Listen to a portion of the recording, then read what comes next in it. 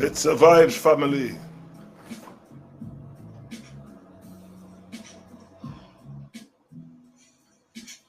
It's a vibes, family.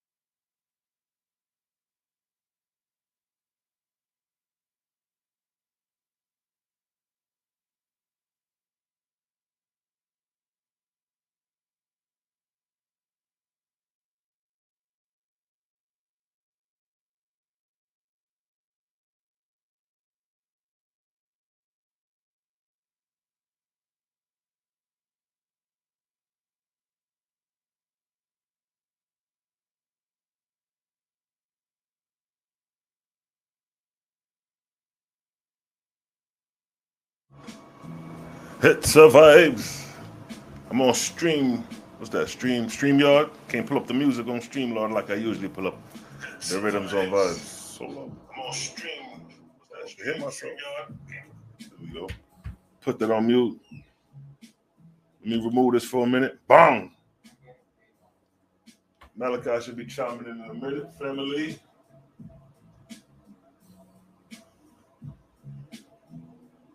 Peace and blessings to the fam. It's a vibes.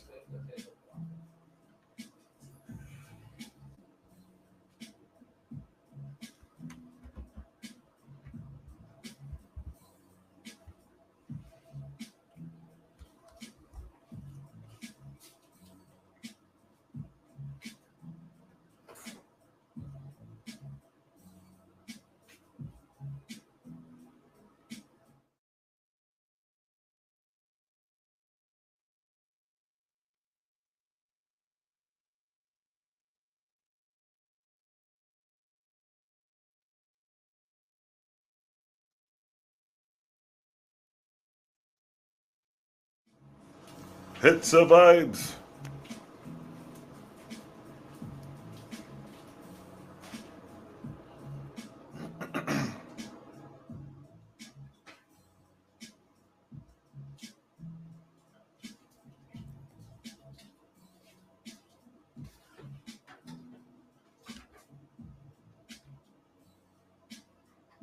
Yes, family. We got a great show tonight. Got Malaki Maccabee chiming in. He should be coming in briefly.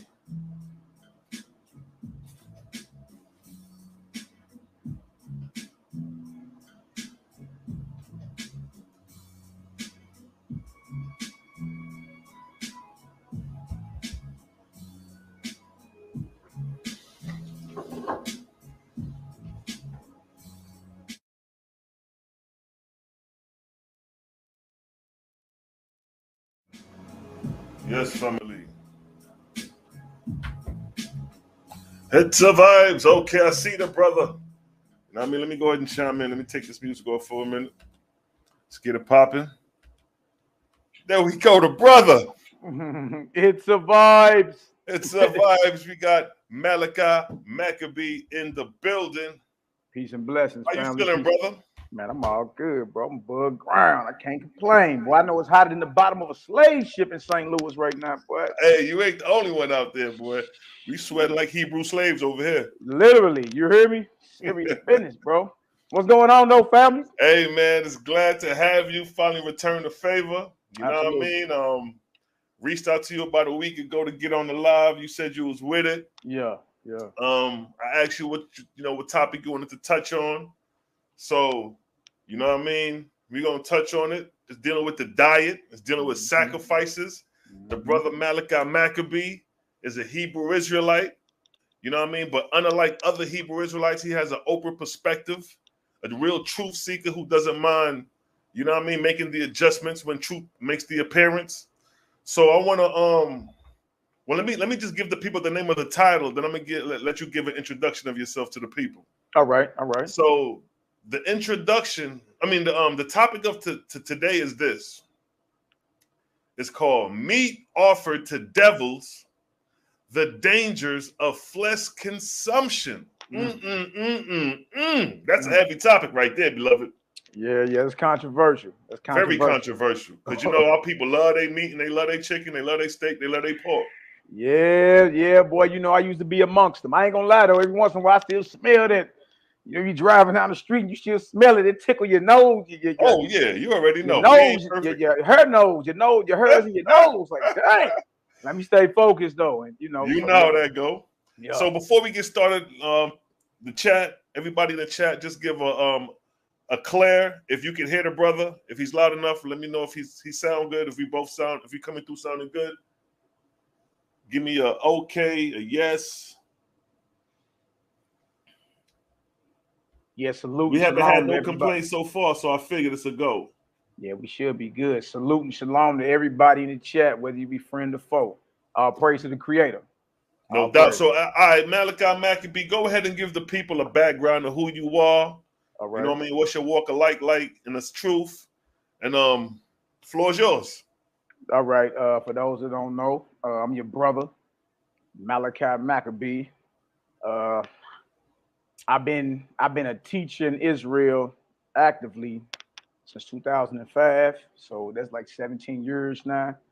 I first found out about the truth concerning the Negro and concerning the Bible back in 2003. I was 21 years old then.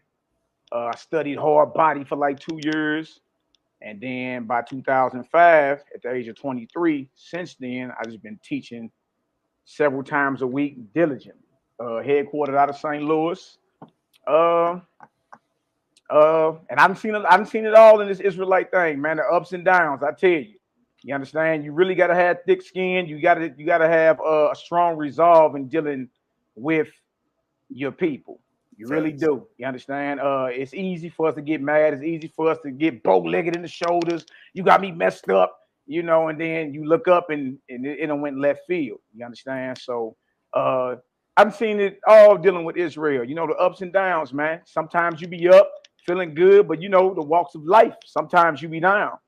And you know, you got to really ask yourself when you down, like, am I really doing this to please my maker, or am I doing this to please man? You dig? So that's basically what it is, man. The YouTube channel, Honor Humility STL, for show an Israelite, but part of the elite faction in Israel. You know, dealing with the Essene and Nazarene way of living, Essene and Nazarene literature. You know, the oneness of the Creator. The Creator always was, is, and will be the all in all. Let me ask you this. Let me ask you, how did you come across the Nazarene literature and the Essene Gospels? Because those literatures is not something you just come across like the Bible, where you could just go to Walmart and go buy you a Bible. You know, some of this information is like hard to find. So how did you come across that information and actually started dealing with the Nazarene and the Essene literature? Because I don't see too many Hebrew Israelites even tapping into that field. You know what I'm saying? Yeah, it's definitely, that literature is definitely a threat to the mainstream Israelite function, whatever they got going on. But how I can run across it, bro, really, I had to look at, it be chains of events that lead you to the present moment, right? So that's right. Roughly 4 years ago, it's a beloved elder out of Kansas City, Missouri, named Dimitri Milligan, Yahoo, right? Brother buried down to his kneecaps. And I had met the brother, right? He an elder brother, like in his, and I think he's almost 60 years old right now. But I met him about 4 or 5 years ago. And then I looked up online and he was breathing hot fire. Like he was like, you understand? Hey, certain things y'all need to recheck and go back over. Hey, y'all need to readdress this nigga Paul right here, man. You dig? We ain't supposed to be eating no flesh. The Most High is not weak. He's, all this. And I'm like, okay, I see the elder. But at the time, I was going through my own warfare, if you want to call it that. So I just took a mental note of it and say, whatever the elder talking about, he really believed that. It was passion, right? Like even if he wrong, he really believes what he's saying. So I was like, I noted that, right? A year and a half after that, I bumped into another brother bringing out the same literature that he was bringing out. The literature was the Nazarene Acts of the Apostles. You know what I mean? Brothers was bringing that out, whole body. I ran to another brother bringing this stuff out. And he was on our brother's FOPE. He was on their channel banging. I was like, dang, that's the same literature that the elder brought out a year and a half earlier. You dig? But still never, I noted it, but I kept moving.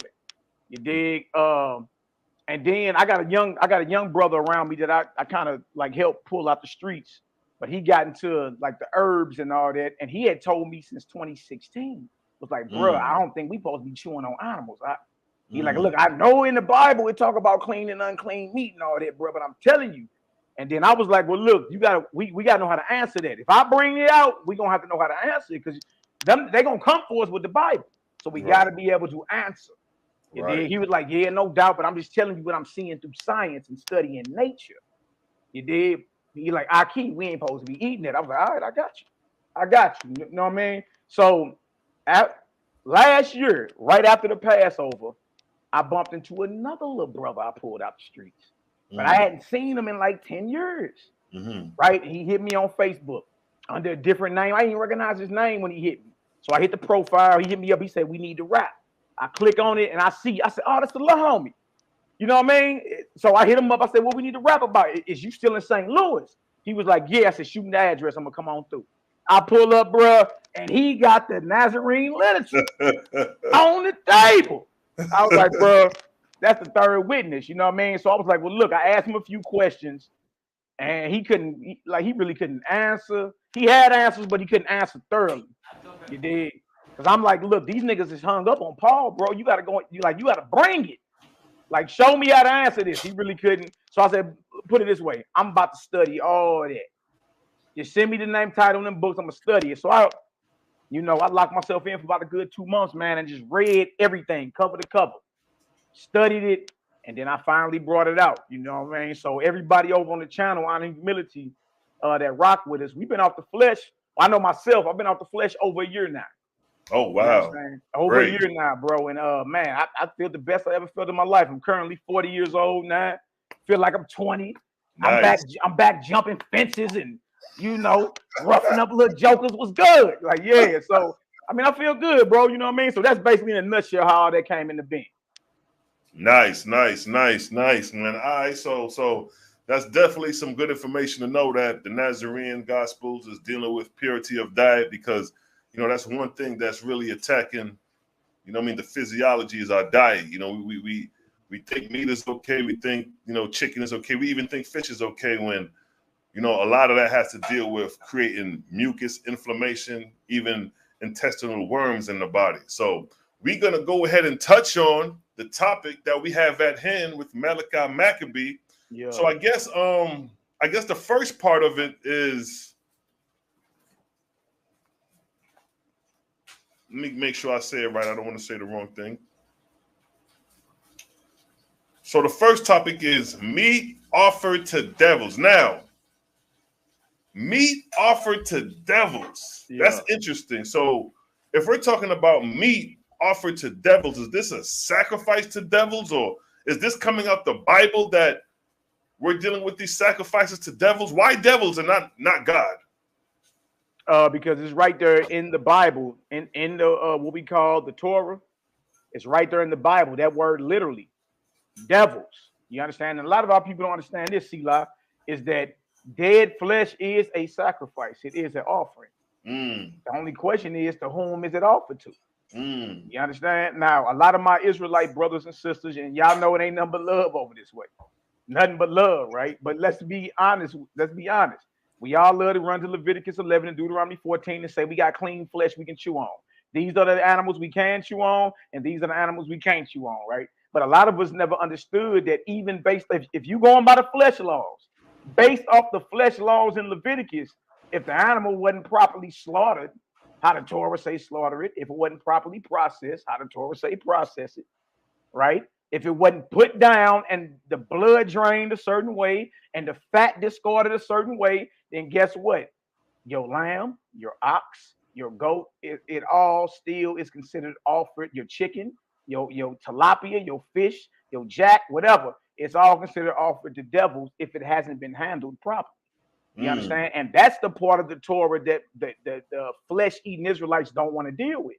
You don't want to deal with, hey, hold on, if this wasn't even slain how the Torah say slay it, then we ain't to touch it. Wow. Because you become defiled. Now look about this. That's if you going by flesh laws. Me, right. I don't eat the flesh, so that don't apply to me. But if the brothers is going by flesh laws and saying I'm eating clean flesh, right?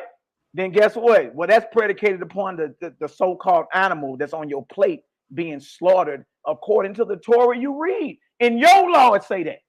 So let me interject. So basically you're saying that it's a certain way that we're supposed to prepare meat for the carnivores Israelites. It's a certain way they're supposed to prepare their meat. So they just can't go up in McDonald's, KFC, Kentucky Fried Chicken and just get an order to go and eat. They can't do that according to Torah. No, according to Torah, you can't do that.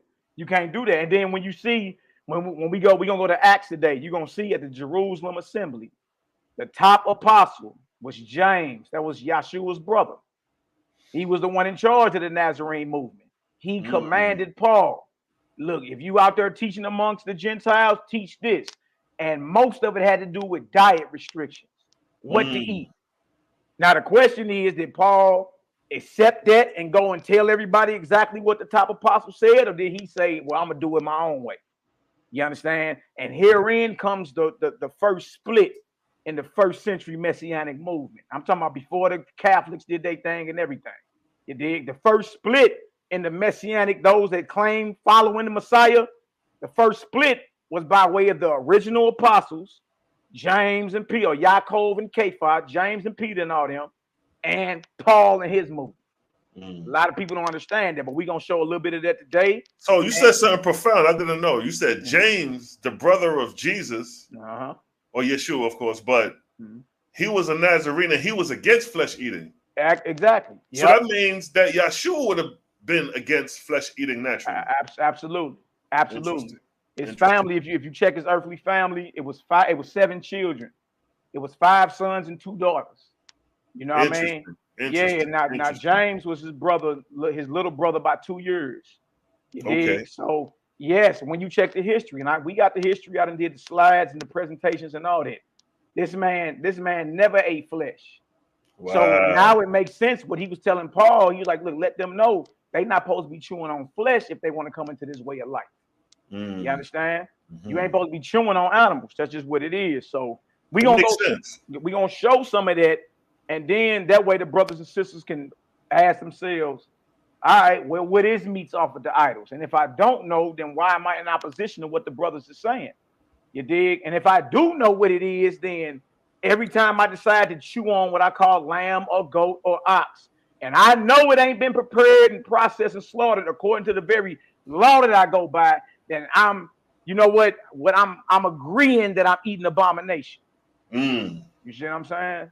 Yo, that's profound right there. So that's what I'm gonna do. I'm gonna let you go ahead and go ahead and, you know, I ain't gonna interrupt you. I'm gonna let you present your joint as far as the offerings to devils, and then we'll do the flesh consumption part like a separate part. Okay. So I'll let you go ahead and start with that. All right. I'm gonna let you do your thing. I'm just running, grab some to drink, like 10 seconds. Okay. And then the floor is yours, King. All right, man. Let's go ahead and get it done. First, we're gonna go. Y'all and you brothers and sisters, go ahead and just have you a pen, paper, take notes, whatever. We're gonna get it in real quick. We're gonna go through a few scriptures, but after that, we're gonna get into the Nazarene and the Saint literature. You understand? And show like the science behind it. Because even 2,000 years ago, they was dealing with the science, like of the blood and all that, and eating flesh and how it poisons your blood, and you know what I mean, messes up your whole physiology and all that. So we're gonna get into that too. But first, we're gonna go into Acts just real quick and give a rundown of what this whole thing is about. All right, so I'm gonna share my screen real quick. I'm gonna share my screen, and then let's work. Let's work. And then when we done, any questions anybody got, we're gonna go ahead and get it done. I see a few of y'all Israelites in the building. Bless up. All right, let me hit share real quick. Share screen. I'm gonna do on tab. All right, first we're gonna go to the blue letter Bible. Well, hold up, King. I gotta let me pull it up right quick. Okay. All right, there we go. You mean to full screen it? However, as long as they can see it, it don't matter. You can full screen it however you want to do it, bro. All right, I got a full screen. Floor is yours. All right, so first we're gonna go right here, y'all. We're gonna go to the blue letter Bible. All right. And the first spot we're gonna go to is the spot that gave us the inspiration for the topic of the class. All right. Now, one thing you need to understand in history at this point in time, according to the biblical narrative, Yahshua is already off the scene. All right. He's been dead roughly 20 years if you want to look at the biblical narrative behind it. This right here is the council at Jerusalem. And what's happening is Paul has to finally come up to Jerusalem and check in with the disciples and the apostles, because these are the ones that the Messiah, Yahshua, left in charge of his movement. So if you out here talking, man, during this time period, if you out there talking about Yahshua or talking about the creator, then you got to check in with the ones that got the knowledge or got the light. So the topic on the table for them is circumcision and diet. Circumcision and diet. All right. And this is what Paul is bringing forth. So by the time you get all the way down to verse, I'm going to show y'all. 13.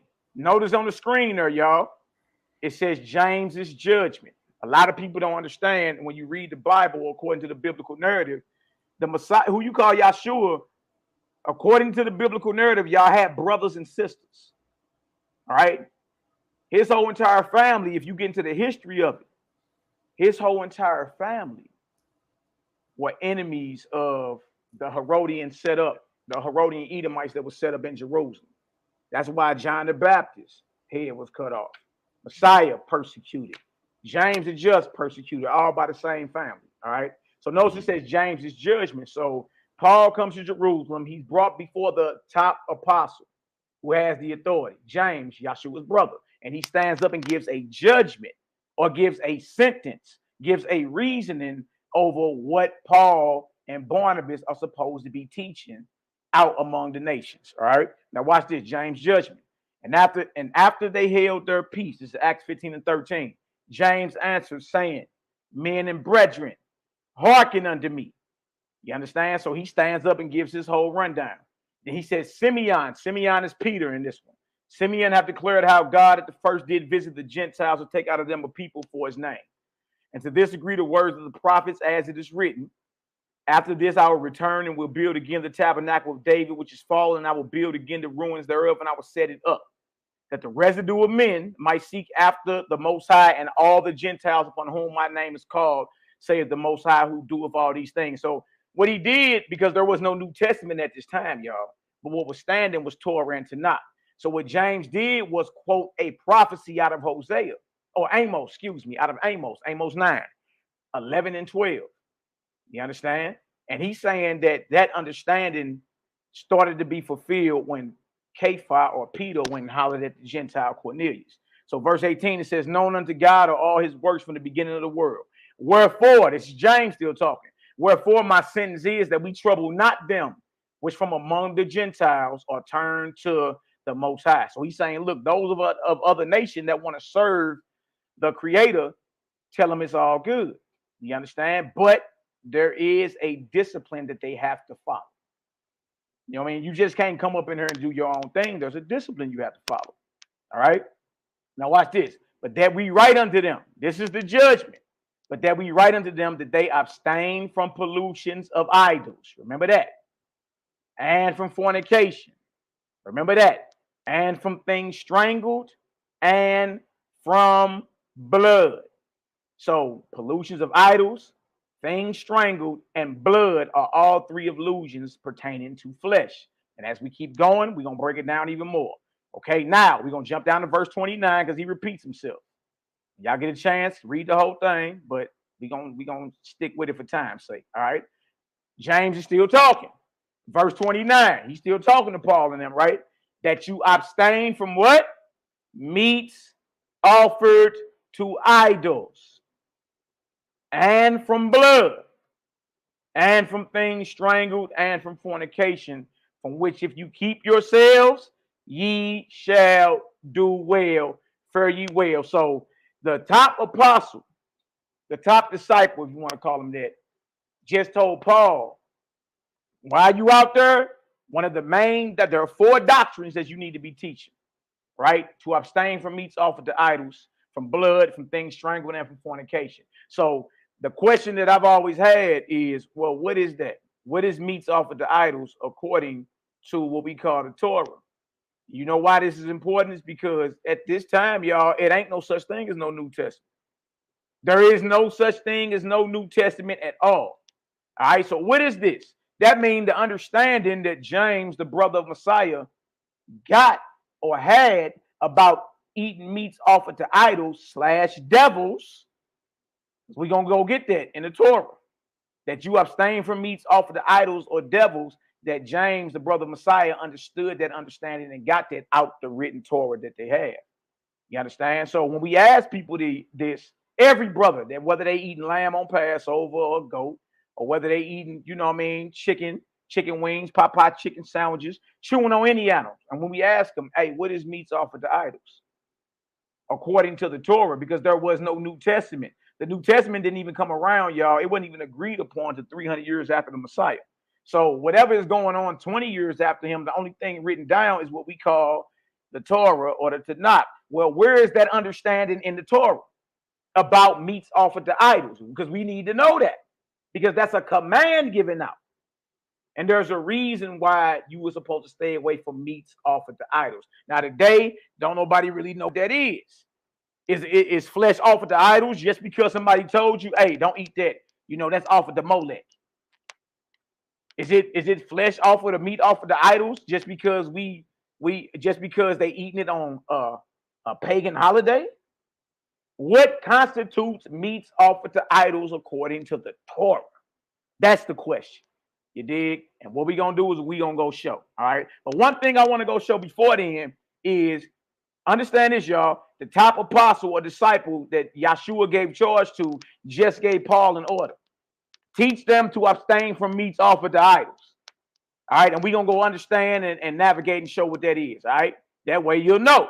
I dropped that. Let's go see Paul real quick. 1 Corinthians 10. Let me show. Let's go show that real quick. All right. 1 Corinthians 10, we're going to read verse 25 and 26. All right, 25 and 26. Take notes. Take notes. Remember, Paul just was commanded to teach a certain way. All right, he came before the top apostle over the whole Nazarene movement, Yahshua of Nazareth. All right, he came before James, his actual biological little brother, and James told him, this is what you teach amongst the Gentiles. Now, let's go see real quick if Paul taught that. Let's go see. All right. 1 Corinthians 10 and 25. Whatsoever is sold in the shambles, that eat. Whatsoever is sold in the shambles, that eat. Asking no question for conscience sake. For the earth is the Lord's and the fullness thereof. So this is Paul in 1 Corinthians 10, writing to the Gentiles that he was sent to. Now remember, he was commanded to teach them to stay away from meats offered to idols. When you out there buying flesh amongst them Gentile meat markets, well, you got a stipulation. It can't be meats offered to idols. It can't be nothing strangled. And it can't be, and you got to stay away from blood. All right, strangled or something like roadkill, something that died of itself. But when you're done talking, whenever you slit the throat of any animal just so you can eat it, it's choking. It's strangling. All right. So Paul said, whatever is sold in the shambles, eat that and don't even ask no questions. So my question is, did Paul teach what he was commanded to teach? The top apostles say no meats offered to idols, no blood, nothing strangled. Paul says, whatever is sold in the shambles, go ahead and eat that. And don't ask no questions for conscience sake. And the reason he gave was the earth belonged to the creator anyway. It don't matter. You can eat whatever you want to eat. And if y'all think that don't mean that, watch this. Let's pull up some different definitions. Different translations. Let me show y'all something. All right. All these are the translations. All these are the translations for 1 Corinthians 10 and 25. All right. We see the KJV. Now look at the NLT. NLT means New Living Translation. All right. And the scholars translated this. It ain't like we making it up. It ain't like we making it up at all, y'all. All right. Now look at the NLT. Look what it say. It says, so you may eat any meat. So you may eat any meat that is sold in the marketplace without raising questions of conscience. Y'all see this? Look at this. James said or commanded no meats offered to idols, nothing strangled, no blood. Paul say you may eat any flesh or meat that is sold in the marketplace without raising questions of conscience. Look at that. NIV. Eat anything sold in the meat market without raising questions of conscience. The shambles or the butcher stalls or the meat markets. Here in St. Louis, we got a spot called Shoe Lord Market. You dig? And they cut up alligator, lamb, all on the same blade. Look at this. Eat whatever is sold in the meat market without raising any question on the ground of conscience. So Paul is saying openly that he don't agree with what he was commanded to teach. Because he's telling you, you can eat whatever. But James, Yaakov, the just said, no, you can't eat whatever. Stay away from meats offered to idols, things strangled, and from blood. Paul doubles back and say, eat whatever. It don't matter. And look, don't even ask no questions about it because the earth belongs to the Lord. All right. So what I just showed was a conflict. Eat everything sold in the meat market or the shambles and abstain from meats offered to idols. That is not the same message. So this is where the first split of the Nazarene or the Messiah's teaching started. Right here between Paul and James the Just, the Messiah's brother, who knew him his whole life. You see that? Paul is not teaching what James told him to teach. He's saying eat whatever is sold in the meat markets. And look, don't even ask no questions. Because why would anybody ask a question? Hold on, because James said we got to stay away from things strangled. The letter James sent you with said we got to stay away from blood.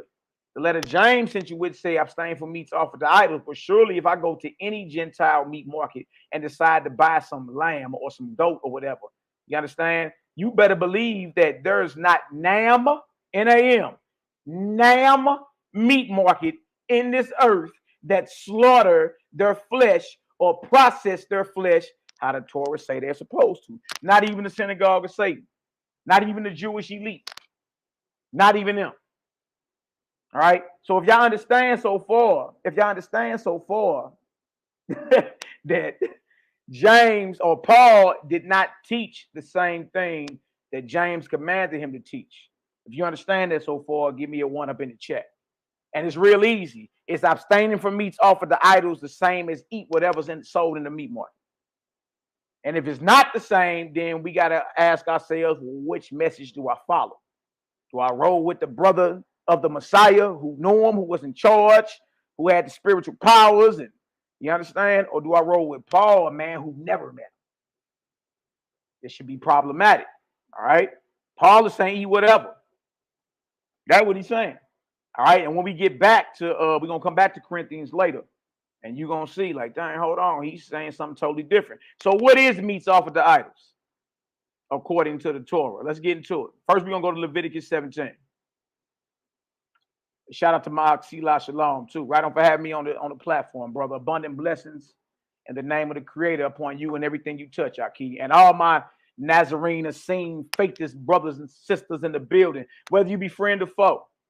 You dig? Bless up. So we're going to go to Leviticus 17 first. Let's go show what meat offered to idols is according to the Torah. Because guess what? At the time when he said that, there was no New Testament. There was no New Testament. And y'all, this is actually a debate I've been calling for since last year. Since last year. Pastor Deuel Ductors. You understand? And all the and a gang of Israelite brothers that got mad and was running their mouth. Man, them brothers lost the light. Man, look, we called this debate consistently. We've been calling for this debate consistently for well over a year now. You dig?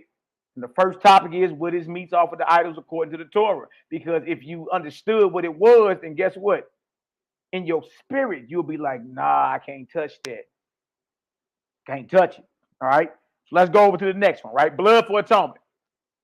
And the Most High spake unto Moses, saying, speak unto Aaron and his sons, and to all the children of Israel, and saying to them, this is the thing which the Most High have commanded, saying, what man soever there be at the house of Israel that kills an ox, or a lamb, or a goat, in the camp, or that killeth it out of the camp. Let's put some context on this, y'all. According to the biblical narrative, Israel is in the wilderness. All right, that's where you got all these laws from, in the wilderness. You didn't get them while you was in Egypt. You got them in the wilderness, according to the biblical narrative, right? So right here, he's saying that whoever kills an ox, lamb, or goat, y'all, for Israelites, all that's clean flesh. You can eat that. You can eat that. But in order for you to eat it, y'all, yeah, it had to be killed first. Understand that.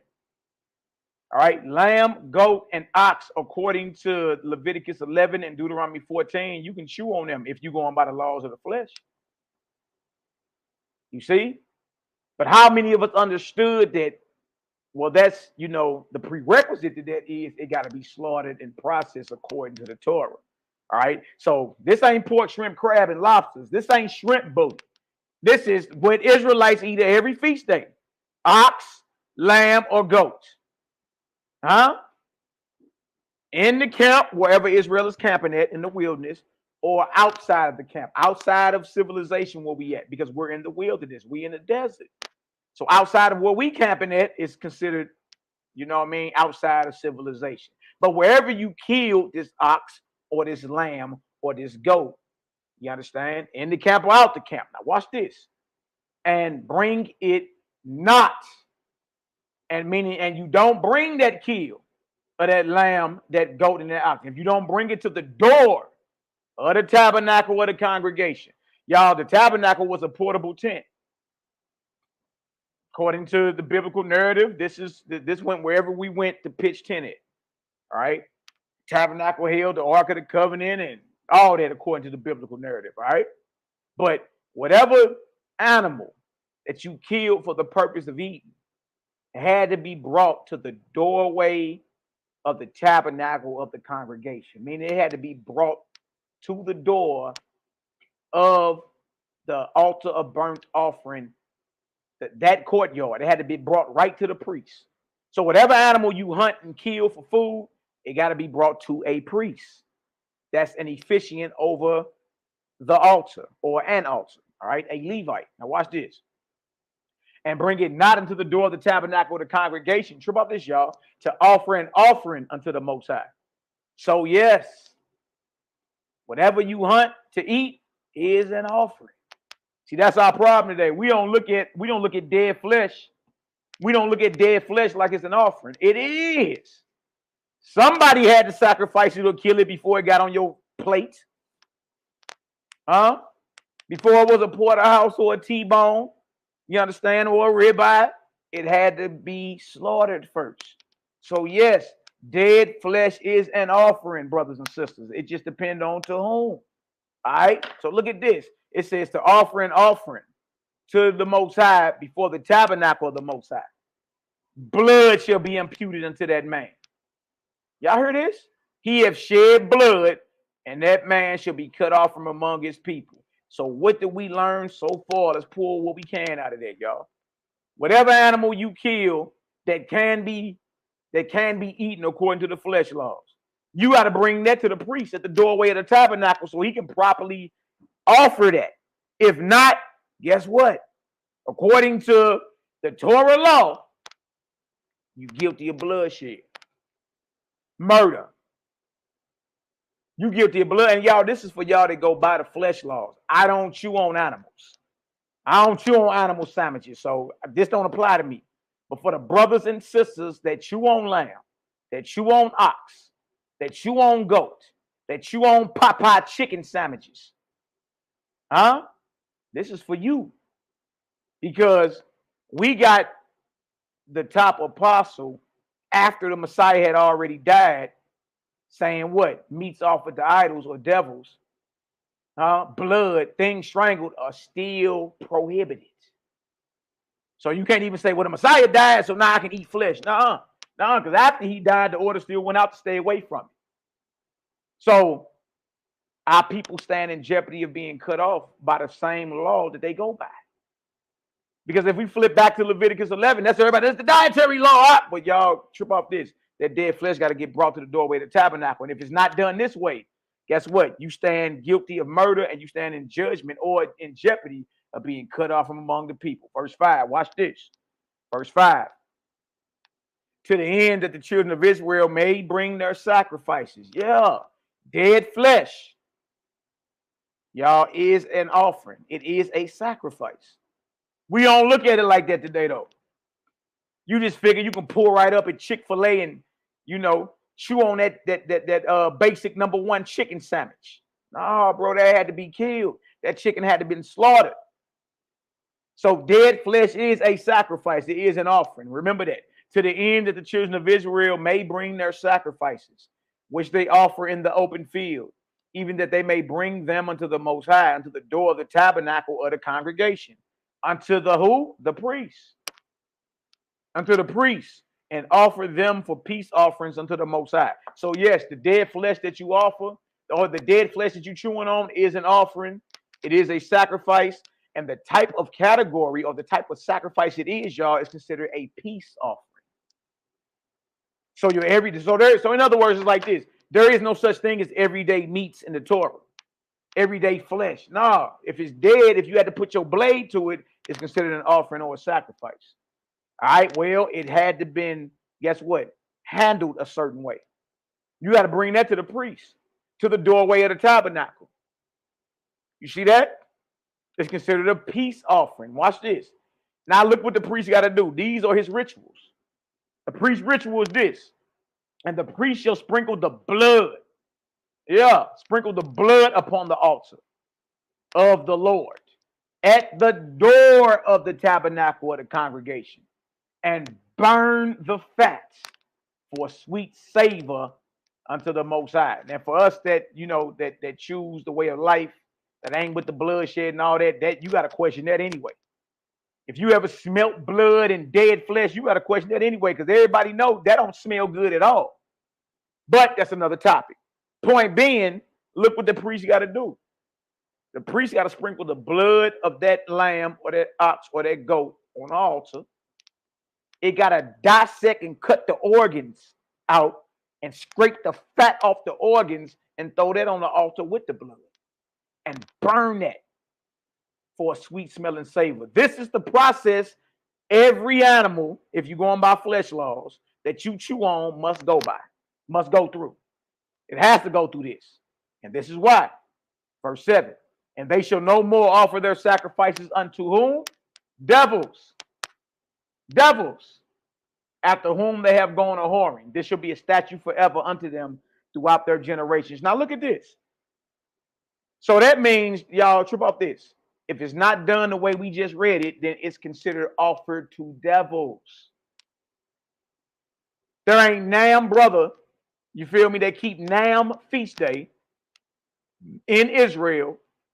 They can tell you that they know that the flesh they are chewing on was properly sacrificed, processed, and slaughtered according to what the Torah says. You dig? If not, guess what? It's offered to devils. It's offered to idols. Now, you may say, no, man, that ain't devils. I mean, that ain't no idol, because Acts 15:29 said idols, right? Well, look at this. Let's go once again to some different translations.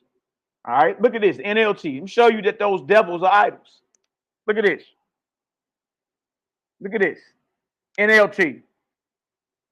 The people must no longer be unfaithful to the Lord by offering sacrifices to the goat idols. Y'all hear this? And the goat idol is Baphomet, if I ain't mistaken. The people must no longer be unfaithful to the Lord by offering sacrifices to the goat idols. This is a permanent law for them to be observed from generation to generation. So y'all, trip off this. If it's not handled, if that flesh is not handled how the Torah says handle it, then guess what? It's considered offered to devils. This is what James the Just was telling Paul. Teach them that to abstain from meats offered to idols. What's the understanding on meats offered to idols? Hey, Jack, if you ain't brought that to the priest and the priest ain't sprinkled the blood on the altar, if he ain't scraped the fat off the organs and burnt that fat and that blood and that flesh on that altar for a sweet savor, guess what, y'all? It's considered offered to devils or idols. You see? So that means every piece of lamb, every piece of goat, every piece of ox, every piece of fish that any of my Israelite brothers, our Israelite brothers and sisters is chewing on is abomination. Because Leviticus 11 and Deuteronomy 14 is predicated on it being offered or processed properly. If that hasn't been done, you are not to deal with it. And trip off this, y'all. We actually got a biblical example of this not able to be done. And guess what the brothers did? They didn't eat flesh. You see that?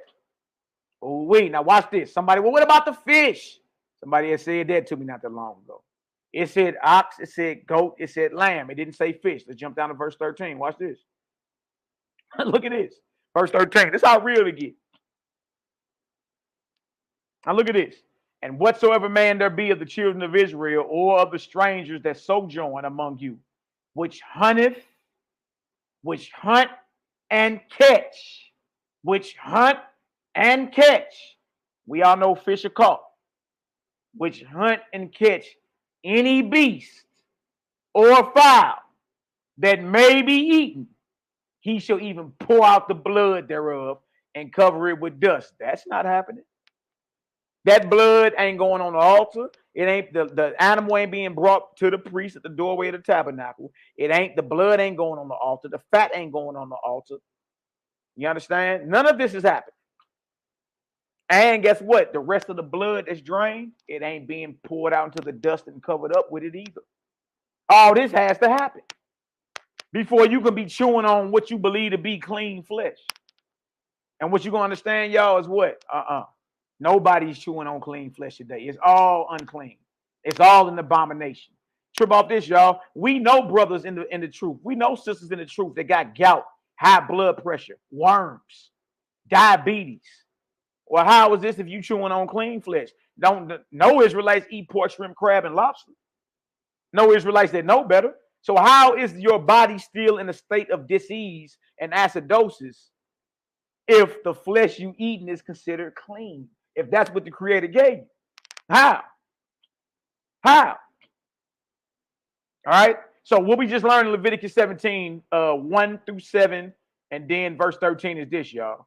Dead flesh is an offering. It's considered a peace offering. It is a sacrifice.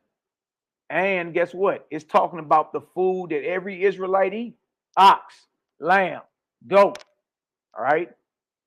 Then it tells you what? Well, you killed it, and that's for the purpose of eating. Then guess what? You got to bring that to the priest at the doorway of the tabernacle. Then he got to do his ritual. And if that ritual ain't done, guess what? You guilty of bloodshed. Huh? You guilty of murder. We stand in jeopardy of being cut off from the people.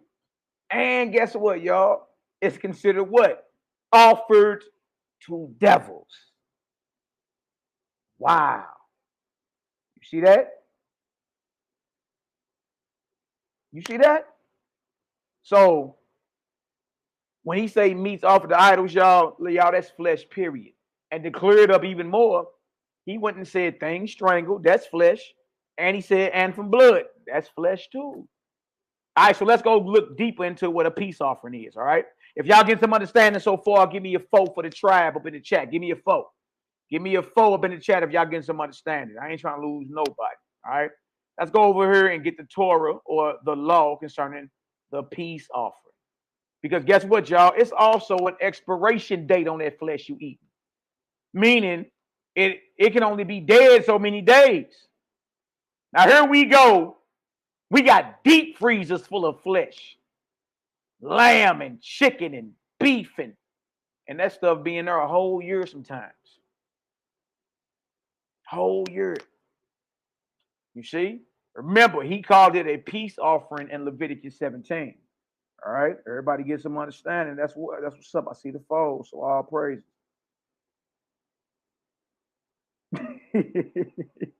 Hey, Shushan said, I wonder exactly how camps be doing Passover, the blood eating with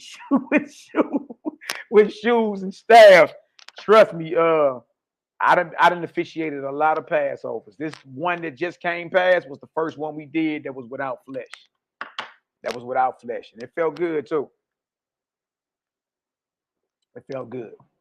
All right, now watch this. Leviticus 7 and 11. That's right, urban Israelite. Ground beef mixed with human meat. And this is the law or the Torah of the sacrifice of peace offerings, which he shall offer unto the Most High. All right, now watch this. So being it is a peace offering, it's rules to that too, because there are categories to the sacrifices. All right, you got burnt offerings, you got sin offerings, you got trespass offerings, you got peace offerings. You see what I'm saying? There's different categories to the offerings. What you eat on every day that we call lawful and clean flesh, or that Israel was calling lawful and clean flesh, well, that got to go through a process of a proper and clean kill, according to the flesh law. If not, you're eating unclean lamb. It's unclean. And all you got to do is ask yourself, how are the elders dying from or suffering from high blood pressure, diabetes, weight problems, gout? How you got gout and you are elder in the truth?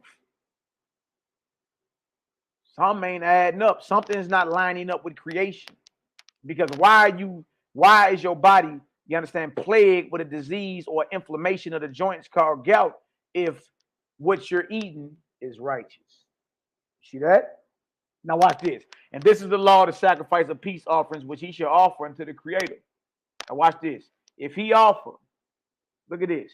If he offer it for a thanksgiving, then he shall offer with the sacrifice of thanksgiving unleavened cakes mingled with oil, and unleavened wafers anointed with oil, and cakes mingled with oil, fine flour fried. So basically, you ain't just chewing on flesh. You know what I mean? You got your 2 pieces in a biscuit right here. It ain't just the flesh. You got your biscuits with it too. But this is how you prepare the peace offering. You know what I mean?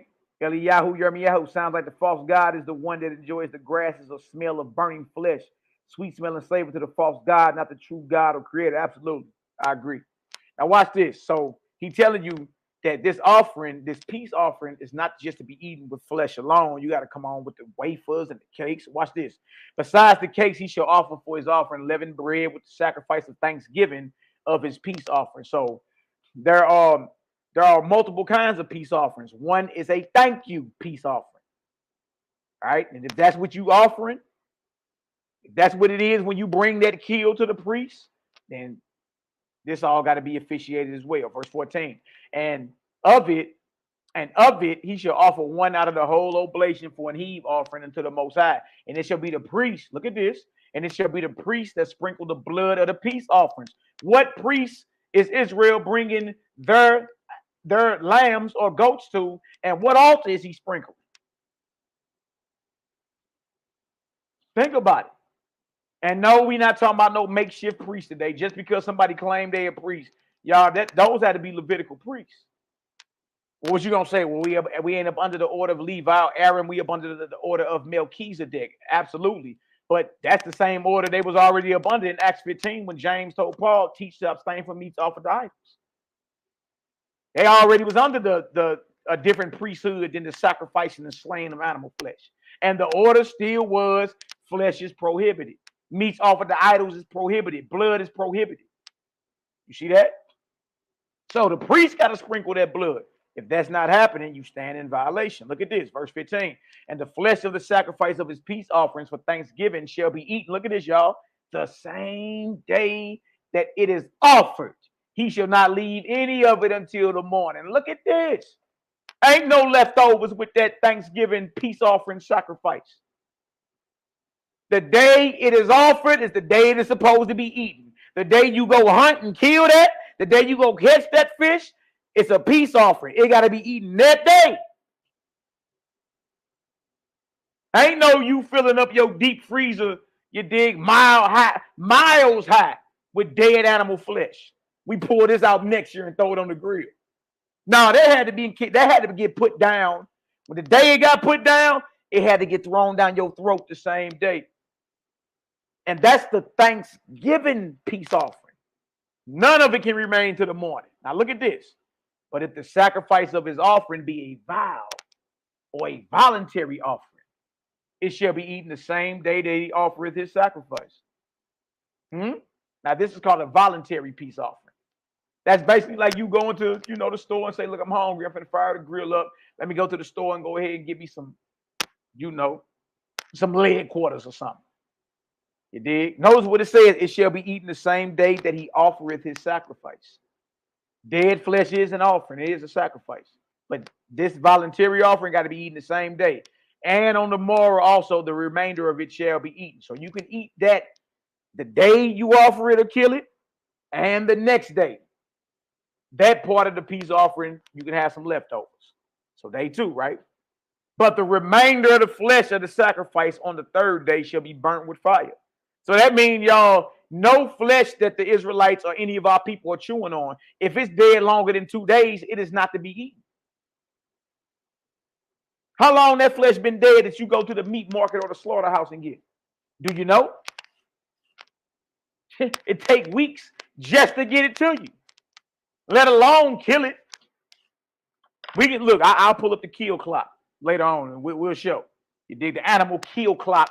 All the animals that's been slain in the United States alone since January 1st. So day 3, you can't eat that what you hunted. All right, now watch this, verse 18. And if any of the flesh of the sacrifice of his peace offering be eaten at all on the 3rd day, because guess what, y'all? That's the next one. Well, I ain't kill it. I eat it, but I ain't kill it. Look at this. And if any of the flesh of the sacrifice of his peace offering be eaten at all on the 3rd day, it shall not be accepted, neither shall it be imputed unto him that offer it. It shall be what? An abomination. Look at that. And y'all, we talking about pork. No, we're not talking about pork. Excuse me. We talking about lamb. We talking about goat, and we talking about ox, and we talking about fish. We talking about the quote unquote clean and unclean flesh, or the clean flesh that our people feel they got the right to chew on. Look at this. It say right here, it shall not be accepted, neither shall it be imputed unto him that offereth it. It shall be an abomination, and the soul that eateth of it shall bear his iniquity. And the flesh that toucheth any unclean thing shall not be eaten. And the flesh that toucheth any unclean shall not be eaten. It shall be burned with fire. And as for the flesh, all that be clean shall eat thereof. Now look at this. Now look at this right here, y'all. So now we got a whole rundown of meats offered to idols so far. All right. What we know so far. We talking about lamb. We talking about goat. We talking about ox. What we know so far. They got to get brought to the doorway of the tabernacle. What we know so far, at the doorway of the tabernacle, you got to get that to the priest. What we know so far, the priest got to sprinkle that blood of that dead animal that you're going to eat on the altar, and then he got to gut the animal, shave the fat off the organs, and throw the fat on the altar, and burn the blood and the fat for a sweet savor. And if it's not done like that, And the blood the remainder of the blood got to get poured out into the dust and covered. If it's not done like that, guess what, y'all? Our people stand guilty of murder, bloodshed, and they stand in jeopardy of being cut off. And guess what? That cheeseburger, that quarter pounder you eating on for Mickey fleas, guess what? It's considered offered to devils. See, Israel don't deal with the process. You got to go deal with the process. How do you properly prepare and slaughter that? Where do you think the so-called synagogue of Satan get the idea of kosher from? And we Israelites be like, kosher ain't in the Bible. Okay, maybe not the word, but the idea of properly slaughtering and processing a dead animal, they get that out the Torah. You see that? Look at this. So meats off the idols, y'all, got to do with all the flesh we all are eating, whether you call it clean or unclean. We talk bad about the piggers, the listening sandwiches, the bigger sandwiches the pastors are eating on. But, I mean, you in the same boat if you chewing on chicken, lamb, beef, oxtails, you know what I mean, turkey, you in the same boat. You in the same boat. Because for one, you don't know how long it's been dead. If it's dead longer than 2 days, it's an abomination. We just read that, didn't we? And you got to bear your iniquity. Even if you didn't hunt it, but you're eating it. You see? So we got an expiration date. It can't be dead longer than 2 days. We got the blood got to get put on the altar by the priest. We got the fat off the organs after the priest dissected and pulled the organs out. He got to shave the fat off the organs and throw that on the altar and burn it. That ain't being done. It got to get brought to the doorway of the tabernacle to a Levitical priest. That ain't being done. Huh? And the remainder of the blood got to get poured out into the dust and covered. That ain't being done. Come on, y'all. What's happening is our people are literally eating flesh offered to idols or devils. And guess what, y'all? Don't even know it. Don't even know it. Now look at that. All right, so if y'all understand so far what meat or flesh offered to idols is, according to what we just read, give me a 9 up in the chat. We ain't trying to lose nobody. All right, bless up. All right, we're going to drop that, and we're going to go. I'm going to show you a group of brothers. All right, we're going to go show a group of brothers that didn't have access to the temple, didn't have access to the altar. And trip off this, y'all, they were priests. But guess what? The temple was under attack and the altar was profane. And guess what they knew better than to do? Chew on the flesh of dead animals. So we actually have a biblical example to back up the breakdown that I'm bringing out. So no Israelite can say this is a private interpretation. Oh, that don't mean that. You can't say that. You can't say that. And what we about to do now, we about to go give a biblical example. We about to go give a biblical example, all right, of abstaining from meats offered to idols because every prerequisite needed for you to lawfully chew on clean flesh wasn't available. Just like it ain't available now. There is no temple standing for you to go offer. There are no priests. There are no altars. There is no temple. Y'all, that don't look, even if you got your own land and I got organic farm-raised chickens. What the hell does that mean? You still can't do it how we just read in the Torah. That still ain't being done. And some of y'all claim y'all know what the Levites are. Well, you need to go find you a Levite. If you want to still chew on animal sandwiches, go find you a Levite. You know, help him get on YouTube how to make a makeshift altar, make you an altar or something. See, you know better. You know better. You see? You know better. So let's drop that and let's go on over here. Let me stop sharing screen. I'm going to jump back into it. 1 second. Hold on, YAHKI. Let me share the screen one more time. All right, any questions? If there's any questions in the chat, Selah, let me know. Boy, you going in right now, King. I ain't going to hold you. All praises, bro. You're going crazy on the diet right now. You know what I mean? And you definitely showing and proving that, you know what I mean, that we wasn't supposed to be dealing with meat. Yeah. First off, but if you're going to deal with the meat, it's customary how to deal with it. So that's real interesting. And if y'all have any questions, definitely put it in the chat once the brother finish, you know what I mean, his presentation. And I got 3 questions I want to raise after you finish the presentation. Absolutely. But you definitely going in, King. I ain't gonna hold you. You definitely going in. You showing and proving. You got me questioning Paul right now. Like, dang, you know what I mean? Because all these Israelites, they hold Paul so accountable. Yeah. So you definitely, you know what I mean, going in. So go ahead and let me not finish break your vibe. Keep going. I'm gonna go ahead and mute out. Got you. You gotta ask yourself this: why would Paul say whatever's sold at the meat market? Look, eat that. Don't even ask no questions. He telling you like, don't even be a critical thinker about what he's saying. Just do what I tell you to do. Nah, that ain't right and correct. That's not right and exact. You understand? That's not what it is. Meats offered to idols, y'all, is all the flesh we eat on. You dig? So for Israel to say we can eat on flesh because Leviticus 11 says it and Deuteronomy 14 says it. But guess what? For all my Israelite brothers and sisters listening, y'all, that is predicated on it being properly slaughtered and processed how the law say it's supposed to. If it ain't being done like that, you ought to stay away from it because you're guilty of murder. Even if you didn't kill the animal, if you chewing on it.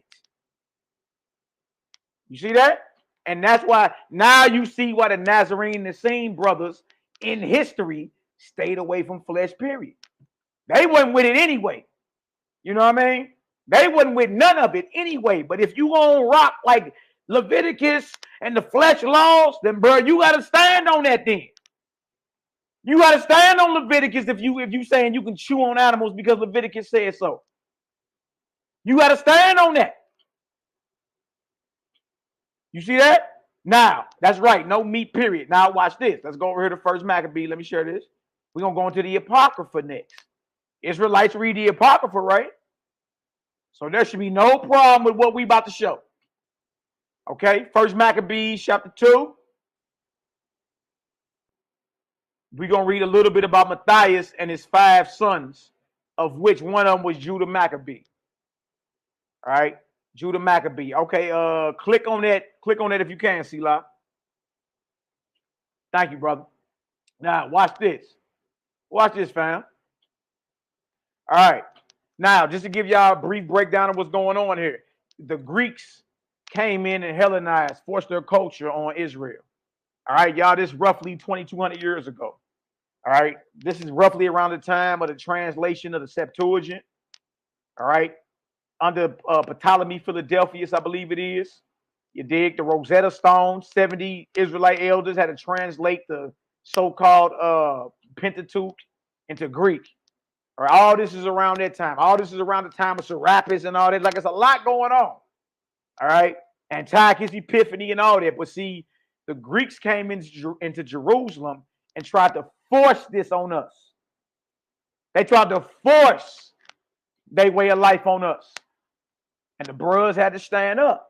All right. Now, there were a group of brethren that were living already out separate from society that were non-resistant. And the scriptures go into how they got a great and glorious resurrection coming. You understand? A lot of them, there are different branches of these things. Some of things are non-violent. You understand? But there are some that's like, hey, you know, I mean, you know, we understand, but look, we ain't finna take this sitting down. All right, but Matthias and them are the bros that was like, our bros died. They're gonna have a marvelous resurrection, but we gonna have to, you know, we're gonna have to stand up and defend what it is. All right, now watch this. And Matthias cried throughout the city. Matthias, y'all, is a priest. He's a Levite. That means his sons are Levites. All right, and Matthias cried throughout the city with a loud voice, saying, "Whosoever is zealous of the Torah and maintaineth the covenant, let him follow me." So he and his sons fled into the mountains and left all that ever they had in the city. The city is Jerusalem. All right. Now watch this. It says, then many that sought after justice and judgment went down into the wilderness to dwell there. Both they and their children, listen to this, y'all, and their wives and their cattle. And their cattle. Look at this. That means the priests had livestock with them when they went into the wilderness. Just like, according to the biblical narrative, when Israel went into the wilderness leaving Egypt, they had their cattle with them. Oh, okay, so trip off this. These are priests, and they have their cattle. It should be no reason that they could not just go ahead and slay one of their sheep or one of their lambs or one of their oxen and make them some lamb chops or make them a double cheeseburger.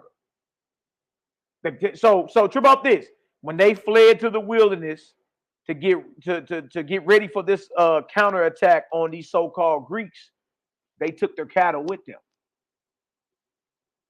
All right, they took their cattle with them. But remember, at this time, the temple was under attack. There are no priests at the altar. There is no altar. It got swine blood on it. Remember that. Remember everything we just read about you chewing on flesh and everything that has to be in place for you to lawfully chew on it if you go on by the flesh laws. Now, trip off this. This is a situation where everything wasn't in place. And I went there to show, hey, y'all, they had their cattle with them. So whenever they get hungry, it should be nothing for them to take a blade to the throat of one of their lambs or whatever. And guess what? Roast that sucker and get down. All right. So if you understand that they had their cattle with them as well, going into the wilderness, give me a Yahoo up in the chat. Now let's go show how they got down. Let's go show. We're going to go to First Maccabees. It's my bad. Second Maccabees, chapter 5, last two verses. Let's eat. Let's get to it. And this right here shows the breakdown that I just gave in Leviticus 17, 1 through 7, and verse 13, and Leviticus 7, 11 through 18 is true. Because this is the biblical example to show, hey, if all that ain't available, we are not to eat it. We are not to eat it. All right. Now watch this. I'm going to read 2 Maccabees 5, 25 through 27. Shout out to all the brothers and sisters in the chat. Bless up. All right. Now this is the example. Now here come a Greek coming into Jerusalem, who come into Jerusalem and pretending peace did forbear to tell the holy day of the Shabbat.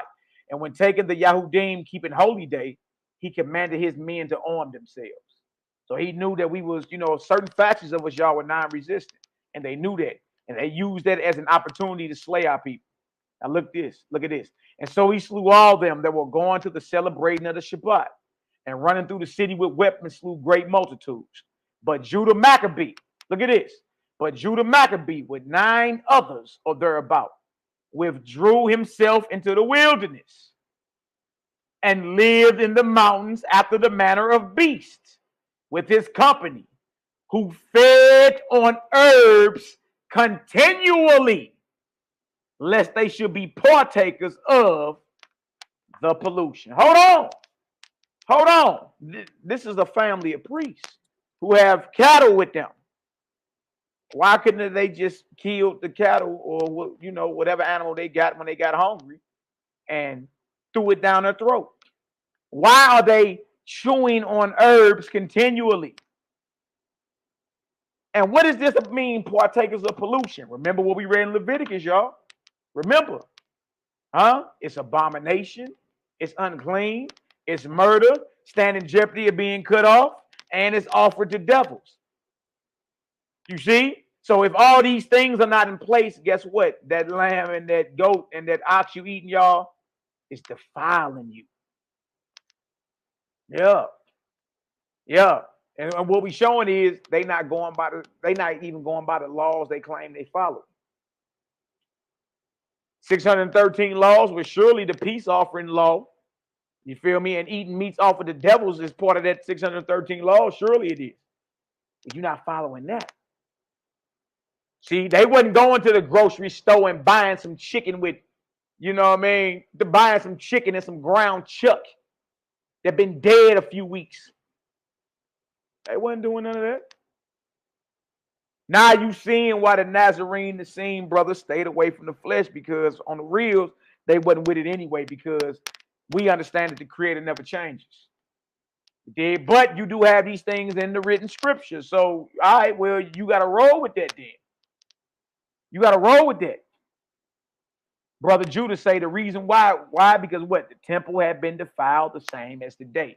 The reason why this family of priests are not slaying these animals to chew on them while they in the wilderness and they about to do a guerrilla counterstrike against the Greeks, the reason they're not chewing on it is because they understand that it's offered to devils if it's not processed and slaughtered correctly. They understood that. So that proves what? That the breakdown that we gave out Leviticus is true. It's true. Because you better believe they wasn't chewing on no swine, or no crab, or no shrimp. So what pollution could they have been a partaker of by slaying some of their cattle in the wilderness, roasting that and chewing on that? Huh? The pollution that they are partakers of is because it ain't a proper kill according, or a lawful kill according to the Torah. All right. I pray everybody understand that thus far. All right. So that's one example right there. You understand? All right. Let's drop that. Let's drop that. And let me show y'all this. Because later on, Paul tries to explain what meats offered to devils are. All right. Then we're going to get into some of that Nazarene literature. And then we're going to take a few questions. Easy work. Easy work. He tries to double back and explain it later. You understand? But to no avail. And his understanding of it does not line up with Torah. Remember the commandment. Abstain from meats offered to idols. And so if anybody come and ask you that, what is meats offered to idols? And they can't go show you what we just showed you, then guess what? They shouldn't even be in opposition to what we're saying because they don't even know what it is. How you know the chicken, the turkey, the beef, the lamb you chewing on ain't offered to a devil or idols? Oh, brother, it don't say on the package where the ingredients are listed, offered to Ashtaroth. Stop being simple. Stop being simple. It ain't going to say that.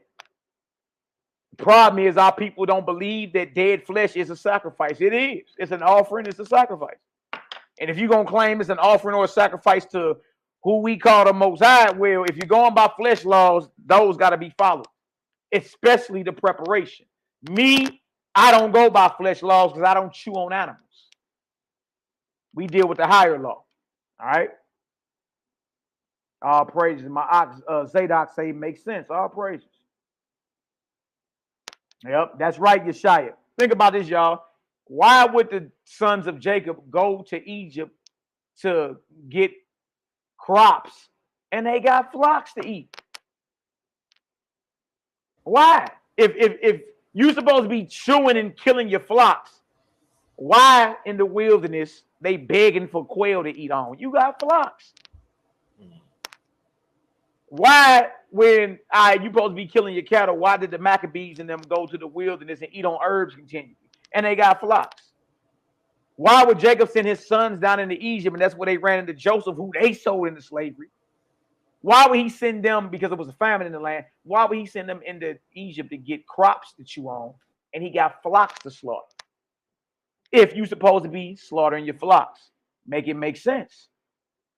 It don't make sense. All right? All right, now, let me get this real quick, and let's get it. All praise. I'm glad it makes sense, YAHKI. All praise to the Most High. 1 Corinthians 8. Now, Paul want to go touch on, because remember, he was commanded by James, the top apostle, to abstain from meats offered to idols. Now, let's see if his understanding of that is the same as James and if it lines up with the Torah, what we just read. Because we see the Maccabees understood it. Let's see if Paul understands it. Now, as touching things offered unto idols, we know that we all have knowledge. Knowledge puffeth up, but charity edifies. And if any man think that he know of anything, he know of nothing yet as he ought to know. But if any man love God, the same is known of him. As concerning, therefore, the eating of those things that are offered in sacrifice unto idols, we know that an idol is nothing in the world, and that there is none other God but one. For though there be that are called gods, whether in heaven or on earth, as there be gods many and lords many. Facts. Know who you calling on. Know who you worship in Israel. You understand? I heard a lot of brothers mad at my ox Selah and Cosmo and Calcus brothers telling you, like, look, you're dealing with false gods and don't even know it. Know who you calling on. And if the character of who you calling on don't line up with the Creator's creation, you got to question it. Period, point blank in the story. And look, that's even in the Nazarene literature. But to us, there is but one God, the Father, of whom are all things, and we in him. And one Master, Yahshua, by whom are all things, and we by him. Now look at this. Howbeit, there is not in every man that knowledge. For some with conscience of the idol, until this hour, eat it as a thing offered unto an idol, and their conscience being weak is defiled. So let's deal with this right here. Paul's saying there are people that eat meat that's offered to idols, and they know they eat meat offered to idols. And that makes them have a weak conscience. This is what he's saying. He's saying there's people that know that they're eating meat offered to idols. They know it, right? Now here you go, verse 8. Here his breakdown is. But meat commendeth us not to God. But neither if we eat are we the better, neither if we eat not are we the worse. So now you start seeing Paul actually saying on record that he really don't agree with what he was told to teach. You understand? Even though we all understand flesh and blood won't inherit the kingdom, y'all, diet plays a part of your spiritual progression. Diet plays a large part in that, right? And this is the higher science that the Nazarene Essenes understood. So he come and try to soften the blow and say, you know, meat don't commend us to God. Okay, I understand that. Yeah, for neither if we eat are we the better, neither if we eat not are we the worst. I mean, in a way I do understand, because I don't feel like I'm better than nobody just because I don't eat flesh no more. But look, let's keep reading. But take heed lest by any means this liberty of yours become a stumbling block to them that are weak. Hold on. What liberty? What freedom? There ain't no freedom. You were commanded to abstain from meats offered to idols. There is no liberty just because you believe in Messiah. You got the right to eat meat offered to idols. He said, but take heed lest by any means this liberty of yours become a stumbling block to them that are weak. Who did he just call weak? The brother that know he's eating meat offered to idols. Huh? Now, Paul's going on record saying, look, if you believe in Messiah, you got liberty to eat that meat offered to idols. But be careful, because you don't want to be a stumbling block to them that are weak. Well, that's what's going to happen. The command was abstain from it, not that you have liberty to eat it. Now look at this. For if any man see you, which have knowledge, sit at meat in the idol's temple. Hold on. Shall not the conscience of him which is weak be emboldened to eat those things which are offered to idols? Hold on. We got a problem here. What are you doing eating anything in the temple of an idol or a devil? Paul was introducing liberty into the situation, saying whatever James and them talking about, whatever, you actually got freedom to eat that. But be careful, because, you know, the weak may see you. You know what I mean? You got liberty, but be careful. No, you ain't got liberty to eat that. You were told to abstain from it. Huh? You don't want to be known as eating things sacrificed to devils. What we read, you stand in jeopardy of bloodshed, being cut off. You a murderer. It's abomination. There ain't no liberty in that. Stay away from it. All right. So we seeing Paul's understanding is different than the Torah, different than what the Nazarene brothers. All right. So for if any man see you which have knowledge should have meat in the idol's temple, you shouldn't be there anyway. Shall not the conscience or the mind of him which is weak be emboldened to eat those things which are offered to idols?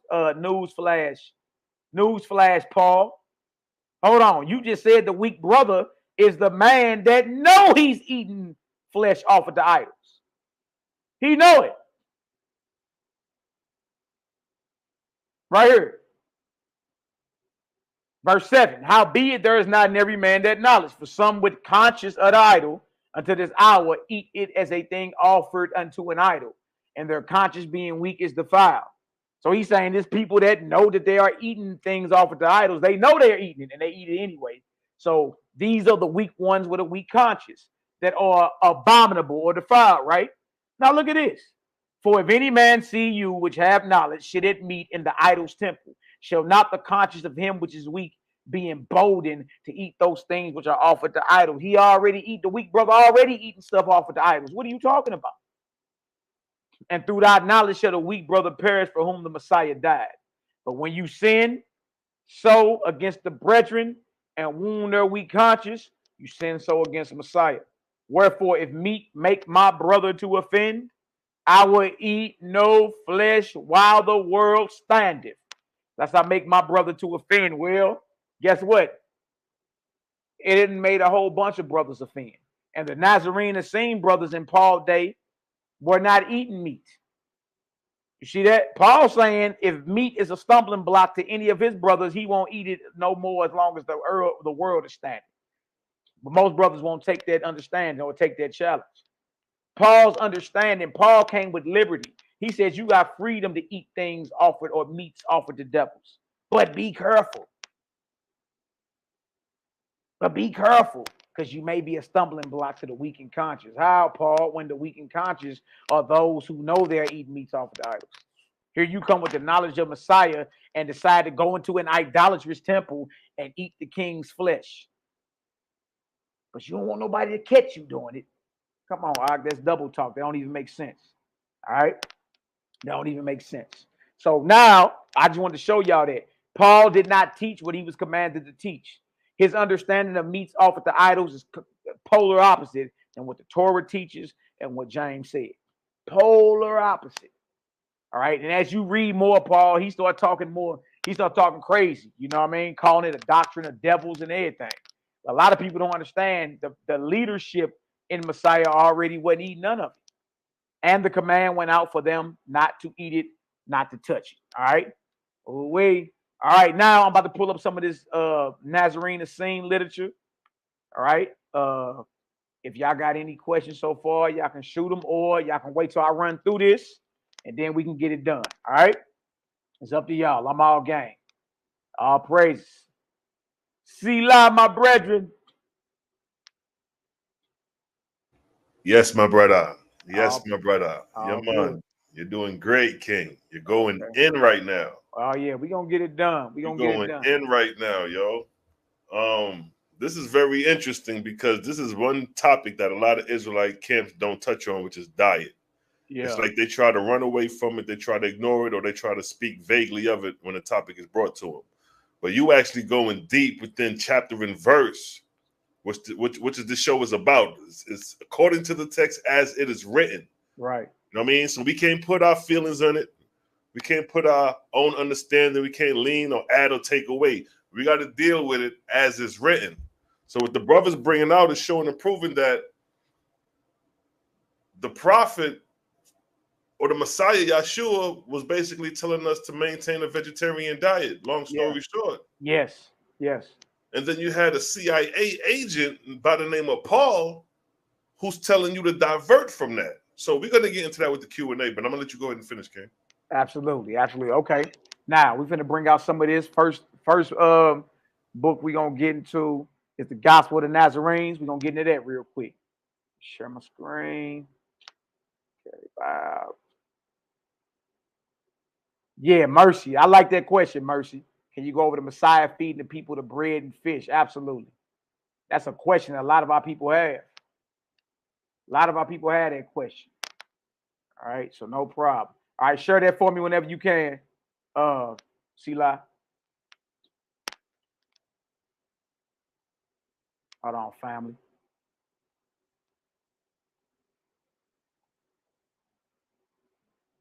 All right.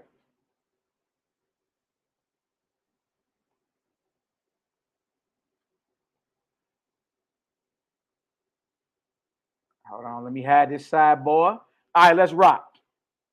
All right. I have a kind of into prologue. All right, so what we getting into, y'all, is called the Gospel of the Nazarenes, or what some people call, hold on 1 second. It went over on me. What some people call the Gospel of the Holy 12. All right. And it goes into the origins of it. It's a beautiful read. All right. It's known by many names: Gospel of the Nazarenes, Gospel of the Ebionites, Gospel of the Hebrews, Gospel of the Holy 12, or the Aramaic Matthew. All that's known it is. All right. Now, what we're gonna do though, if we go to table of contents, I want to show y'all something. All right. We're gonna go to chapter 33 in this, and this is Yahshua HaMashiach, the Messiah, teaching about the shedding of blood. All right. All right. Shedding of blood and how there's no remission of sins in that. All right. Hold on, y'all. Let me send that off real quick. All right. Chapter 33, verse 1. Let me know if y'all can see that. Let me know if that can be seen. All right. Now look at this. Yahshua was teaching his disciples in the outer court of the temple. And one of them said unto him, Master, it is said by the priest that without shedding the blood, there is no remission. Can then the blood offering of the law take away sin? Right? And Yahshua answered, no blood offering, no blood offering, no blood offering of beast or bird or man can take away sin. Well, how can the conscience be purged from sin by the shedding of innocent blood? Nay, it will increase condemnation. So he's saying, like, look, if you believe that something has to die or blood has to be shed for you or anyone to be in good grace with the Creator, you sadly mistaken. You sadly mistaken. He said, no blood offering of beast or bird or man can take away sin. For how can the conscience be purged from sin by the shedding of innocent blood? Nay, it will increase the condemnation. All right. The priest indeed receives such offering as a reconciliation of the worshipers for the trespasses against the law of Moses. It's about this.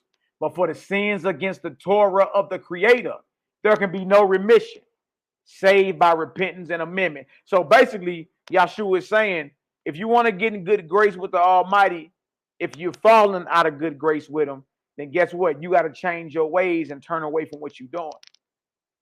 Every tub sits on its own bottom. You're not going to be able to play the Yahshua card and, you know, his sacrifice every time you decide to go against the Creator. It don't work like that. All right? Yahshua is telling you right here, there is no remission of any sins except for changing your ways and turning away from what you're doing. Is it not written in the prophets? Put your blood sacrifices to your burnt offerings and away with them. And cease ye from the eating of flesh. And cease ye from the eating of flesh. For I spake not to your fathers. For I spake not to your fathers, nor commanded them when I brought them out of Egypt concerning these things. But this thing I commanded, saying. So he's quoting Jeremiah 7. And if you read Jeremiah 7, verse 22, out the Peshitta, which is an older Bible than the KJV, you'll see that the KJV cut half the verse off. Jeremiah 7, 21 and 22, they cut half the verse off. But it's showing you that in the Messiah's day, he understood that Jeremiah 7 was not something that was telling you to go eat flesh. It was saying, look, I didn't command that coming up out of Egypt at all. So you ain't supposed to be chewing on the dead flesh of animals, period. All right? But this thing I commanded, saying, obey my voice and walk in the ways that I have commanded you. And you shall be my people, and it shall be well with you. But you hearken not, nor incline the ear. Now look at this. And what doth the eternal or the Creator command you but to do justice, love mercy, and walk humbly with your Creator? Is it not written that in the beginning the Most High ordained the fruits? The Most High ordained the fruits of the trees and the seeds and the herbs to be food for all flesh? He like, look, this is how you supposed to be eating. You're not supposed to be chewing on animals. You're not supposed to be chewing on loin meat, tenderloin. No. He say, look, it's ordained that the fruits and the trees and the seeds and the herbs, that's food for all flesh. That's food for all flesh. You see that? Oh, wait. Oh, wait. Somebody got a problem, huh? Now watch this. Watch this. Now look at this. But they have made the house of prayer a den of thieves. And for the pure oblation, with incense, they have polluted my altars with blood and eaten of the flesh of the slain. But I say unto you, Shed no innocent blood, nor eat ye flesh.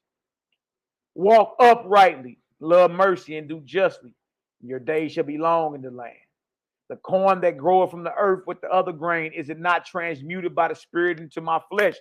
Yahshua is comparing his flesh to herbs or to crops that grow, to the bread, the grain, the grapes of the vineyard with the other fruits. Are they not transmuted by the Spirit into my blood?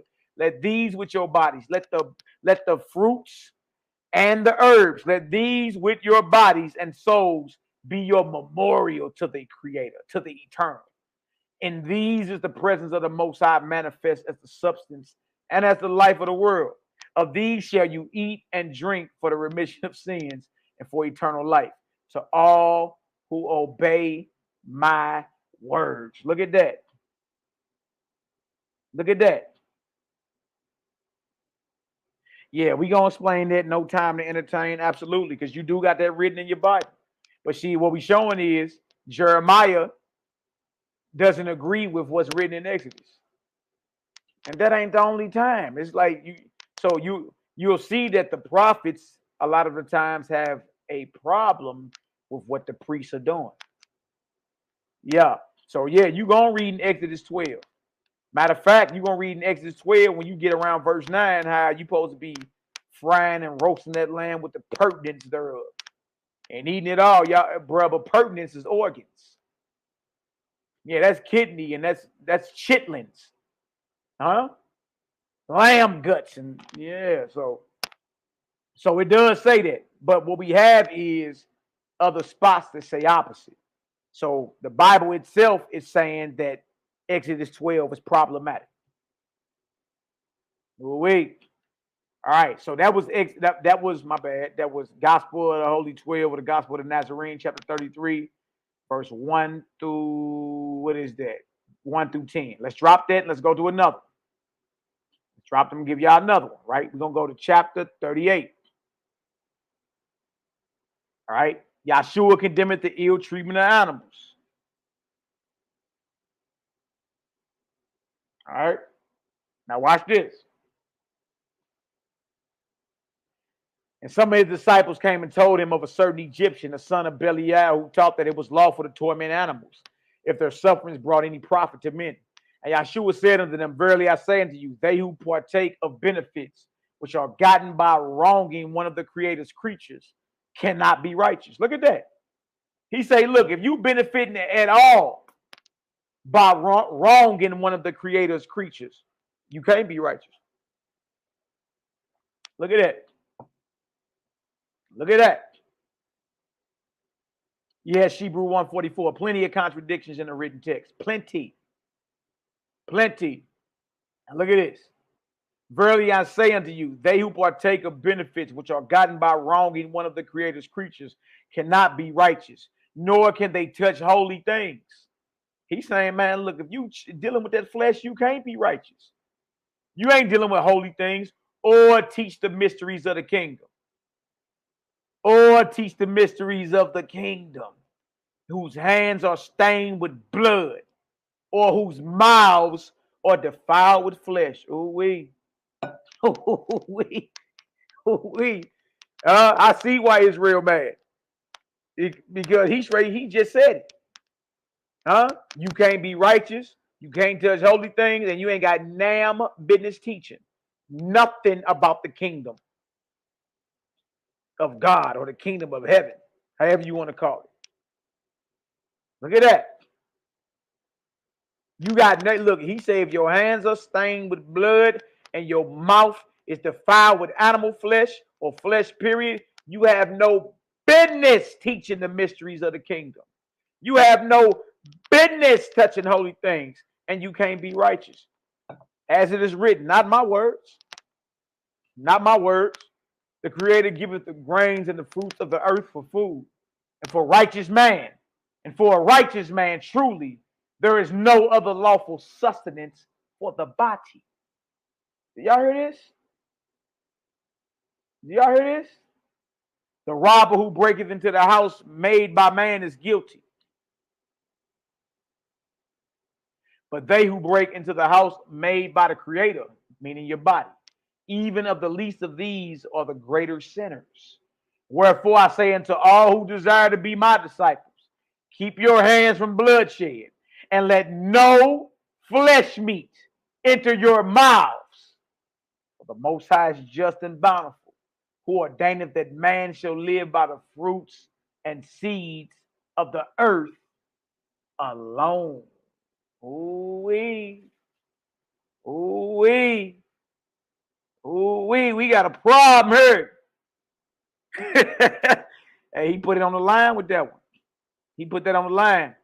Say, man, look, whoever hands are stained with blood and mouth defiled with flesh, they are not righteous.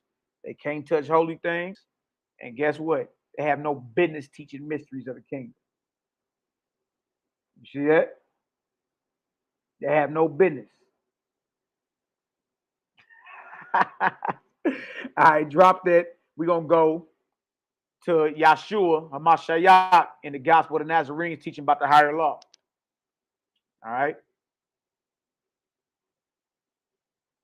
And this was when Transfiguration, Moshe, Eliyahu appeared to him. All right. Now look at this.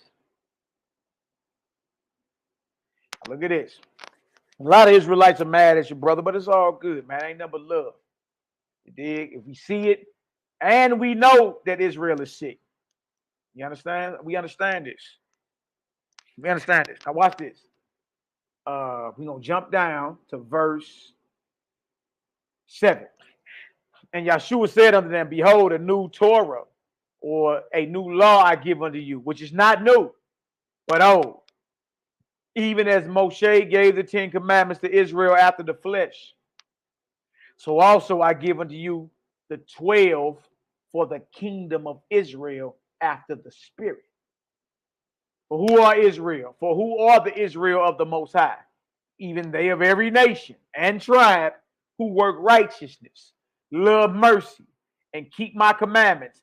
These are the true Israel of the Most High. And standing upon his feet, Yahshua spake, saying, Hear, O Israel, Yahweh, thy creator is one. Many are my sirs and my prophets. In me all live and move and have substance. All right. Commandment 1. You shall not take away the life of any creature for your pleasure, nor for your profit, nor yet torment it. Y'all hear this? First, Yahshua established the universal oneness of the Creator. Right? And then he go right into it and let it be known. You ain't supposed to take away the life of any creature. Any. Right? For your pleasure, nor for your profit. That means all the slaughterhouses are in violation. See that? All of them in violation.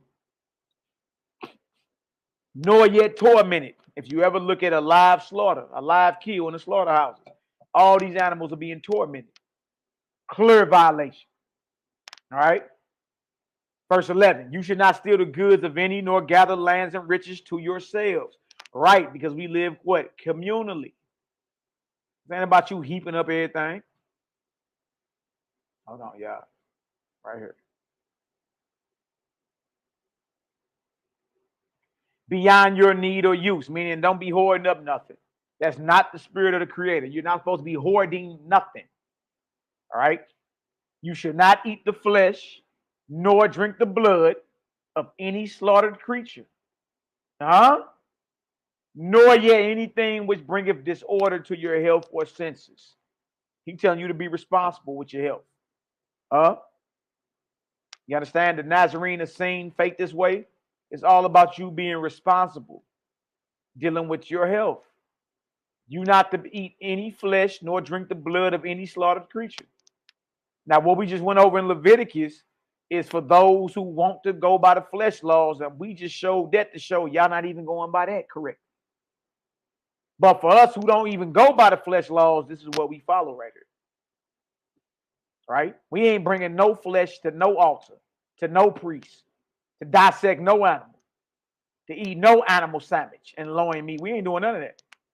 You should not eat the flesh, nor drink the blood of any slaughtered creature, nor yet anything which bringeth disorder to your health or senses. So this is all about health too. All right. You should not make impure marriages. Y'all listen to that. You should not make impure marriages where love and health are not.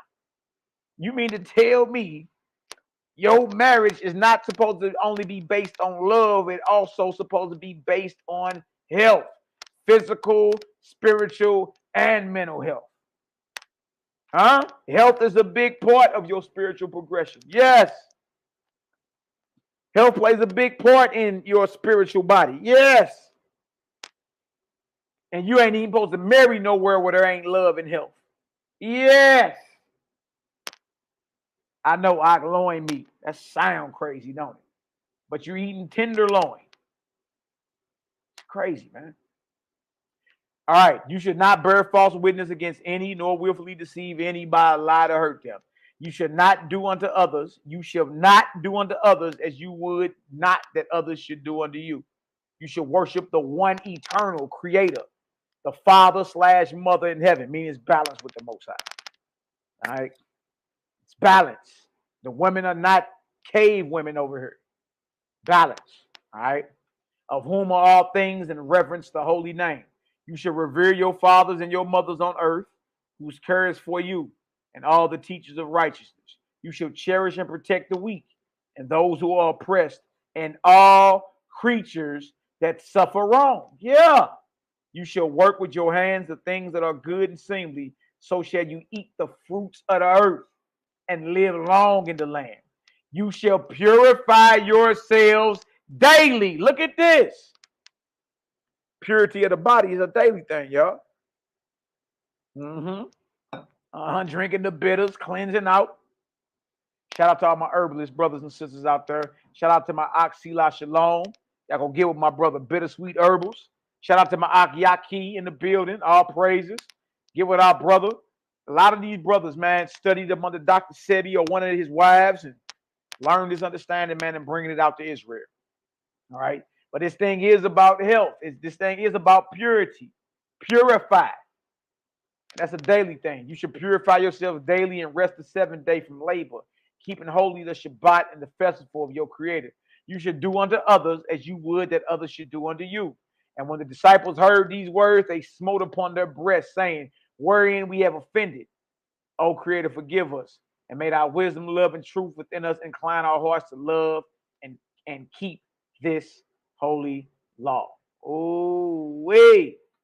All right. Now, there's plenty more to that, but we ain't done. So let me go to the next one. Y'all, please forgive your brother. That's 8. All right. Let me go back to the table of contents. Only got a few more of these. All right. That's it right there. I think this shit right here. They about to ask him about this flesh. I trip off this. All right, we in chapter 50, chapter 51. We're gonna start at we're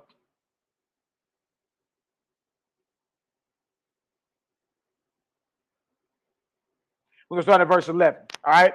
Then answered the Yahudim and said to him, say we not well that thou art a Samaritan and have a demon. So they was accusing the Messiah of being possessed by a devil or devils. Yahshua answered, I have not a demon, but I honor the holy, the creator, and you do dishonor me. And I seek not mine own glory, but the glory of the Most High. There is one who judges. And certain of the elders and scribes from the temple came unto him, saying, why do your disciples teach men that it is unlawful, to eat the flesh of beasts, though they be offered in sacrifice as by Moses ordained? So they're asking, you know what I mean, the Messiah, why your students teach it's unlawful, it's against Torah to eat flesh. Moses said we could, right? Moses said we could. And that's what you hear a lot from Israelites. You did? All right, so Moses said we can eat. It's dietary law. It's clean flesh, right? But Messiah's disciples were teaching later for that. What y'all got written down is unlawful. That's against the Creator. For something to be unlawful, you're saying it's against the Creator. It's against Torah. Even though Torah got it written, you can. Now look at the understanding. Look at the understanding.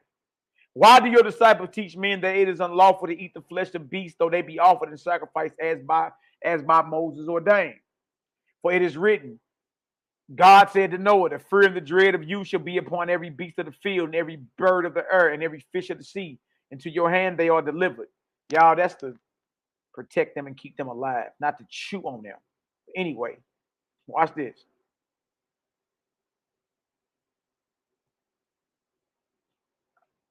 Verse 14 up top.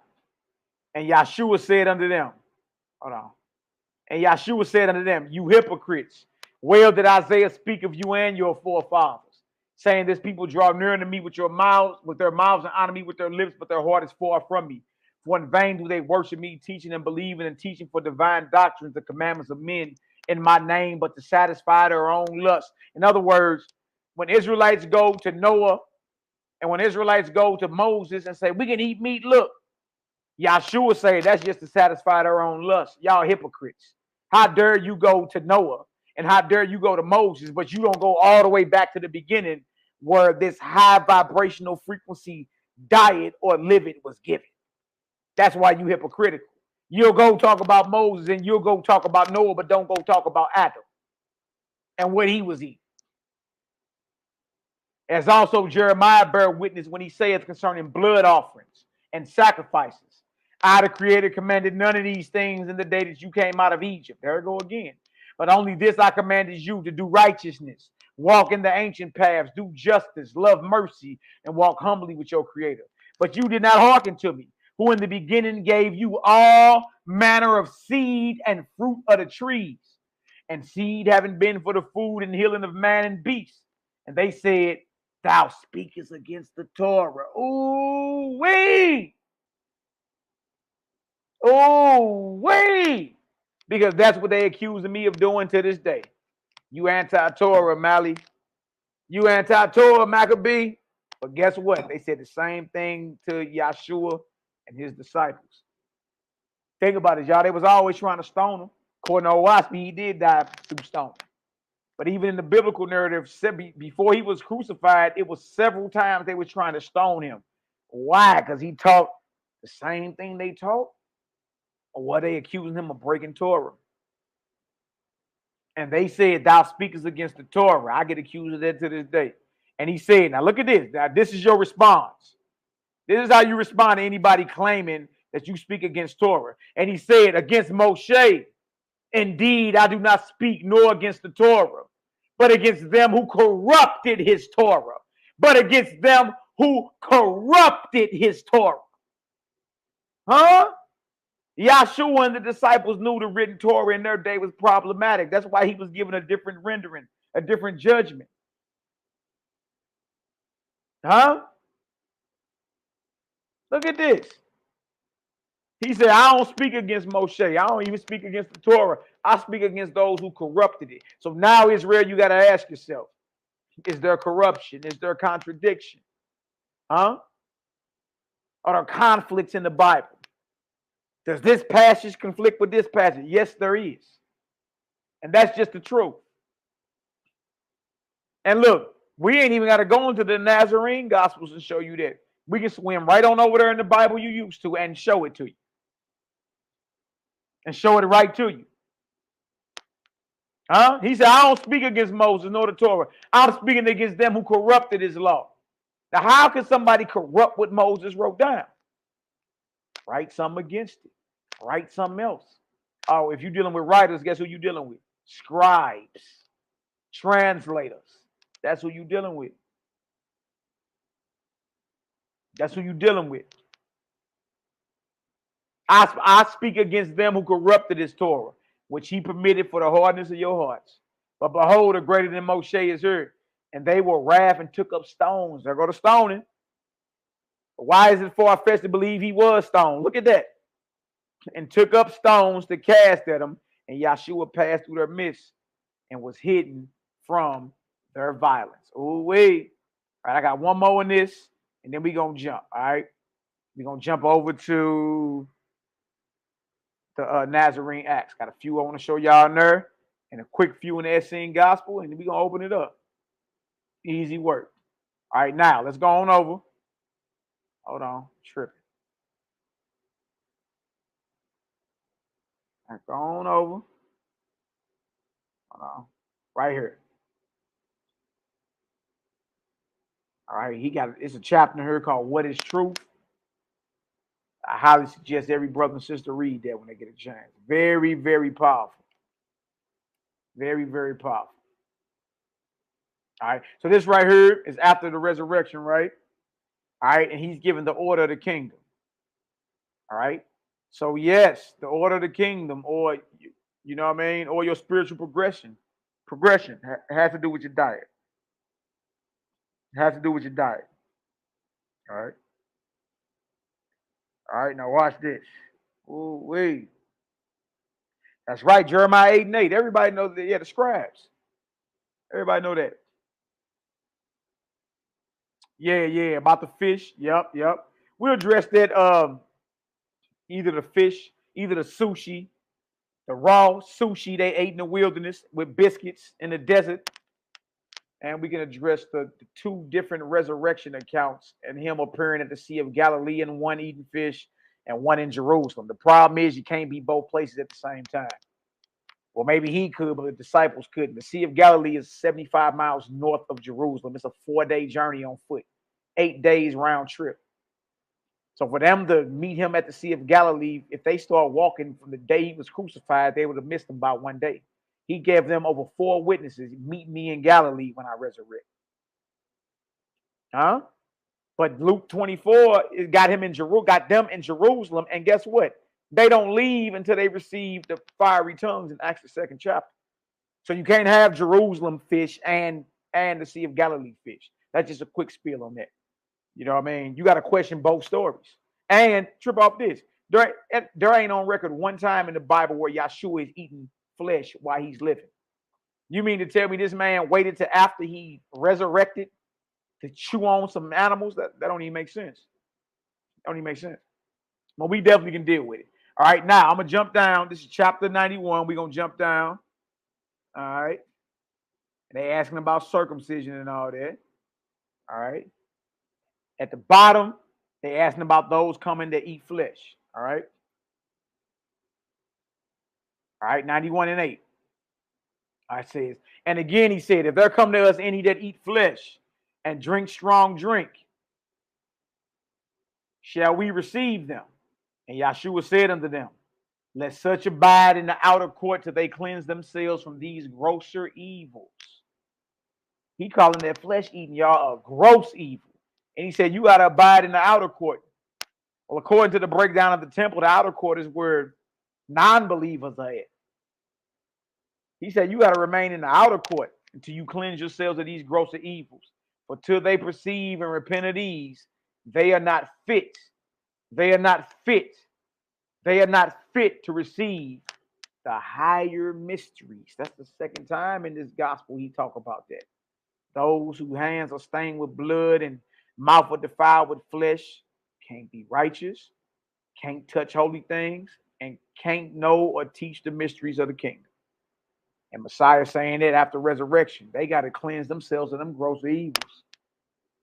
Till they repent, they are not fit of the higher mysteries. And I know, but, look, that ain't my fault, y'all. I didn't write none of this. I didn't write none of this. All right. So that's that right there is the Nazarene Gospels right there. Or the Gospel of the Holy 12, Gospel of the Nazarenes. Good read.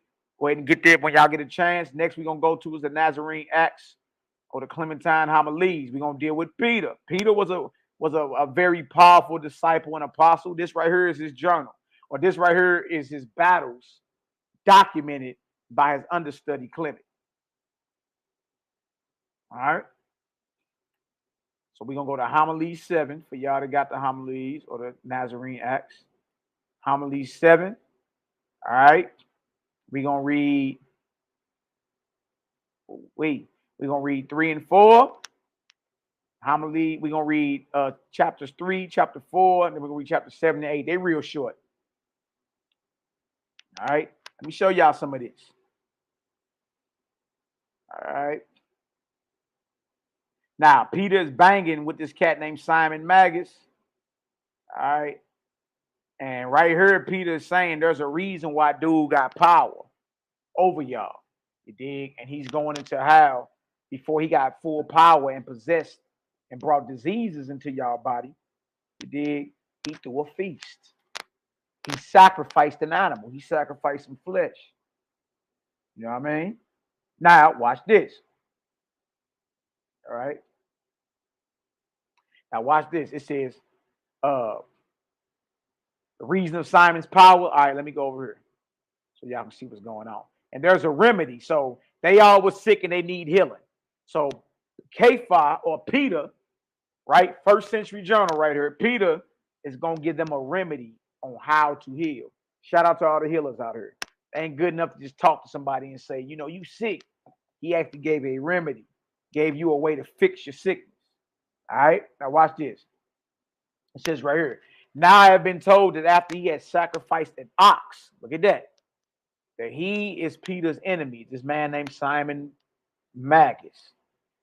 Simon Magus got authority and power over the people, you dig? And what he did first was he performed a sacrifice. Now that after he had sacrificed an ox, he feasted you in the middle of the forum. And that you being carried away with much wine made friends with not only the evil demons, but their prince also. And that in this way, the most of you were seized by these sicknesses. Look at this. Unwittingly, drawing upon yourselves with your own hands the sword of destruction. So he's saying like the sickness, but majority of the sicknesses that plague the body, y'all, are foodborne. So Peter is saying right here that the sickness that you got dealing with old boy who sacrificed that ox over there, that sickness you have in your body, you pulled that on you with your own hands. You pulled that on you with your own hands. For the demons would never have had power over you had not you first supped with their prince. Wow. Diet. You ain't supposed to just be eating whatever gets thrown in front of you. Paul say that too. Don't ask no questions for conscience sake. Eat whatever. Don't ask no questions. Shut up. Don't critically think. Don't question nothing. Nah, that ain't the creator. You understand? The creator don't want you ignorant out here. So Peter's saying, look, no demon, no unclean spirit can have any power over you unless you eat with them first. Table fellowship. Diet is very important. Very important. You ain't understanding. You straight feasting with demons. Devils. Abstain from meats offered to devils. For thus from the beginning was a law laid by the creator of all things on each of the two princes, him on the right hand and him on the left, meaning there are righteous angels and wicked angels, that neither should have power over anyone whom they might wish to benefit or to hurt, unless first he had sat down at the same table with them. So he was like, look, the adversary don't have no power over you. You got to eat with them first. You got to agree to let them in first. That's why eating is so spiritual. Even those that believe in the Most High, when we get together, you understand, we got to understand that it ain't just us in the flesh that's there. All right? Now look at this. So it says right here, that neither should have power over anyone whom they wish to benefit or to hurt unless first had sat down at the same table with them. As then when you partook of meat offered to idols. See, Peter knew what meat offered to idols was. Did Paul though? As then when you partook of meat offered to idols. Paul said, eat whatever it's sold in the shambles. Peter like, look, the reason these diseases is up in y'all because y'all eating that flesh. That boy Simon Magus threw a feast. He sacrificed an ox. And when you sat down and ate with him, you was eating with the spirits that had control over him. And through that, it brought sickness and disease. You see that?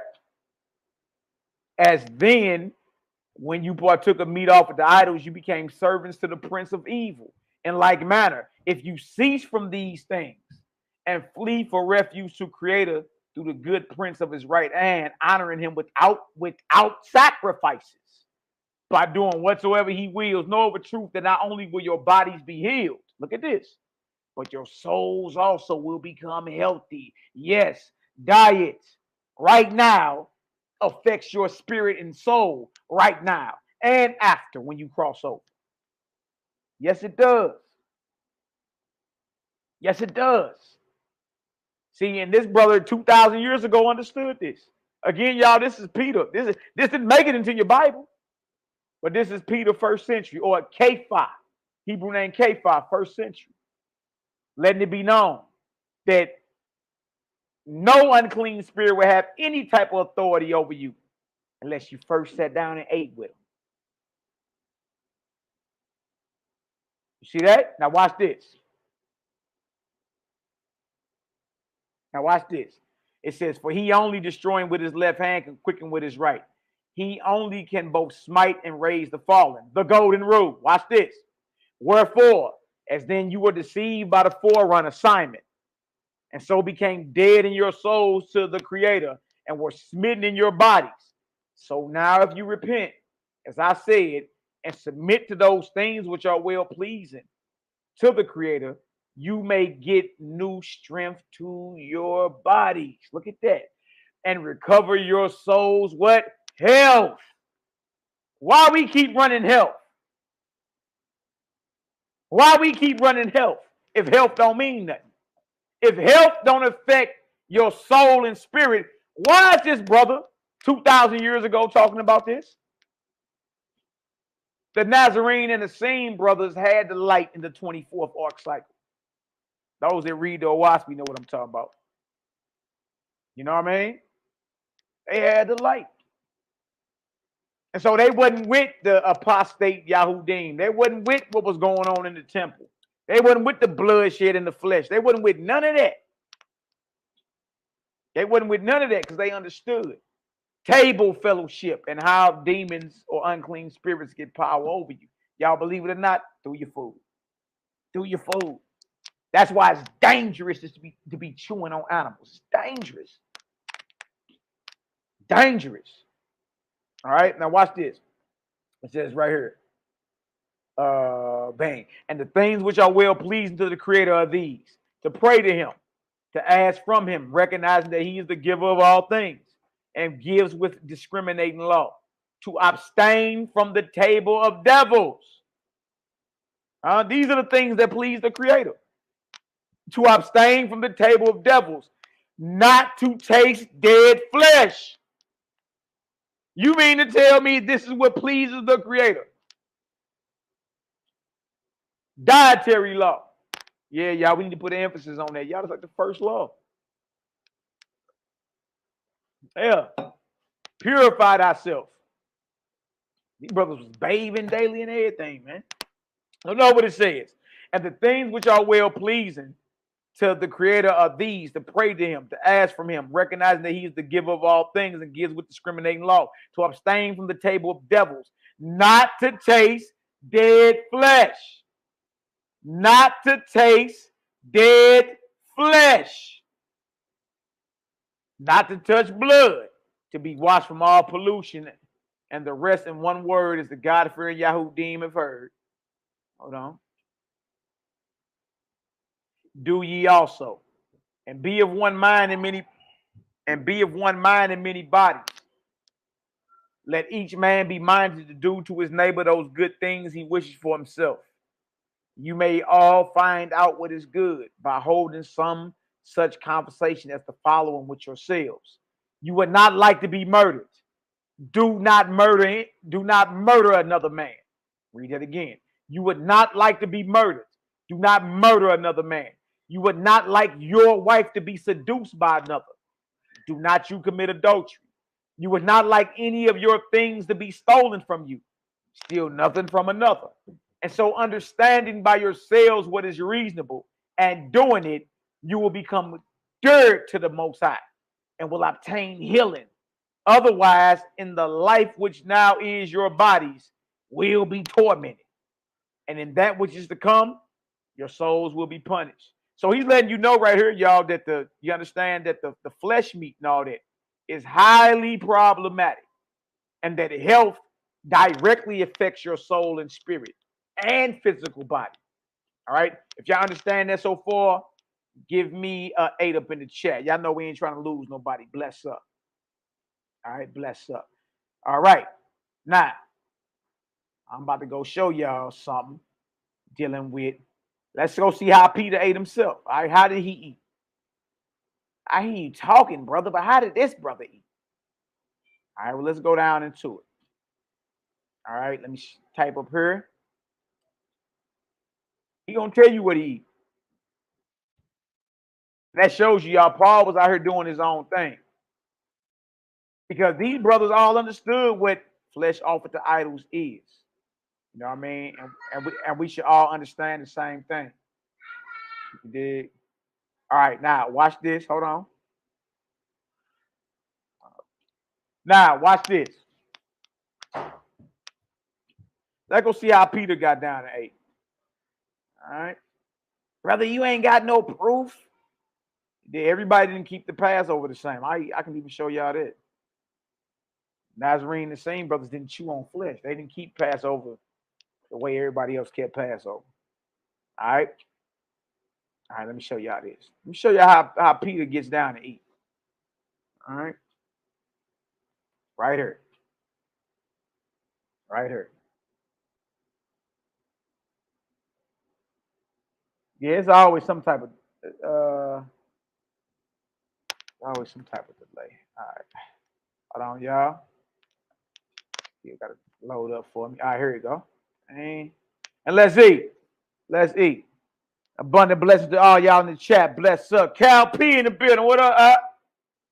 Peace to the God, man. All praises. All right. Peter's frugality. All right. Then Peter, hearing, smiled and said, what think you then, O Clement? Do you think that you are placed by very necessity in position of my servant? For who else? Hold on. For who else shall take care of those many splendid tunics with all my changes of rings and sandals? So Peter, like, because Clement, like, look, I want to follow you wherever you go, man. You a powerful brother.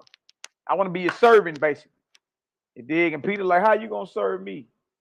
Like, how you gonna take care of me? Why? Because I have need to take care of all my splendid garments with all my changes of rings and sandals.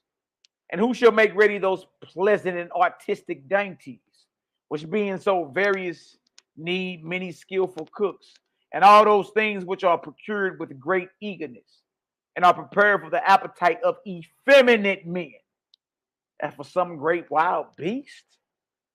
However, such a choice has occurred to you, perhaps without you understanding or knowing my manner of life, that I use only bread and olives, and rarely potted herbs. Look at this. Peter is telling you how he eats.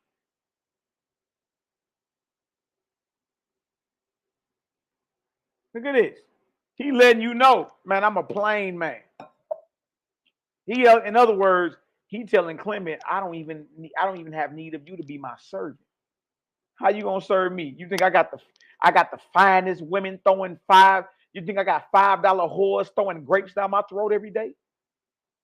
How you gonna serve me? You think I got a wardrobe of garments and fancy rings and clothes? Look what Peter say. He said, however, such a choice has occurred to you, perhaps without you understanding or knowing my manner of life, that I use only bread and olives. This man eat olives and bread every day, and rarely potted herbs. Huh? That I use only, and rarely potted herbs, I read that, and that this is my only coat and cloak which I wear. And I have no need of any of them, nor of anything else. For even in these, I abound. Look at that. You know what I mean? Look at that. He letting you know, man, I don't even need all that. Cool. Good. I don't even need a servant, which makes sense because brothers is against all that slavery and bondage. But Peter, the disciple, yes, was plant-based. And that means Yahshua was plant-based. And that means James and them was plant-based. Huh?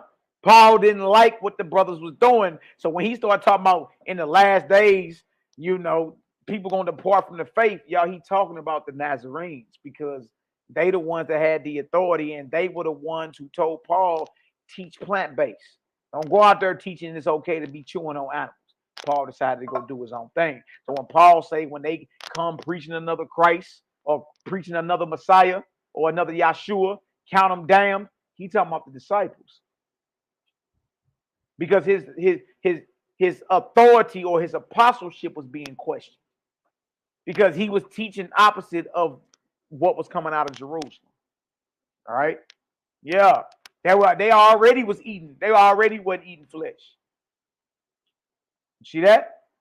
So he's not prophesying like Malachi Maccabee 2,000 years from now is going to come with a doctrine and say you ain't supposed to eat flesh. That nigga served the devil. No, y'all, what you don't know is he was already commanded to tell them to stop eating flesh. And he decided to teach something else. And then he started being questioned by those who he was teaching. So then he started saying stuff like, ain't I an apostle? Huh? Haven't I seen Messiah? Huh? My question to those that examine me is this. Huh? Got into it with Barnabas, got into it with Peter, got into it with James. You're highly problematic. Talk about those who into spiritual communion. That's the Essenes and Nazarenes. Talking about those that talk to angels. That's the Essenes and Nazarenes he talking about. What about when he talk about those with the long hair? Well, a razor never touched James and Yahshua's head. They were lifelong Nazarites. Who Paul really talking about? And he say those that eat herbs are weak. Those that eat the veggies and the herbs are weak and conscious. But now you got to call the Creator weak, and you got to call Adam weak, and you got to call all those who subscribe to that weak. So who is Paul really talking about if the leadership in Jerusalem have spiritual communion, don't eat flesh, and a razor never touched their head?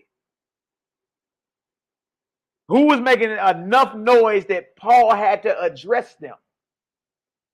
It had to be the Nazarene leadership in Jerusalem. You see that? Paul was speaking against leadership that was already in authority. That's what our people not seeing. And y'all done took the words of Paul, who claimed that he's related to the Herods, who has Roman citizenship. You done took the words of Paul over the Messiah and the disciples. You see that? Paul was speaking about the bros who already put him in check and was coming behind him correcting his teaching. See that? That's just what it is right there. So if you understand that Yahshua's movement from him on down to his disciples, y'all, all that was a plant-based movement. If you understand that, give me a 4 up in the chat. Bless up. All right? So the things pleasing to the Most High is not to be chewing on animal flesh. I know that's hard for a lot of brothers to swallow, but it's the truth. It's the truth. And on top of that, y'all, think about it. A lot of Israelites are suffering from all type of worms and all type of high blood pressure. There's all type of stuff. Diabetes. There's all type of stuff that affects the nation. All right. Last but least, we're going to get into this, and we're going to open it up for questions. All praise to the Creator. All right. We're going to get into this. All right. The Essene, the story of the Essene Gospel of Peace. You know, I heard this when I came out with this last year. Edmund Bordeu-Sezeki. Oh, that's a white man. He wrote the book. Oh, the same thing my brothers heard with the OWASP. Same thing. I heard the same thing last year. So then I put this up on the screen. Huh? Look, we are so dull in judgment as a people, y'all. We don't know the difference between a translator and an author, an editor and an author. You know what I mean? Look at this. Edmund Bordeu-Sezeki did not write the Essene literature. You dig? He did not write it. He translated it. All right? That's just the truth, man. A lot of people don't want to deal with it. Now look at this. Look what it was originally in. The Essene Gospel of Peace, Book 1, the original Hebrew and Aramaic text. Huh? Translated and edited by Edmund Bordeu-Sezeki. So now we can take off the table that this man wrote anything. He wrote a book, but it's not this. You see? And make sure y'all tune in to Honor Humility on Friday, y'all. We got our brother, we got the God Cal P and Benedad Ben Yehuda coming on, talking about the authorship of the Torah versus the authorship of the YHWH'S. Should be very good. But right here is showing you the authorship or the translation and the editing of the Essene Gospel of Peace. Edmund Boadu Sazeki did not write the Essene literature. You know how many Israelites been running around here saying that? No, he did not. All right. No, they did not. All right. Now, this literature starts off with the sick coming to Yahshua. Look at this. All right. But we're going to jump down to page. Hold on. We're going to jump down to page 3. That's where we're going first. All right. And show some science behind it. Now, remember, this is supposedly being done 2,000 years ago. All right. So trip off the science and the understanding of the body. That's right. Build upon the chief cornerstone. That's right.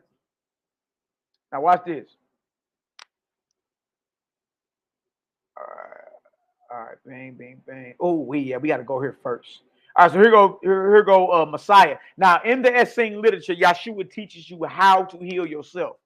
It ain't even spooky. It's tapping into the forces of nature or the forces of creation, whether it's water, whether it's soil, whether it's air, whether it's the sun. All right. He taught in this literature, he teaches you how to be proactive in healing yourself because you're really supposed to be your own doctor. You're really supposed to be your own doctor. You know what I mean? Now, watch this. And we're going to jump around in this a little bit. Then we're going to open it up for questions, y'all. All right. For I tell you truly, evils and dangers innumerable lie in wait for the sons of men. Beelzebub, the prince of all devils, the source of every evil, lies in wait in the body of all the sons of men. This thing got to do, this is inside of you. You thinking all this, you know, the devil with red pantyhose on, a pitchfork, smoking a joint in hell. No. This ain't got nothing to do with that. This has everything to do with what's going on with inside your body. You see this? Beelzebub, the prince of all devils, the source of every evil, lies in wait in the body of all the sons of men. He is deaf, the lord of every plague, and taking upon him a pleasing raiment, he tempts and entices the sons of men.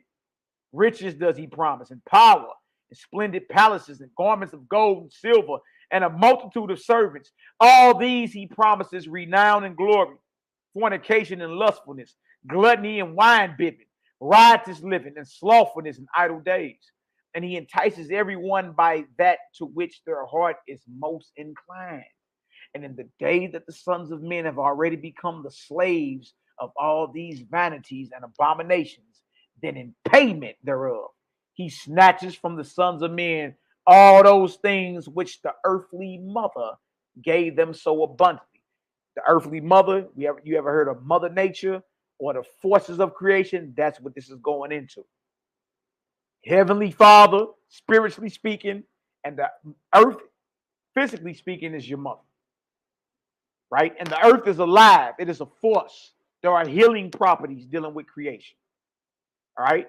All those things which the earthly mother gave so abundantly, he takes from them their breath, their blood, their bone, their flesh, their bowels, their eyes and their ears. And the breath of the Son of Man becomes short and stifled, full of pain and evil smelling, like the breath of unclean beasts. And his blood becomes thick and evil smelling. Look at this. Y'all, chewing on flesh poisons your blood. It's more than just the flesh, but we focusing on the flesh right now. All right? Poisons your blood. They talk about your breath stinking, all type of, you understand? Y'all remember the movie Who Made the Potato Salad? Boy said, boy, you need to brush your teeth. It smelled like a naked demon done jumped down your throat. But anyway, and his blood becomes thick. That's a fact. You understand? Your blood turns into gunk and it becomes poisonous and it slows down. And now your blood clotting. And now guess what? Now you got to get on what? Now you got to get on blood thinners, Coumadin. But if you're on blood thinners, then you can't cut yourself, you'll bleed out. All because you're chewing on the wrong things. You chewing on flesh, but flesh thickens your blood and poisons your blood. My question to anybody that think that this text ain't valid, how would this be known 2,000 years ago? And you're just now measuring the alkalinity of blood, the pH level of the body. You just now being able to do that. Think about it. You see that? How is it known 2,000 years ago in the Nazarene and the Essene literature that chewing or the wrong diet poisons your blood, thickens your blood? And if your blood becomes thick, y'all, it's going to clot. And if it clot, guess what? You got to get on blood thinners.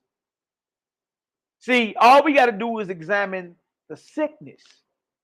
The sickness itself proves that dietary law of clean animals chewing is not from the Creator, because you wouldn't be getting sick from it.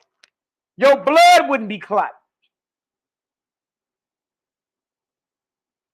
You see that? And his blood becomes thick and evil smelling. Look at this.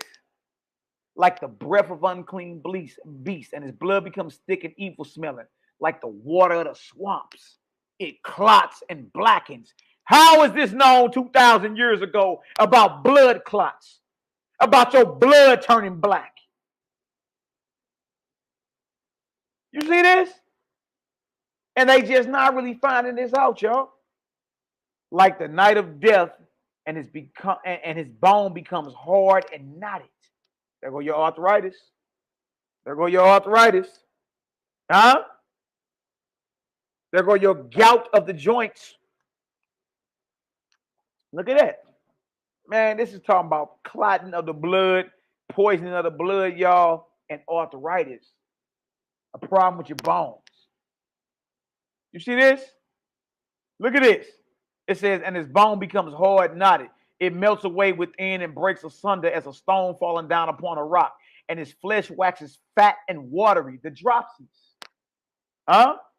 Now you got the dropsies. And his flesh waxes fat and watery. It rots and putrefies. Y'all know about putrefying flesh? Rotting, decaying flesh that produces maggots. Y'all see this? Putrefies with scabs and boils that are an abomination. Now look at this. Watch this. Watch this. I bet we all can relate. Watch this. And his bowels become full with abominable filthiness, with oozing streams of decay. I think we all know what an oozing stream of decay is that come forth from your bowels. Huh? That boy got the runs, huh? Wow.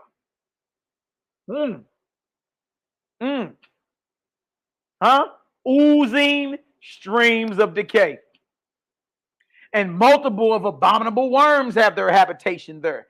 Gut filled with worms. You start taking them detoxes and all that, cleaning your blood and all that, your stool gonna be filled with worms. And you're gonna be like, dang, I ain't know all that was in me. As we keep reading, we about to show y'all. We about to show y'all what those demons really are, physically speaking. You see that? Look at this. It says right here, and his eyes grow dim till dark night enshrouds them, and his ears become stopped like the silence of the graves. And last of all, the erring son of man lose life, for he kept not the laws of his mother, meaning you didn't keep the laws of the Creator that was right in front of you in creation. Nature. You don't even need no book to follow the Creator. All you got to do is study his creation. That's all you got to do. And you understand how to be in harmony with him. All right? And added sin to sin. Therefore, I taken from him all the gifts of the earthly mother: breath, blood, bone, flesh, bowels, eyes, and ears. And after all else, life, with which the earthly mother crowned his body. Yeah, even your body come out the earth, don't it? Look at this. Hold on.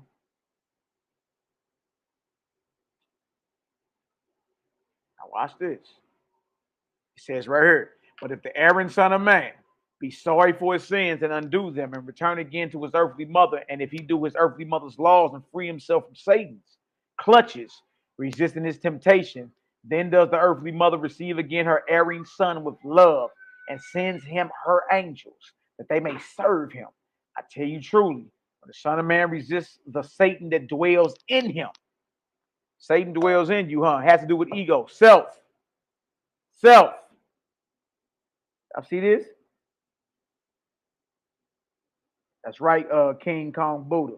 I see that happen to people who get on dialysis. They flesh start decaying on them while alive to the point they have to get limbs cut off. Exactly. Exactly.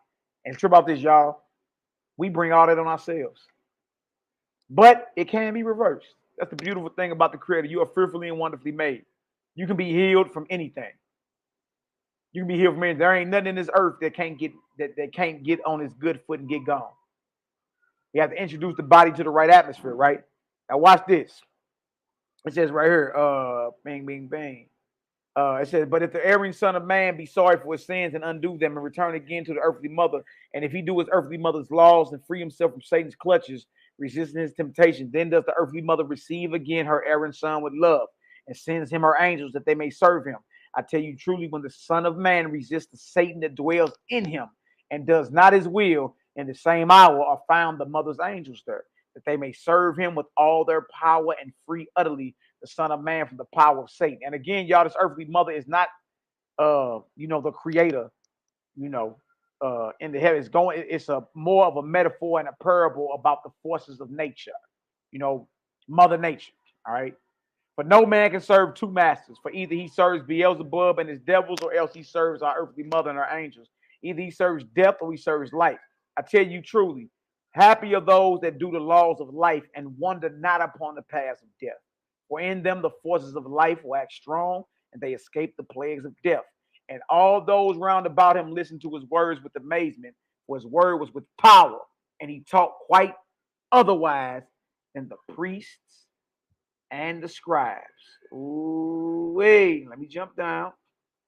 Somebody finna get mad. Hold on. Now watch this.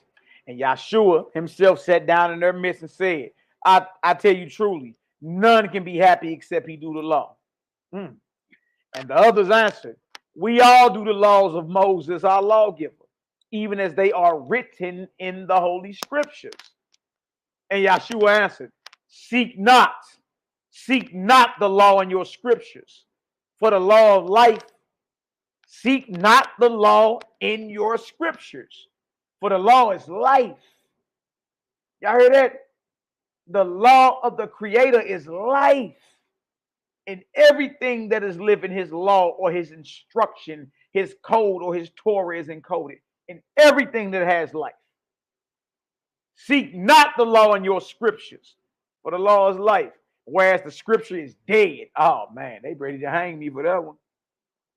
Huh? But that's Peter, that's Yahshua 2,000 years ago telling you the written Torah that you have today is dead. It's dead. That ain't what he came to teach. That ain't what he came to teach. You see that?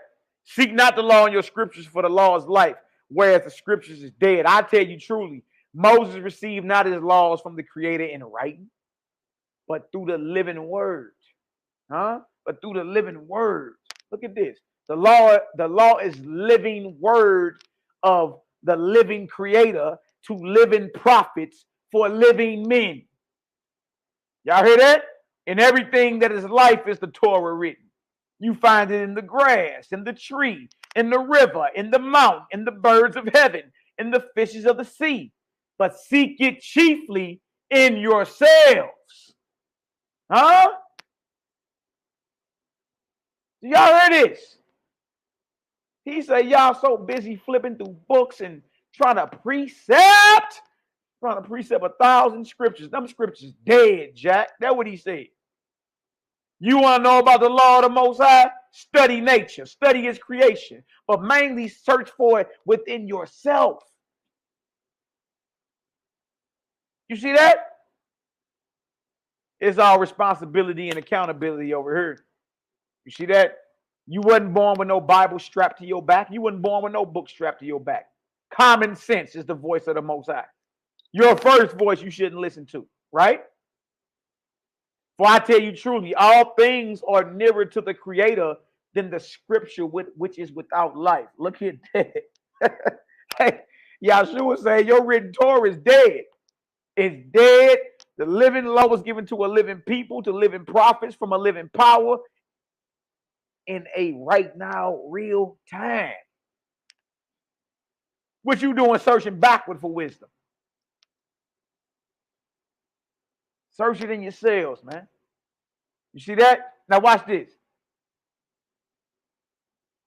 God so made life and all things that they might, by the everlasting word, teach the laws of the true God, or the true creator, the man. The creator wrote not the laws in the pages of books. Do y'all hear this?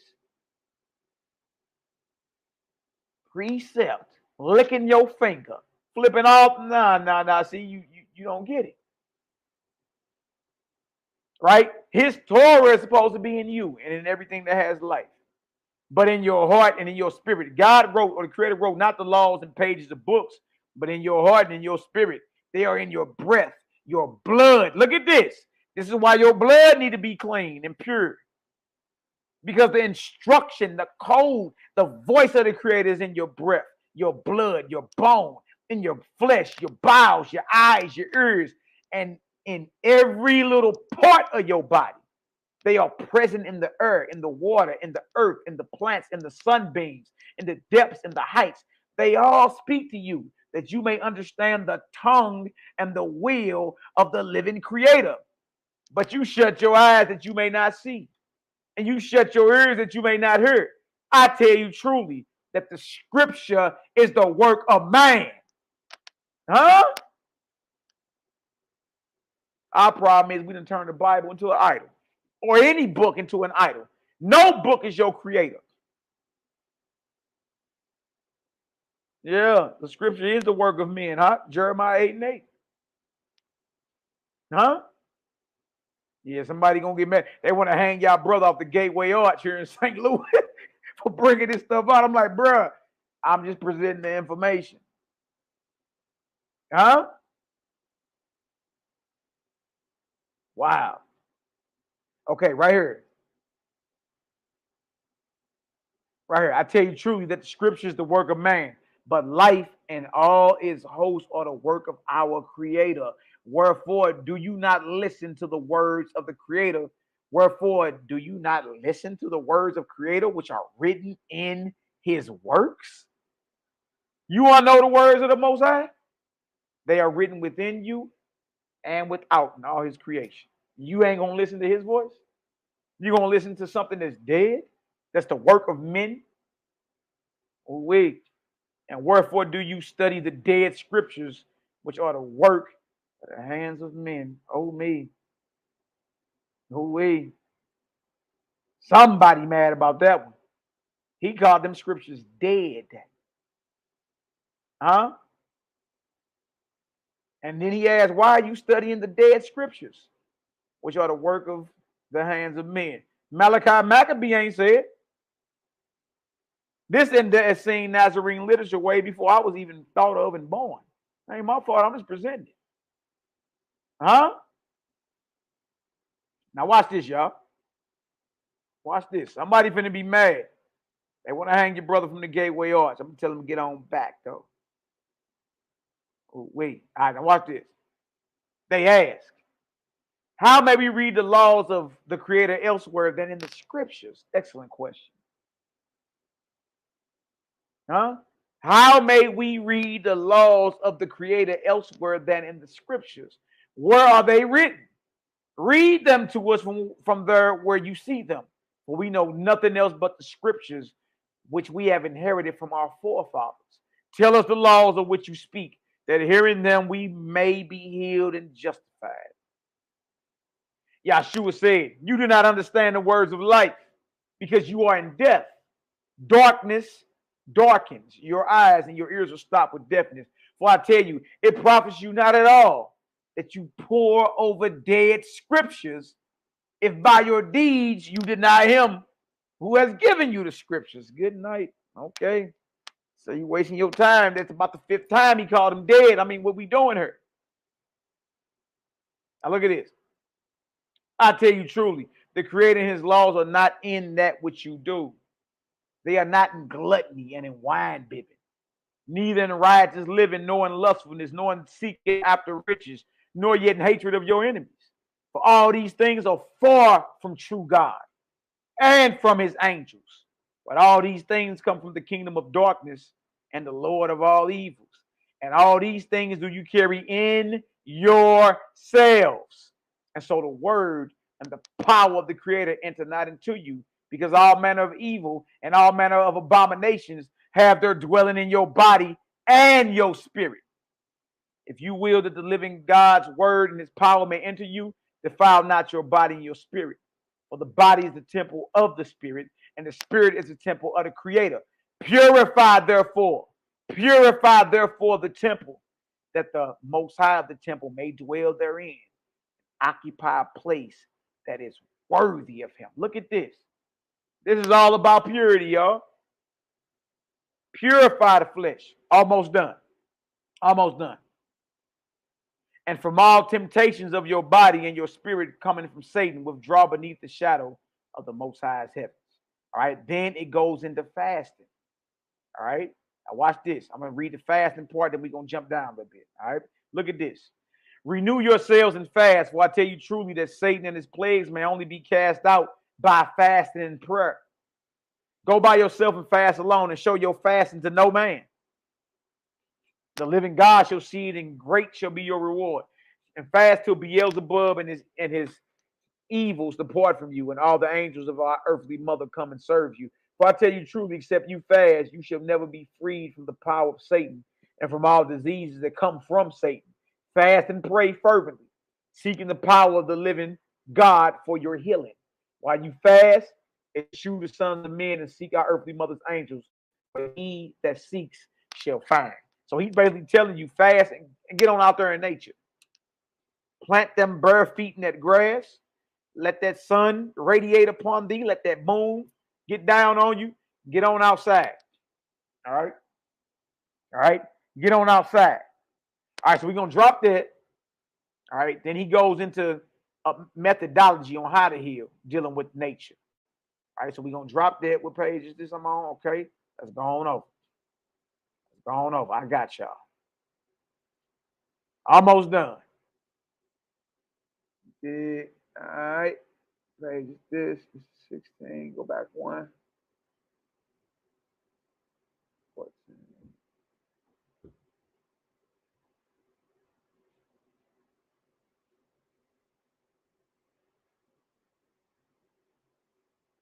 Right here. Here it is. My bad, y'all.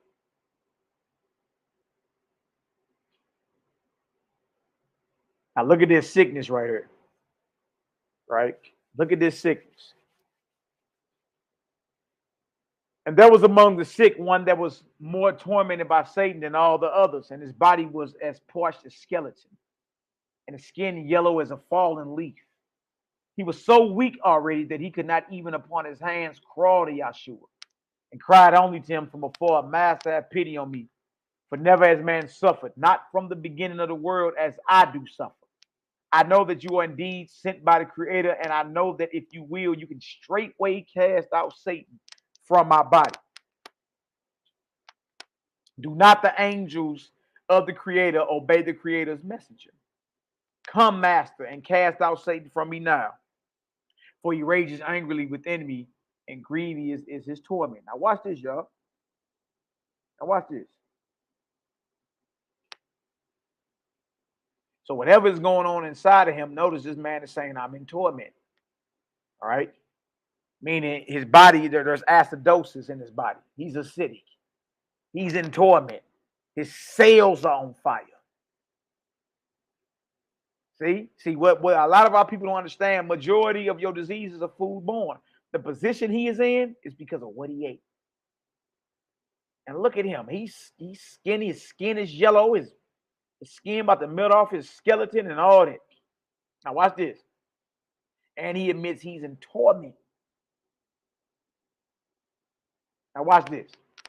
And Yahshua answered him, Satan torments you this greatly because you have already fasted many days, and you do not pay him his tribute. Yeah. Healing y'all sometimes it get worse before it get better. Absolutely. You dig? But you ain't gave him his tribute. You ain't give. So what's happening is you're bringing your belly under discipline. You dig? And you ain't giving the adversary his tribute. Of course he gonna be mad. All right. You do not feed him with all the abominations with which you hitherto defile the temple of your spirit. See? So as you fast and you're starving these unclean spirits out. But watch, physically speaking, what a demon is. Right? I'm not talking about the spirit. Physically speaking, what is a demon that's bringing torment to this man's body? And y'all remember Essene literature 2,000 years ago.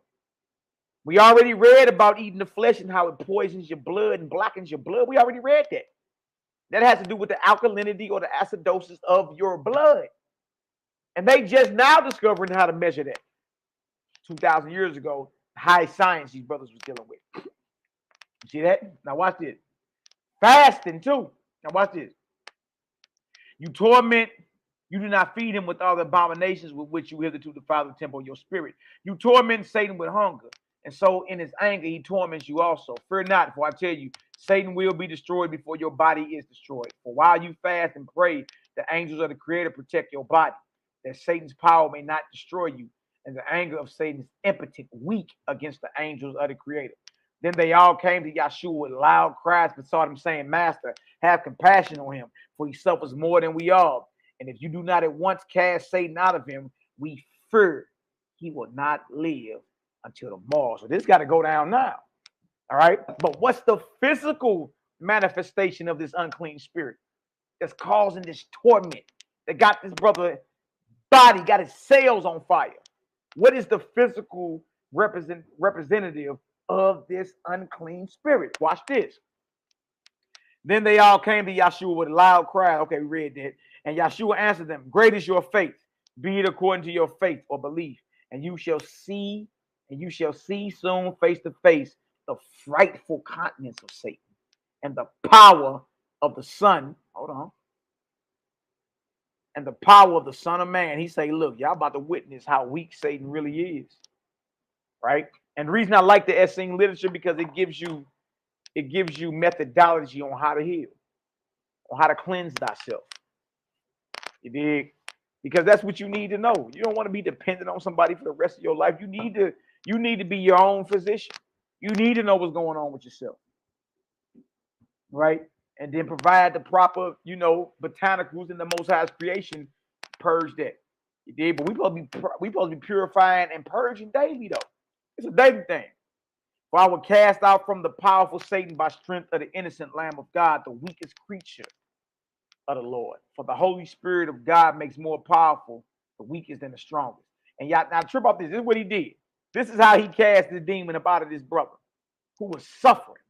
And Yahshua milked a female lamb or sheep, which was feeding among the grass. And he put the milk upon the sand made hot by the sun. So he gets milk, right? And then he let the sun heat the milk up. And he get it from a ewe lamb, right? Then he says what? And the sun, okay, milk upon the sand made hot by the sun, saying, lo, the power of the angel of water has entered this milk. And now the power of the angel of sunrise will enter also. And the milk became hot by the strength of the sun. And now the angels of water and of sun will join the angel of earth. And lo, the vapor of the hot milk began to rise slowly into the earth. Come and breathe in by your mouth the strength of the angels of water, of sunshine, and of earth, that it may come into your body and cast out the Satan from you. So Messiah basically got milk from a ewe lamb, milked it, let the sun heat it up, let the elements, produce vapor. And he told dude, come over here and inhale the vapor. Wow. And this will cast Satan out of you, right? Now watch this. Watch this. And the sick man whom Satan tormented did breathe within himself deeply the rising whitish vapor. Straightway will Satan leave your body, since for 3 days he starves and finds no food within you. See, fasting is a method. Fast for 3 days. Starving. He will come out of you to satisfy his hunger by the hot steaming milk. For this food finds favor in his sight. He will smell its smell and will not be able to resist the hunger which has tormented him 3 days already. But the Son of Man will destroy his body, that he may torment none else again. Then the sick man's body was seized with an ague, and he retched as though he would vomit, but he could not. And he gasped for air, for his breath was spent, and he fainted on the lap of Yahshua. Now does Satan leave his body? See him. And Yahshua pointed to the sick man's open mouth. The sick man's open mouth. And then they all saw with astonishment and terror that Satan was coming out from his mouth in the shape of an abominable worm. There it is. Yes, the parasites are demons. The parasites in your body, the worms in your body that causes inflammation, that causes blackening of the blood and the blood clots. There your demons and Satan is right there. Came straight out in the form of a parasite, an abominable worm. Y'all see how this is all about health? You see the dangers of flesh consumption? You see how we ain't supposed to be chewing on dead animals anyway, even according to the flesh laws in Leviticus. Look at this. The Satan that he was talking about the whole time that's in you, parasites. Good night. There it is. There it is. And they all saw with astonishment and terror that Satan was coming out from his mouth in the shape of an abominable worm, straight towards the steaming milk. Then Yahshua took 2 sharp stones in his hands and crushed the head of Satan and drew out from the sick man all the body of the monster, which was almost as long as the man. Y'all see how long these worms be? Y'all see this? That sucker was longer than his body, coiled up in his intestines and his bowels, causing all type of problems, health problems for this brother. This parasite, this abominable worm, y'all, was longer than the body of the man that it was laying in, The parasite is longer than the host.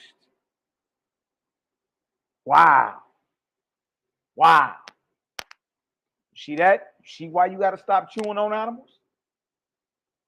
It's time to clean out, man. You got to clean your blood. You got to do full body detox. You got to hydrate your cells. It's all type of stuff you need to be doing. But you got to stop chewing on them animals. And also that dairy too, y'all. That dairy is very highly problematic. Highly. All right. Now look at this. When the abominable worm came out of the sick man's throat, he recovered at once. Look at that. His breath. He recovered at once his breath. And then all his pain ceased. And the others looked with terror at the abominable body of Satan. Now look at this. Look what he say. This is major. See what an abominable beast you carried and nourished in your body for long years. You see that? I have cast it out of you and killed it, that it may never again torment you. Give thanks to the Creator that his angels have made you free, and sin no more, lest Satan return to you again. Let your body henceforth be a temple, dedicated to your Creator. So the repentance of it is to stop chewing on them dead animals and stop chewing on anything that causes fluke worms and parasites and any type of worm. You dig? That abominable beast we carry around in our bodies for long years and don't know nothing about it.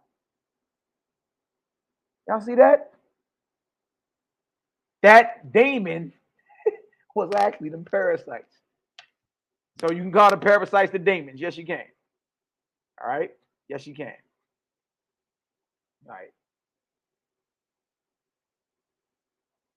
Okay, bang. Okay, man.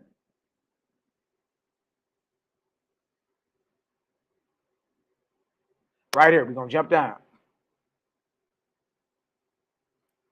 Right here. It says, do the highlighted part.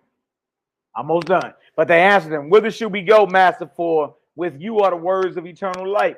Tell us, what are the sins which we must shun, that we may never more see disease? Excellent question. Yahshua answered, be it so according to your faith.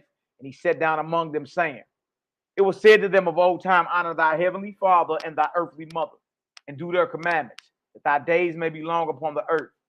And next afterward was given this commandment, thou shalt not kill. Thou shalt not kill, for life is given to all by the Creator. And that which the Creator has given, let not man take away. For I tell you truly, one mother, hold on.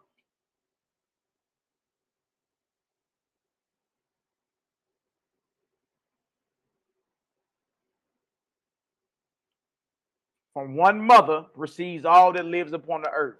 The mother, again, in this case, y'all, is the earth. All right? It's not a deity. Therefore, he who kills, kills his brother. And from him will the earthly mother turn away, and will pluck from him her quickening breasts, and he will be shunned by her angels. And Satan will have his dwelling in his body. And the flesh of slain beast in his body will become his own tomb. Look at that. Look at that. Look at that.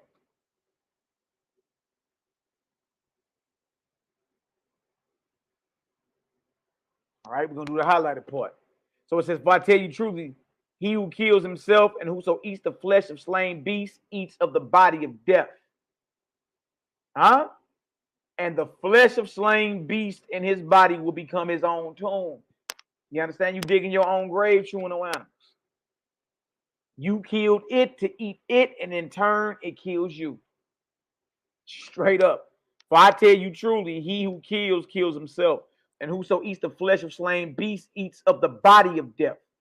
You see that? So yes, the USA, the American Standard Diet, the American Satanic Diet, is very satanic. It's death.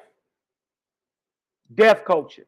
For in his blood, every drop of their blood turns to poison. Look at this. How is it known 2,000 years ago that flesh eating poisons your blood, coagulates your blood, clots your blood? How do they know that? Look at that. For in his blood, every drop of their blood turns to poison. In his breath, their breath to stank. Yeah. Huh? Flesh breath. In his flesh, their flesh to boils. In his bones, their bones to chalk. Yeah. Eating flesh inflames your bones too. So now we're dealing with arthritis, right? In his bowels, their bowels to decay. Ooze and streams of decay. Huh? That boy got the runs. In his eyes, their eyes to scales. In their ears to waxy issue. Waxy issue, huh? And their death will become his death. For only in the service of your heavenly Father are your debts of 7 years forgiven in 7 days. But Satan forgives you nothing. And you must pay him for all. Eye for an eye, tooth for tooth, hand for hand, foot for foot, burning for burning, wound for wound, life for life, death for death. For the wages of sin is death. He's telling you that law, eye for an eye, that ain't from the Creator either.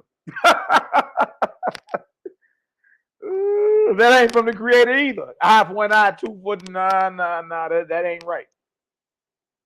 Yeah. For the wages of sin is death. So yeah, chewing on dead animals is not of the Creator, period.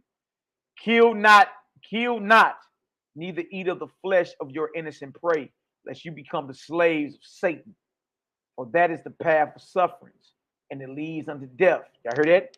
Kill not, neither eat the flesh of your innocent prey, lest you become the slaves of Satan. For that is the path of sufferings, and it leads unto death. But do the will of the Creator, that his angels may serve you on the way of life. Obey therefore the words of the Creator. Behold, I have given you every herb bearing seed, which is upon the face of all the earth, and every tree in which is the fruit of a tree yielding seed. To you it shall be for meat, and to every beast of the earth, and to every fowl of the earth, and to everything that creepeth upon the earth, wherein there is breath of life, I give every green herb for meat. So even the animals supposed to be eating the herbs. All right. Then he goes in and they ask him about, having to kill an animal if you are, if you are under attack, or if your family member or your loved one is being attacked by an animal. He let it be known you can lay it down, but don't do it in hatred. All right. Hurry up and put him out of his misery. But protect your loved one. All right. But don't do it in anger. All right. I'm at the bottom. Now watch this. Watch this. Somebody finna get mad again. Then another said, Moses, the greatest in Israel, suffered our forefathers to eat the flesh of clean beasts and forbade only the flesh of unclean beasts. Why therefore do you forbid us the flesh of all beasts? Which law comes from the Creator? That of Moses or your law? Oh, wait! Look at that. They like, well, Moses said we can eat clean flesh. So, which one is from the Creator? What you teaching or Moses? Look at this. And Yahshua answered, the Creator gave by Moses 10 commandments to your forefathers. These commandments are hard, said your forefathers, and they could not keep them. When Moses saw this, he had compassion on his people and would not that they perish. And then he gave them 10 times 10 commandments. 10 times 10 is 100, ain't it? Ain't it? So commandments started getting added. These are not the Creator's laws, though. Wow. Look at that. For he whose feet are strong as the mountain of Zion needs no crutches, but he whose limbs do shake gets further having crutches than without them. And Moses said to the Creator, my heart is filled with sorrow, for my people will be lost. For they are without knowledge and are not able to understand thy commandments. They are as little children who cannot yet understand their father's words. Suffer that I give them other laws, that they may not perish. Look at this. Moses adding laws, according to this text right here. If they may not be with thee, O Most High, let them not be against thee, that they may sustain themselves. And when the time has come, and they are ripe for thy words, revealed to them your laws. For that did Moses break the 2 tablets of stone whereon were written the 10 commandments. And he gave them 10 times 10 in their stead. And of these 10 times 10, the scribes and Pharisees, the scribes and Pharisees have made 100 times 10 commandments, thousands of commandments, and so-called oral traditions. And they have laid unbearable burdens on your shoulders they themselves do not carry. For the more near are the commandments to the Creator, the less do we need. Y'all hear that? The closer you are to the Creator, the less laws you need to regulate your coming and going. The closer you are to the Creator, the less laws you need. The further you are from the Creator, now you need your 613 Torah portions, because you far from the Creator. You far from the Most High. You understand? The Creator is not the 613 Torah portions. The Creator ain't got you out here confused, not knowing what's going on, making it hard. It's real simple. All right? And they have laid unbearable burdens on your shoulders that they themselves do not carry. For the more near are the commandments to the Creator, the less do we need. And the further they are from the Creator, then the more do we need. Wherefore are the laws of the Pharisees and scribes innumerable, the laws of the Son of Man 7, of the angels 3, and of the Creator 1. Wait. Look at this. Therefore, I teach you only those laws which you can't understand. Makes sense, don't it? Makes sense, don't it? I teach you only those laws which you can understand, that you may become men and follow the 7 laws of the sons of man. Then will the unknown angels of the Heavenly Father also reveal their laws to you, that the Creator's Spirit may descend upon you and lead you to his Torah. And all were astonished at his wisdom and asked him, continue, Master, and teach us all the laws which we can receive. Yahshua, here we go. Here we go.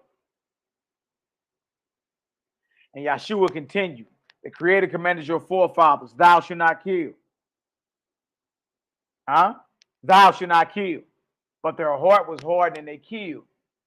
Then Moses desired that at least they should not kill men, and he suffered them to kill beasts.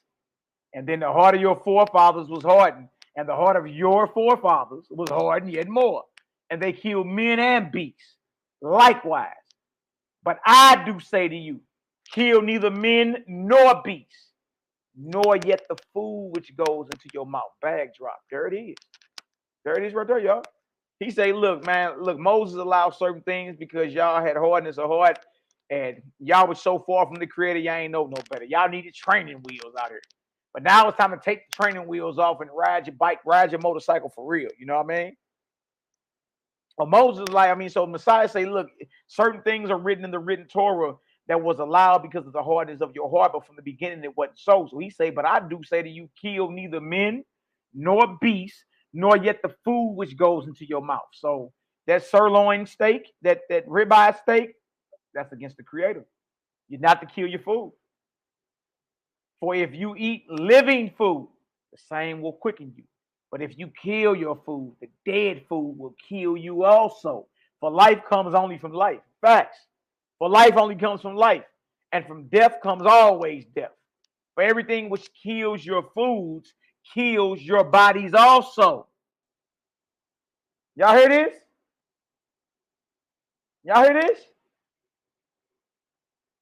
Wow, that which kills your food kills your bodies also. And everything which kills your bodies kills your souls also. Yes, diet directly affects your spirit and your soul. Yes. And your bodies become what your foods are, even as your spirits likewise become what your thoughts are. Therefore, eat not anything which fire or frost or water has destroyed.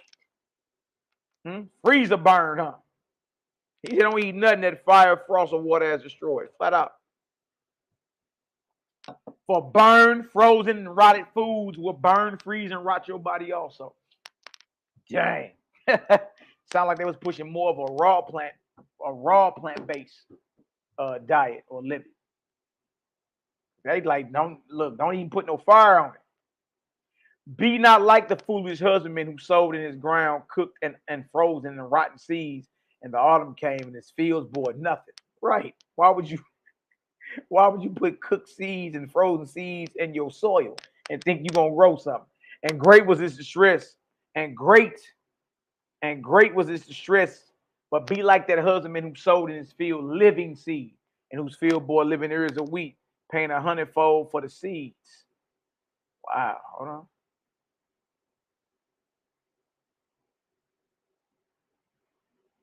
Which he planted. For I tell you truly, live only by the fire of life.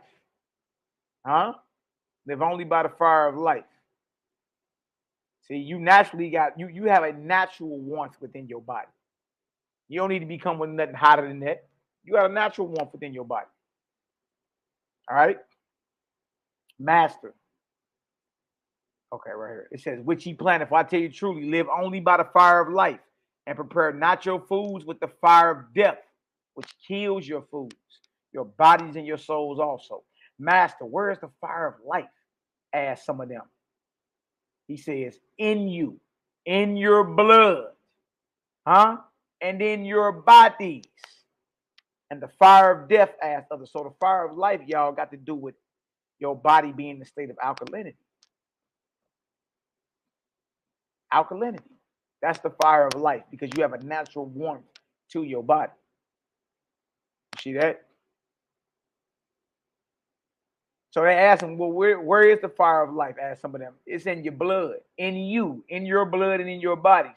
And the fire of death, asked others, is the fire which blazes outside your body, which is hotter than your blood. See that? If it's hotter than your blood, y'all, we bringing on acidosis, acidic.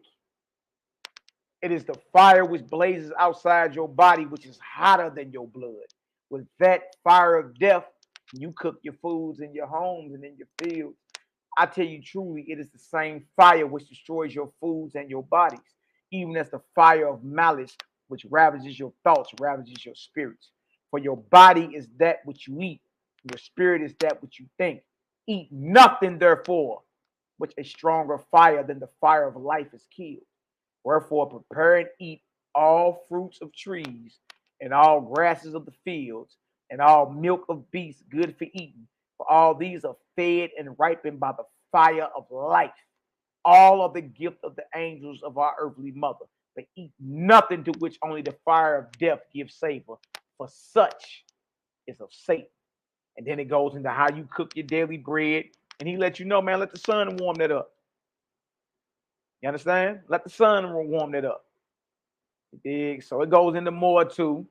But I'm gonna go ahead and stop it right there. I think we touched on a few things, and we can always come back and do our thing. So I think we're gonna stop right there. Let me go ahead and do that right there. And then let's know if there's any questions or not. Boy, yo, boy, yo, boy, yo, boy, yo, boy. Man, that was a mouthful right there, man. It's like that was the undisputed truth right there. It's like, can't nobody say nothing about the Hebrew Israelites ate meat and that was commanded by the Creator. It's obviously clear that the Creator required an herbivorous diet, and you just proved it without a shadow of a doubt. You know what I mean? Great lesson. Y'all got questions? Go ahead and drop it in the chat. Like I said earlier, I had 3 questions for you. Come on, HICKMAN. Right on for having me on too, brother. Right on for having me on, man. Abundant blessings in the name of the Creator. Man, that was an excellent lesson, man. I'm like, shoot, it really probably answered all my questions, really. So let me ask you this first question, because I hear Israelites say this: are we supposed to uphold the meat offering in captivity? Are we supposed to uphold the meat offering in captivity? Yeah. Like, you know how they say, like, since Israel is not in their homeland, they're not performing the but being that we in captivity, coming from their perspective, being that we in captivity, do those same rules apply? Because I know they done set up themselves with a priesthood and all that, so I'm assuming. Right. Well, trip off this, man. When you trip off of it, when I read the Maccabees, we was under captivity then. We was under captivity to the Greeks. They came in and destroyed the temple, so we can do no sacrifices. You see that? They destroyed the temple, the altar, and then they Hellenized everybody. So the brothers who was under the captivity, who decided to stand up and speak against that and go against that, they didn't eat the flesh because the altar, the temple was under attack. The altar is profane. And they were priests. They had their cattle and everything. But they ate herbs continually, so they wouldn't be defiled. So even if somebody would say, well, we in captivity, we can't do no sacrifices anyway. Well, that means, guess what? You ain't supposed to eat it. You ain't supposed to eat it, because what's required for you to eat the flesh, you can't provide. And if you can't provide it, you can't just come up with your own makeshift law and say, okay, I'm being obedient. No, you doing your own thing. That's what you're doing. Right? So I would say 2 Maccabees 5, verse 25 through 26, what I just read out the Apocrypha, shows them being in bondage and them being that the temple was under attack. Guess what? They decided to not eat the flesh. They ate herbs continually, because if they ate flesh, they would have been defiled. Powerful. All right, so captivity or no captivity rules apply. Yes. So it would make more sense to just be an herbivorous, to just skip that whole thing right there. There you go. It makes me look. It's a lot easier. You understand? It's a lot easier on your life if you just go ahead and say, you know what, I'm just going to stick with the fruits and the herbs and all that, because obviously I cannot provide the same situation that it takes for this so-called flesh to be eaten. Because, okay, you can eat this and you can eat that, but it wasn't slaughtered how the Torah say slaughter it. So guess what? It's considered offered to devils, an abomination, unclean, stand in jeopardy of being cut off. Might as well not eat it. Big facts. All right, my second question is this. Powerful answer. Why is Paul preaching opposite of James, the brother of Yeshua? Because Paul decided to do his own thing. You feel me? He tell you right in Galatians that that when he got his understanding of who he called Yahshua, he didn't go check in with man. Those his exact words. Now hold on. The only men you can go check in with is the disciples who knew Yahshua. Right. So he go vanish and go to Arabia for 14 years. You dig? And then show up in Jerusalem.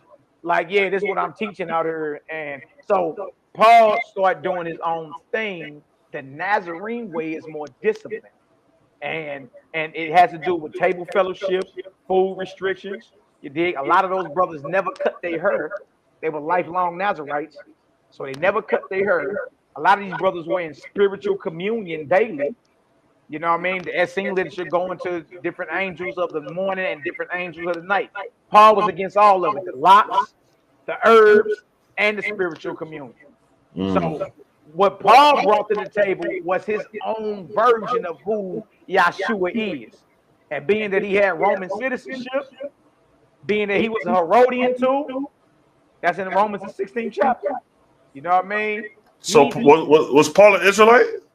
Well, he's on record saying he's a Benjamite, but he's also on record saying that he's an Herodian. But look about this. That makes sense. What Israelite had a Roman citizenship in first century Palestine? Rome wasn't handing out no citizenship to Jews or Israelites. So you mean to tell me Paul is the only one that has citizenship? Yahshua didn't have Roman citizenship. Peter didn't have Roman citizenship.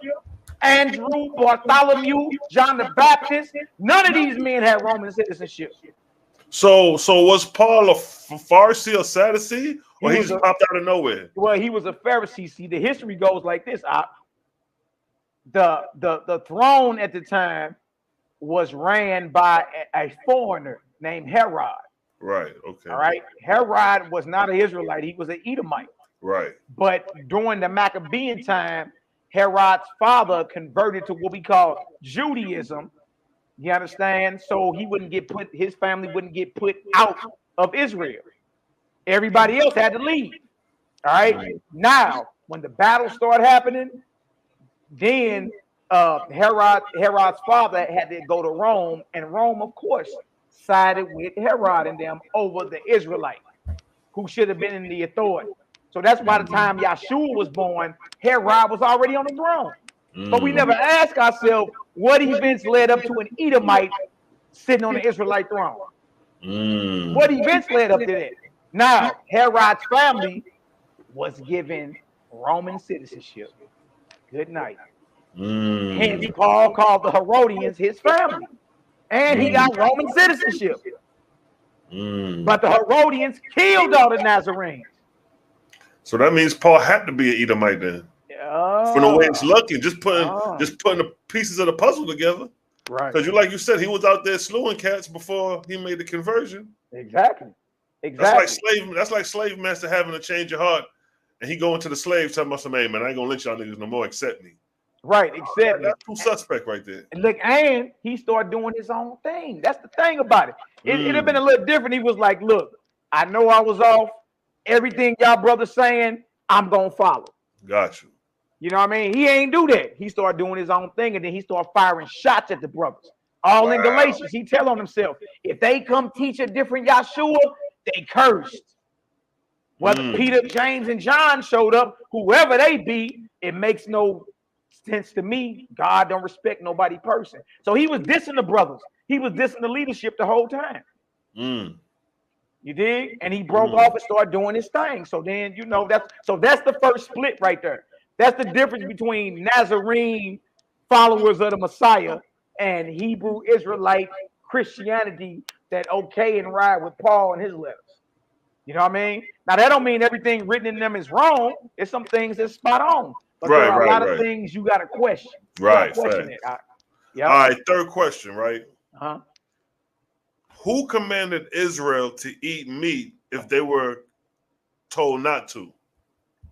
Well, the false gods. All right, false gods. You dig? The Most High has never commanded Israel to eat meat. Yeah, you have it in the scriptures. You do. I'm not the one to act like, well, no, you didn't read that. No, you are reading that. You dig? But you have other scriptures that say that was not the Most High that commanded that. And being you have opposite scriptures that say something different, then guess what? We got to question what's on the other side of that. If Jeremiah is saying, if the Most High is saying through Jeremiah, I never commanded y'all to sacrifice nor eat the flesh in the day I brought you out of Egypt. And then we flip over to Exodus and we see kill the lamb, pick it the 10th day, roast it with his head and his pertinence. Then Jeremiah disagrees with Exodus, not me.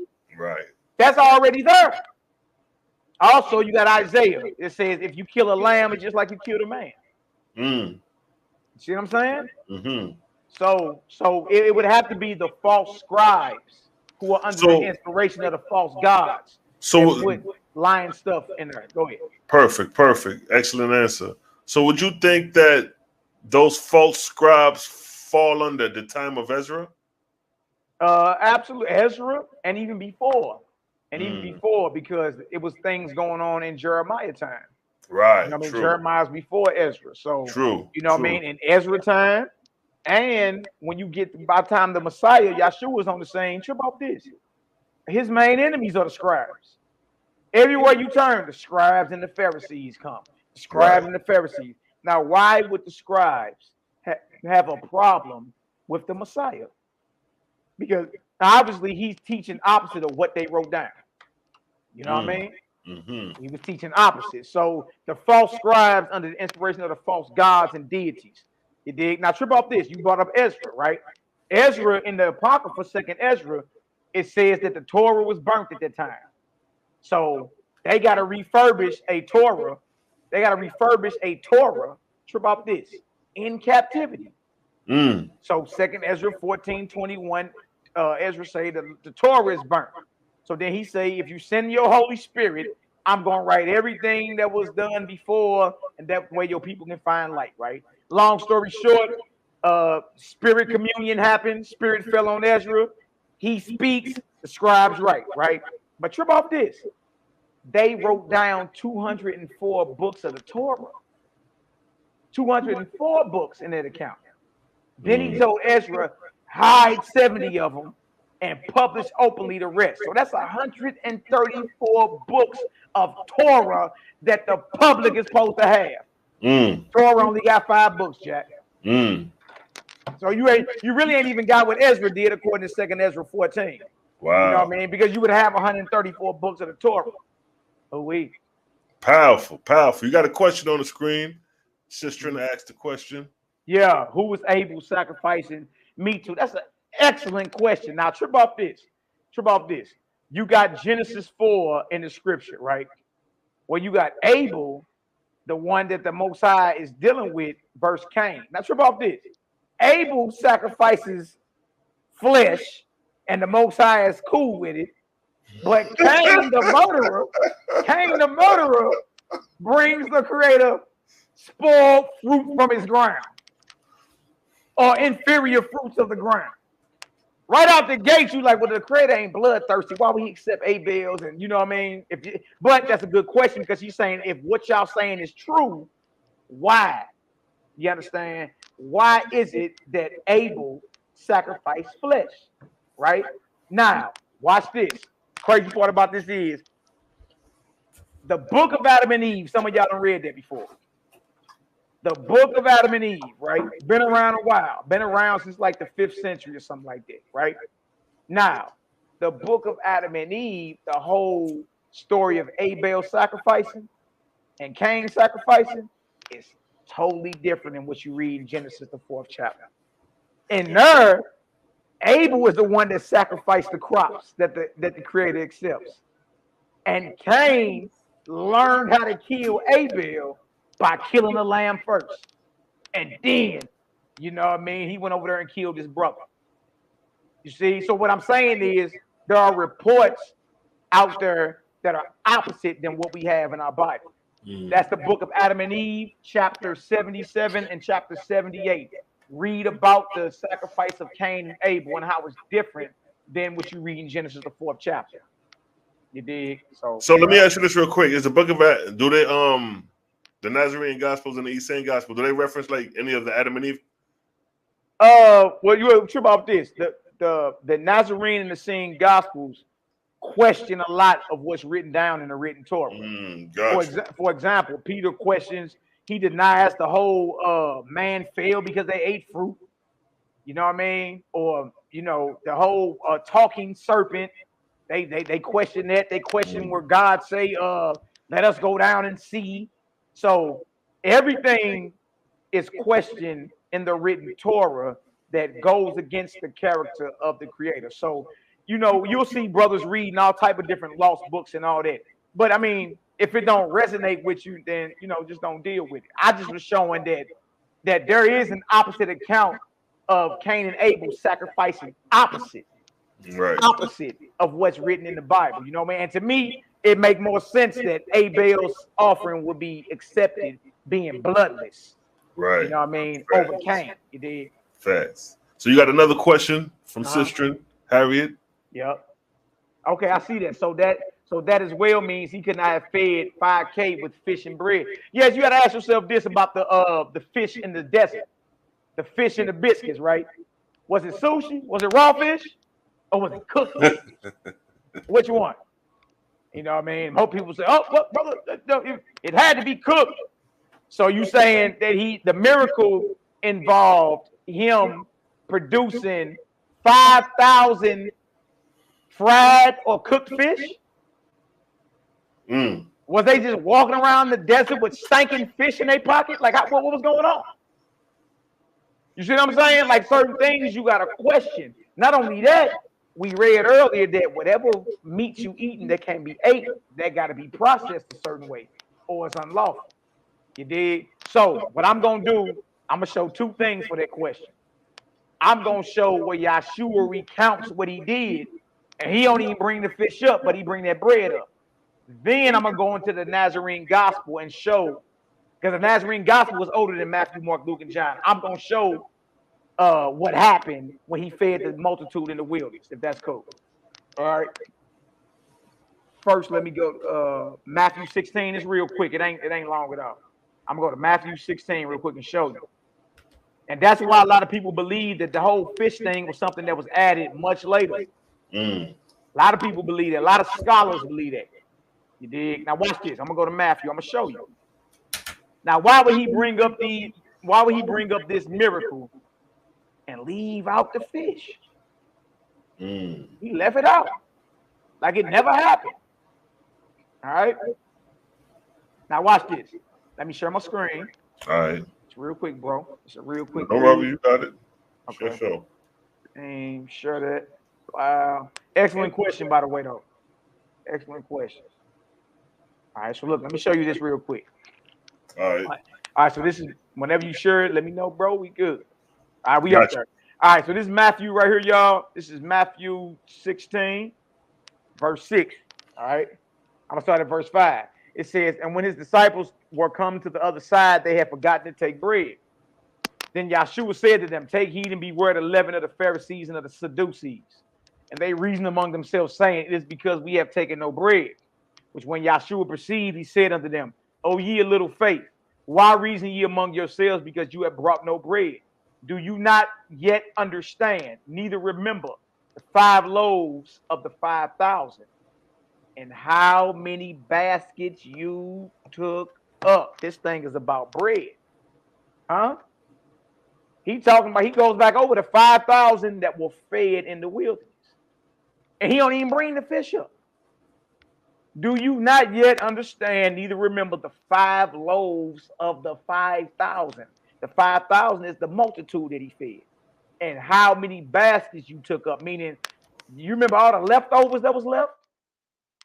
They thinking he mad at them because they didn't bring no bread. He said, watch out for the leaven of the Pharisees and the Sadducees. He talking about doctrine. They say, because we ain't bring no bread. He like, why you murmuring that amongst yourselves? You don't remember all that bread I fed them 5,000 people. Notice this, though. He don't bring the fish up. Fish don't even get brought up. Watch this. Neither the 7 loaves of the 4,000 or how many baskets you took up. Fish don't get brought up again because he fed the multitude twice. How is it that you do not understand that I spake it not to you concerning bread, that you beware the leaven of the Pharisees and of the Sadducees? Then understood they how that he bade them not beware of the leaven of bread, but of the doctrine of the Pharisees and of the Sadducees. You see that? So I want to show that real quick to show that when he recounted the miracle he did, he don't even bring the fish up.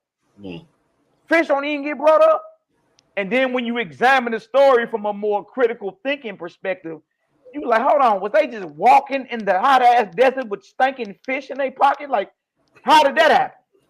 But another thing, does it even say he ate the fish? Because didn't he just distribute the fish? No, he didn't even eat it in there. It did. You ain't got nowhere in the Bible do you have Yahshua eating any flesh while he's alive. The Bible narrative takes a turn and say he ate fish. You know what I mean? That he ate fish after he had resurrected, but that's that's problematic. Angel food is manna, so that don't even make sense. Excellent, excellent. Now I just threw a question in the chat. You know what I mean? What you think about that? Who was the goat god that Israel sacrificed to? Based on my understanding, man, I'm believing it may be what's his name? Baphomet, the he-she, the Baphomet god with the breast and the, you know what I mean? The Baphomet. Cal P got a question. Great. Cal P, would it say, if that is the same gospels are from the true Israelites who praise no Lord or no God, why is the Lord and God featured in your book and not the creator? Excellent question, Cal P. What I profess is the character of the creator can be found in the book if you know how to properly navigate. You know what I mean? There are false gods, yes. There are false scribes and all that. But when you see the battle between, say, Yahshua and the scribes, that's a throwdown between the creator and, you understand, the false gods. He tell you right in there, you are of your father, the devil. He say, look, you do what you heard from your father, and I do what I heard from my father. So he's putting it on the record that his God or creator is not the same as the God that's inspiring the nation of Israel. You dig? So then he goes into like, look, no bloodshed. You understand? No murder. What is you doing saying that the Most High lies and kills? And he makes a distinction between the creator, you understand, and the false gods.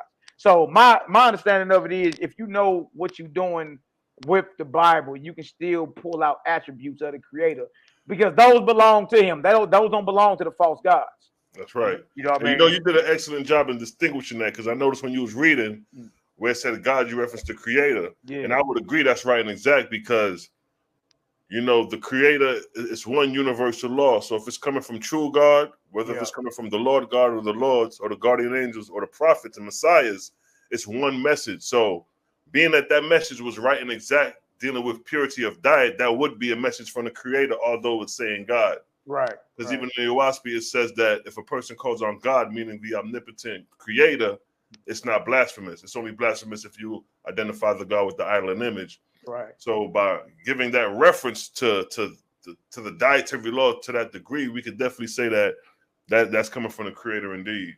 Absolutely. Anything about the dietary law, anything about no bloodshed. Like, why does something innocent gotta die? Because, you know what I mean, you went off or you went against the creator. No bloodshed, peace, communal living. You dig? All that. You dig? So, all praise. What we got? Mercy always. I'm thinking the twist happened at the very start and it's shown with Abel's sacrifice. Absolutely. Absolutely. See, look, a lot of our people got to realize what we're reading as the Torah or the Tanakh, y'all, what you reading is at the best is a byproduct of what Ezra brought out of Babylon. At the best, but that ain't even that, because it went right into the Septuagint after that. And, you know, it's all type of, then it was burned under the Greek captivity too and had to be rewritten. You see what I'm saying? So at the best you got, you know, maybe some of the stuff Ezra wrote or something like that, but you got to question certain things, man. Whatever go against the character of the creator, you got to question it. All right. So let me ask you this: what are some of the false gods that the Israelites was worshiping? Baal is definitely one. Baal, Molech, Shion, Ashtaroth. When you get into the histories, El, I'm about to bring some stuff out of this one. This is a good one too. Ooh-wee. Yahweh and the gods and Ooh-wee. goddesses of Canaan. Y'all see that suck on that front, don't you, bye? And if you notice, he has the same exact pose as Norma. Exactly. Yeah, You know, I'm going with it. I say, going with it. Yeah. When I looked at it, I say, dang, that's crazy. You did, but that's a Canaanite D. That's ball right there. Exactly. You know what I mean? Exactly. I'm like, dang. So Israel is a lot of amalgamation. The proof of that is Amos, the 5th chapter, verse 25 and 26. It tells you wasn't sacrificed to the Most High the whole time you was in the wilderness. That went to Molech. You know what I mean? And then Hosea, the 2nd chapter, the creator talks about there's a day coming where he gonna destroy the names of Baal out of the mouth of the Israelites. You dig? So that means the Israelites are still dealing with Baal in worship. Maybe not name, but in worship. Now I got a great question because I asked this question on Facebook yesterday. Now I got you. Okay. I'm gonna raise the question to you. Now, you hear the Israelites always talking about that Esau and Edom is the devil and all that, right? Yeah. They Satan or whatever. Now, my question is this. I asked this question on Facebook. I said, we showed verses, especially you just came out with it when you showed Leviticus chapter 17, you did verse 6 and 7. And then you just read Amos chapter 5, verse 26, 25 and 26. Now, these verses are talking about Israelites worshiping demons, which is goat gods. Yep. It's talking about burning the fat of animals for a sweet savior to the Lord. Yeah. My question is this. The Bible is showing Israel doing all this abomination, which is satanic and devilish.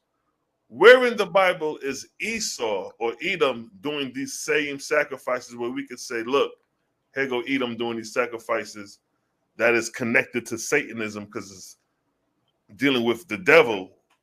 Where do we see that? Because we see Israel doing it, but where do we see Edom doing it since Edom is the devil that the Bible speaks of? Hey, you know what? That's an excellent question. I only think the closest anybody can get to that is if you go into any other histories of the Bible and you see like some of Esau's sons got to conquer in different lands and all that, but to show Edom in the Bible doing the wickedness, say like what Solomon did, and you know what I mean, you don't even see that. You don't even see that. You do see in the Bible though where it said I hate Esau and all that, but to see them actually officiating at a satanic altar, you dig? Nah, I ain't never seen that ever. Just had a question. Hey, go another brother had a question. Threw something up there. Whole Gospel of John reveals the one true. That may be a statement. I don't know if that's a question. Oh, okay. Yeah. Sound like a statement. Let me see what we got. Cal P say, can the sins of Israel be forgiven without meat sacrifices? Not only but heaven, brother. Yeah, let me show you two witnesses real quick. Let me show you real quick. Go ahead, do your thing. It's always been that. It's always been that. When it says without the shedding of blood, there is no remission of sins, that's not right and exact. That's not right and exact. Let me show y'all this real quick. It's a quick read. I'm going to go back into Leviticus again. Watch this. We're going to Leviticus. I'm going to do one in Leviticus and one in Exodus. Right? Meat sacrifices. No, you do not. Nothing needs to die for you to get back in good standing with the Creator. You understand? You have to change your ways and, turn away from what you're doing. First, I'm going to go to Leviticus 5. I'm going to read 11 through 13. Let me show y'all that real quick. All right, and let's work. That's an excellent question, Cal P. Excellent.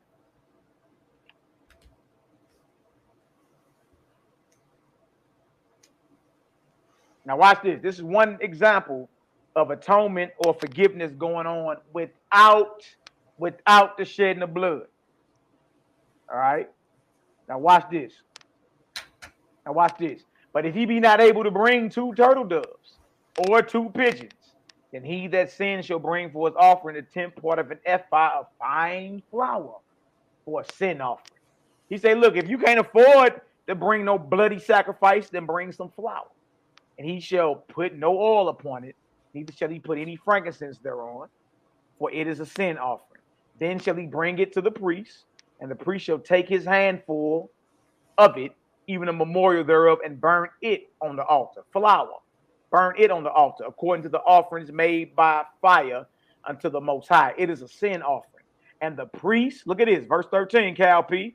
And the priest shall make an atonement for him, as touching his sin that he hath sinned in one of these, and it shall be forgiven him. And the remnant shall be the priest as a meat or a grain offering. Meat right there means grains. Remember, we're dealing with flour. We're not dealing with flesh. You dig? So that's one example right there of where atonement or forgiveness can happen without bloodshed, and that's right in your Torah. That's right in there. So for those that hold that something got to die for you to be forgiven, that's false. It's not correct. You know what I mean? Even in the Torah, it's not correct. All right, let me show you another one in the Torah. Exodus 30. Watch this in Exodus 30. I got you, Cosmon Cal. Excellent question, my brother. Watch this. Exodus 30. I'm going to start at verse 11. Something short. Now watch this. We got flour being burned on the altar, and that atones. Now watch this. 30 and 11. And the Most High spake unto Moses, saying, when thou takest the sum of the children of Israel after their number, then shall they give every man a ransom for his soul unto the Most High. When thou numberest them, that there be no plague among them when thou numberest them. This they shall give everyone that passeth among them that are numbered, half a shekel after the shekel of the sanctuary. A shekel was 20 gerahs, and half shekel shall be the offering of the Most High. Everyone that passeth among them that are numbered, from 20 years old and above, shall give an offering unto the Most High. 20 and upward, right? And this is money. Look at this. The rich shall not give more, and the poor shall not give less than half a shekel when they give an offering unto the Most High to make an atonement for your souls. We got flour and we got money for giving and making atonement. No bloodshed. Verse 16. And thou shalt take the atonement money of the children of Israel and shall appoint it for the service of the tabernacle of the congregation, that it may be a memorial unto the children of Israel before the Most High, to make an atonement for your souls. I hope that helped out, Cosmon Carol. Nice. We're showing improving over here. So this is real interesting because it seems that the Messiah was dealing with purity of diet and the Creator, and he was supposed to restore the Mosaic laws, which shows and proves that Moses would have been the same way. Yes. A lot of things that Moses, that's attributed to Moses, y'all, Moses ain't right there. You understand? Moses is a son of the Creator. And when you get into Moses, especially in the old WASPy, boy. I read Moses' story. You know what? Powerful. Powerful. And trip off this. In there, he didn't kill no man. He didn't kill no man in there. The story of Yahshua in there is powerful too, man. Very, very powerful. And it showed that he was dispatched from the Essene community, and in the old WASPy, Yahshua is saying to eat the fruits and the veggies and all that. Not to eat the flesh and all that. So you start seeing this stuff coincide. Exactly. You dig? Cal P got another one for you. Come on, Cal P. All right. So could Yahudah really be the bad guys and eat them? And eat them was truly blameless. And eat who? I guess you're talking about the animals or something. So could Judah really be the bad guys and eat them was truly blameless, only being stigmatized by the tales of a false god? Hey, look, the one thing about the Bible, it does not hide its ugly parts. The sons of Jacob sold their brother Joseph into slavery. Yes. You dig? There are times in the history where these niggas was eating their own children. You know what I mean? So being the bad guy, you dig, is an understatement. You know what I mean? Like we got to be real with ourselves. Like we talk about who threw us into bondage, but don't bring up that where the brothers been throwing brothers in bondage. Man, that's what it is. Like they threw their own brother in bondage and then lied to their father. You see what I'm saying? So it don't get no worse than that. You know what I mean? So what about Joseph? Do you think Joseph was a vegetarian or herbivore? Absolutely. I believe all them brothers was, man. All those who came teaching the higher light and the ways of the Creator, I believe they all was, because it only makes sense when you start looking at other or ancient texts and seeing how brothers got down and lived. It only makes sense. We just read earlier in the Essene Gospel of Peace about how eating flesh blackens your blood. That's right. Thickens your blood. You understand? We read where casting Satan out had to do with getting a fluke worm or a parasite out of you. You know what I mean? That was larger than the man. Yeah, it was longer than dude's body, man. You now know let me give you a testimony to verify that's actual fact. Because okay. My homeboy, he had a pit, you know what I mean? And he knew I was dealing with the herb. So he asked me, he said, you think the tea will help with the dogs? I said, like, yeah, they anatomy just like ours. So he gave some of the tea because the dog was swollen up, you know what I mean? So he gave him some of the tea, and the dog let out a 3-foot tapeworm. Wow. The length of the dog. And he said the dog got better after that. So to verify what you're saying as far as dude letting out a tapeworm, the length of himself, yeah, that shows you how long that tapeworm or that intestinal worm been feeding as a parasite to grow that big. Yeah, and it knows he said their body was in torment up. That means your entire body inflamed behind it. But that was in that case, that's Satan that he was talking about. In that case, that is the lake of fire he was talking about. And that's what he's talking about right there. And it makes sense because if the body is the tomb and you eat food that's you put death into it, you're decaying the tomb. You're creating a living hell for the body, literally. You got another question, though. So Paul was full of parasites controlling his mind. I would say so. I would say so because, again, why would you be against the Nazarene leadership that Yahshua himself set up? You understand? I can come back on here again one day and show y'all the history behind them brothers, James and Just and all that. Man, all the history tell you, them brothers never ate flesh. Never. And I'm talking about history. And that's another thing. We got to learn to distinguish between literature and history. All right? Some things are literature. You understand? But the literature can have some historical points in it. You dig? But literature is literature. You know what I mean? History is history. So when you start searching history for the first century messianic movement and all that, you start seeing things a little different. Say, oh no, I see where it split. I see what went down. So by the time they decide to go ahead and agree on the New Testament, this is 300 years after Yahshua. And guess what? Don't it make sense that the Roman authorities would agree to have the majority of the New Testament written by a man who had Roman citizenship? Paul. Paul has over 70 to 80% of the New Testament. Wow. So somebody had to decide to allow that in there and leave out everything else I was going over today, because all that's been around since then. You see what I'm saying? That means men voted to make Paul the majority of the New Testament. That was a vote. And everything else that didn't fit Rome's agenda was left out as pseudepigrapha, left out, you know what I mean, as heresy.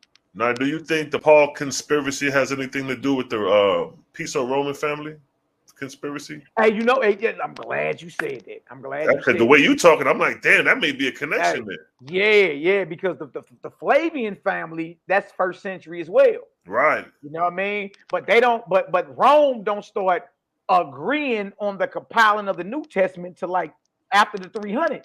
So you dealing with, you know what I mean, what, 200-300 years before they start agreeing on what can be considered New Testament. It wasn't until the 6th century that Revelations was added to the New Testament. See, people don't even know that. They think Revelations came in the 1st century with it. No, Revelations was it was the Shepherd of Hermas at first. Revelation wasn't even in New Testament at first. You dig? The oldest existing New Testament on record is something called Codex Sinaiticus. Right. Codex Sinaiticus. Go look it up. It'll blow your mind. Revelation ain't even in the New Testament with that. You see what I'm saying? See, this is the thing. They want to talk about adding and taking away. Now you got a whole New Testament that ain't got the book of Revelations. First, you got a New Testament. You know what I mean? Then you got a Revelation that was added. Yeah. So how are they going to be so strict about this adding and taking away when it's all through the goddamn book niggas adding and taking away? All the scribes been doing it. They forgot the memo. They been doing this. Right. So in other words, Selah Shalom can't be guilty of adding to and taking away from the scripture. He not a scribe.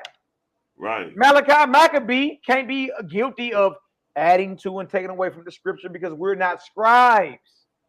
You see what I'm saying? We just present the information. It just so happened to be that the oldest existing New Testament is Codex Sinaiticus. You go look it up. Revelations wasn't even the last book in the Bible or the New Testament at that time. It was the Shepherd of Hermas.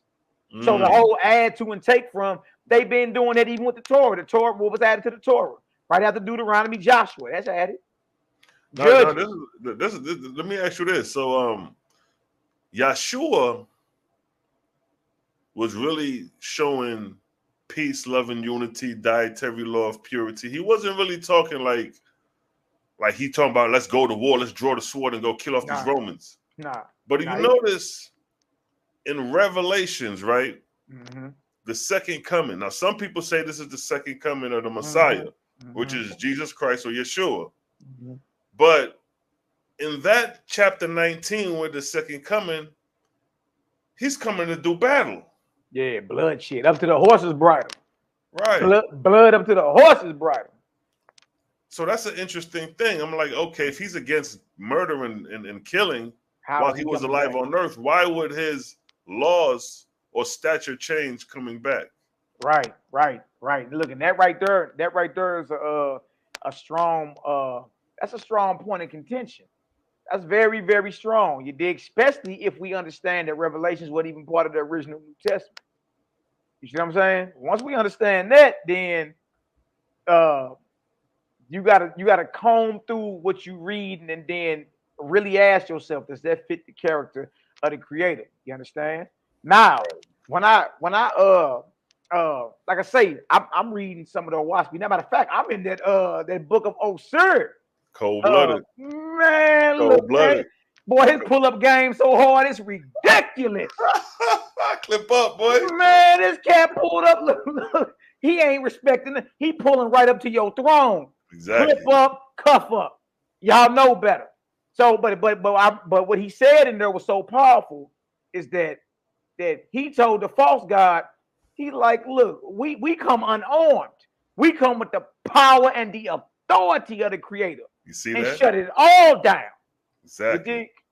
So you got, once you start reading stuff like that, and then you start reading other accounts, it's just like you got to question that, because what need is there to shed blood? Shed blood, should I say? Really ain't no need. You know what I mean? You dig your own hell. Right. You know what I mean? You dig your own torment and your own hell. So you dig? Yeah, that's something to look at, though. All right. And so I'll let you get this last question from Cal P. Okay. I'm about to take to the false gods. Oh, that's a good one, Cal P. So could Judah actually be the bad guys and Edom really be blameless, being stigmatized by the text of the false gods?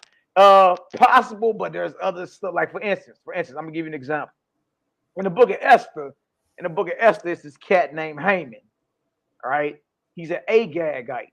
It just so happened Agag was the king of Amalek, who just so happened to be the grandson of Esau. And Haman, hating ass Haman, was nowhere near blameless. This cat made it his business to destroy Israel off the map. You know what I mean? That's in the book of Esther. When you get a chance, look at the Esther, Mordecai, you know what I mean? Haman, the Persian king at the time. It did, but that was an Edomite next to the Persian king. And his whole mission was to wipe the children of Israel off the map. So could he be blameless? I don't know anything about that. All I can do is really deal with real time. You understand? Deal with what's in front of me, real time, and judge actions based off that. You dig? Because history is muffled, man. You dig? Some histories say this, some histories say another thing. You dig? You can look into certain histories, for example, about Baal. There's some histories that tell you El is the son of Baal. You know what I mean? There's some histories that tell you, no, they one and the same. El and Assur of Egypt is the same because of the headpiece. So it really comes down to the history, whose research or whose history you studying. And once you meditate and resonate with it, it just comes down to what makes the most sense to you. You know what I mean? Actual facts. You know, if anybody got at least one more question, then we could close it out. My man Malaki Maccabee came through and showed and proved, did his thing. You know what I mean?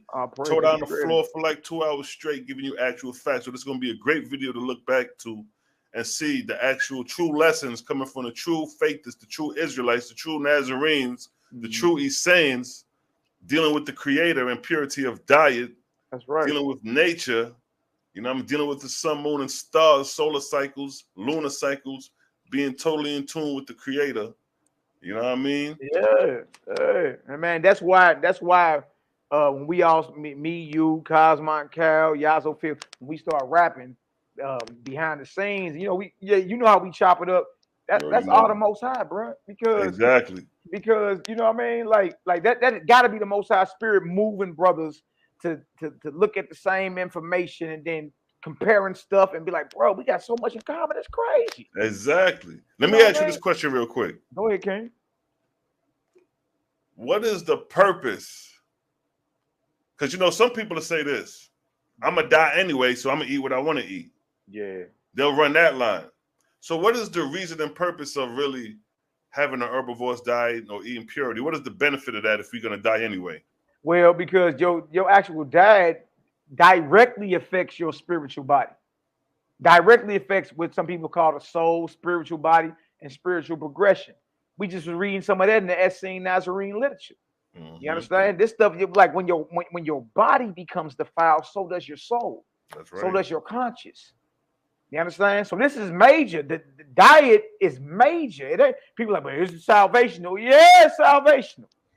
You know what I mean? Meaning this. Why go through torment that you don't have to go through?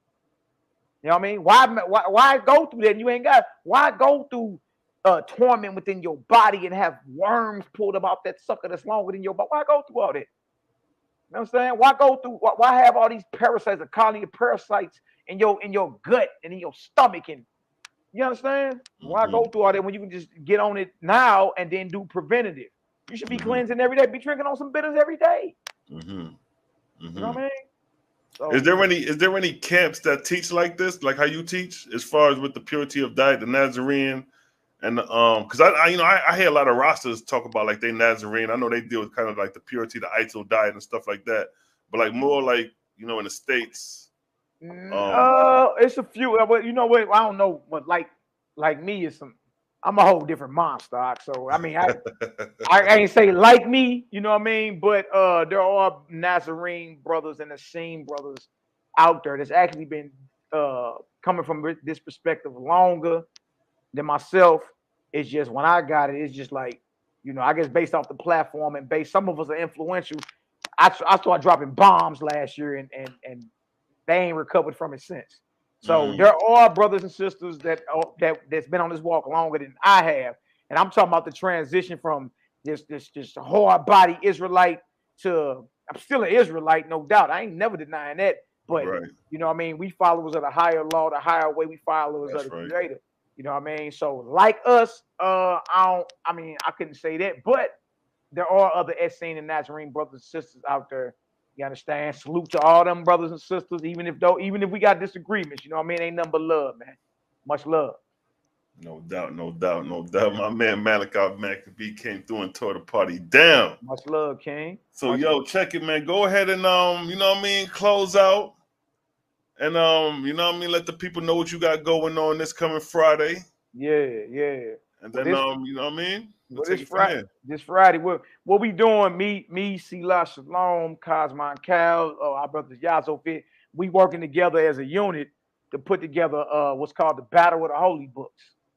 You know what I mean? And the way we visioned it when we first started talking, the way we visioned it was for a good 7 practitioners of whatever holy book, you know what I mean, up on the stage, and a crowd of 200 to 300 people get a chance to ask a question one at a time. And each question goes to every practitioner, and we're going to see which book is spiritually superior. You dig? So that's what I already been working on. We've been working on.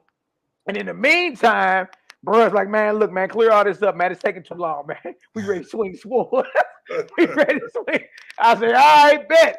So we started doing we had the debate, our brother Selah Shalom with Ben Yakanan, Deuel, Yahweh. It was we had the interview brother Selah, then we had the debate. You dig? So this Friday we got our brother Cal P, Cosmo Cal. He'll be on Honor and Humility 8 p.m. Central Standard Time. Him, and our brother Benadad Ben Yah, and they gonna be chopping it up over the authorship of the Torah versus authorship of the OWASP. So that's what we got going on. And y'all, what we doing is we about to make everybody have these conversations. Period. That's you know right. what I mean? You call yourself out here teaching, and you know, YouTube scholar, Facebook scholar, Instagram scholar. Come on outside and teach that, man. Like bring the text to the table so the people can ask the questions. You dig? And let them and trip out this, and then you go into the book and get them the answer. That's right. We can leave ego out of it, and then that way the masses can see which text is spiritually superior. You see what I'm saying? So that's what we doing. But this Friday, 8 p.m. Central Standard Time, Honor and Humility STL is the YouTube channel. Honor and Humility STL is the YouTube channel. Y'all go there, subscribe it. That channel been up since like 2012, so 10 years. We put a lot of work in there, and you'll see the growth. You'll see me back on the streets teaching. Back in the day, you'll see debates. I done had debates, Egyptologists, Yahweh Ben Yahweh followers, classes. I'm taught plenty of classes, all the way up to the transition of purity of diet, differentiating between the creator and the false gods. It's a beautiful thing, man. I truly, my family is better off for it. I'm better off for it.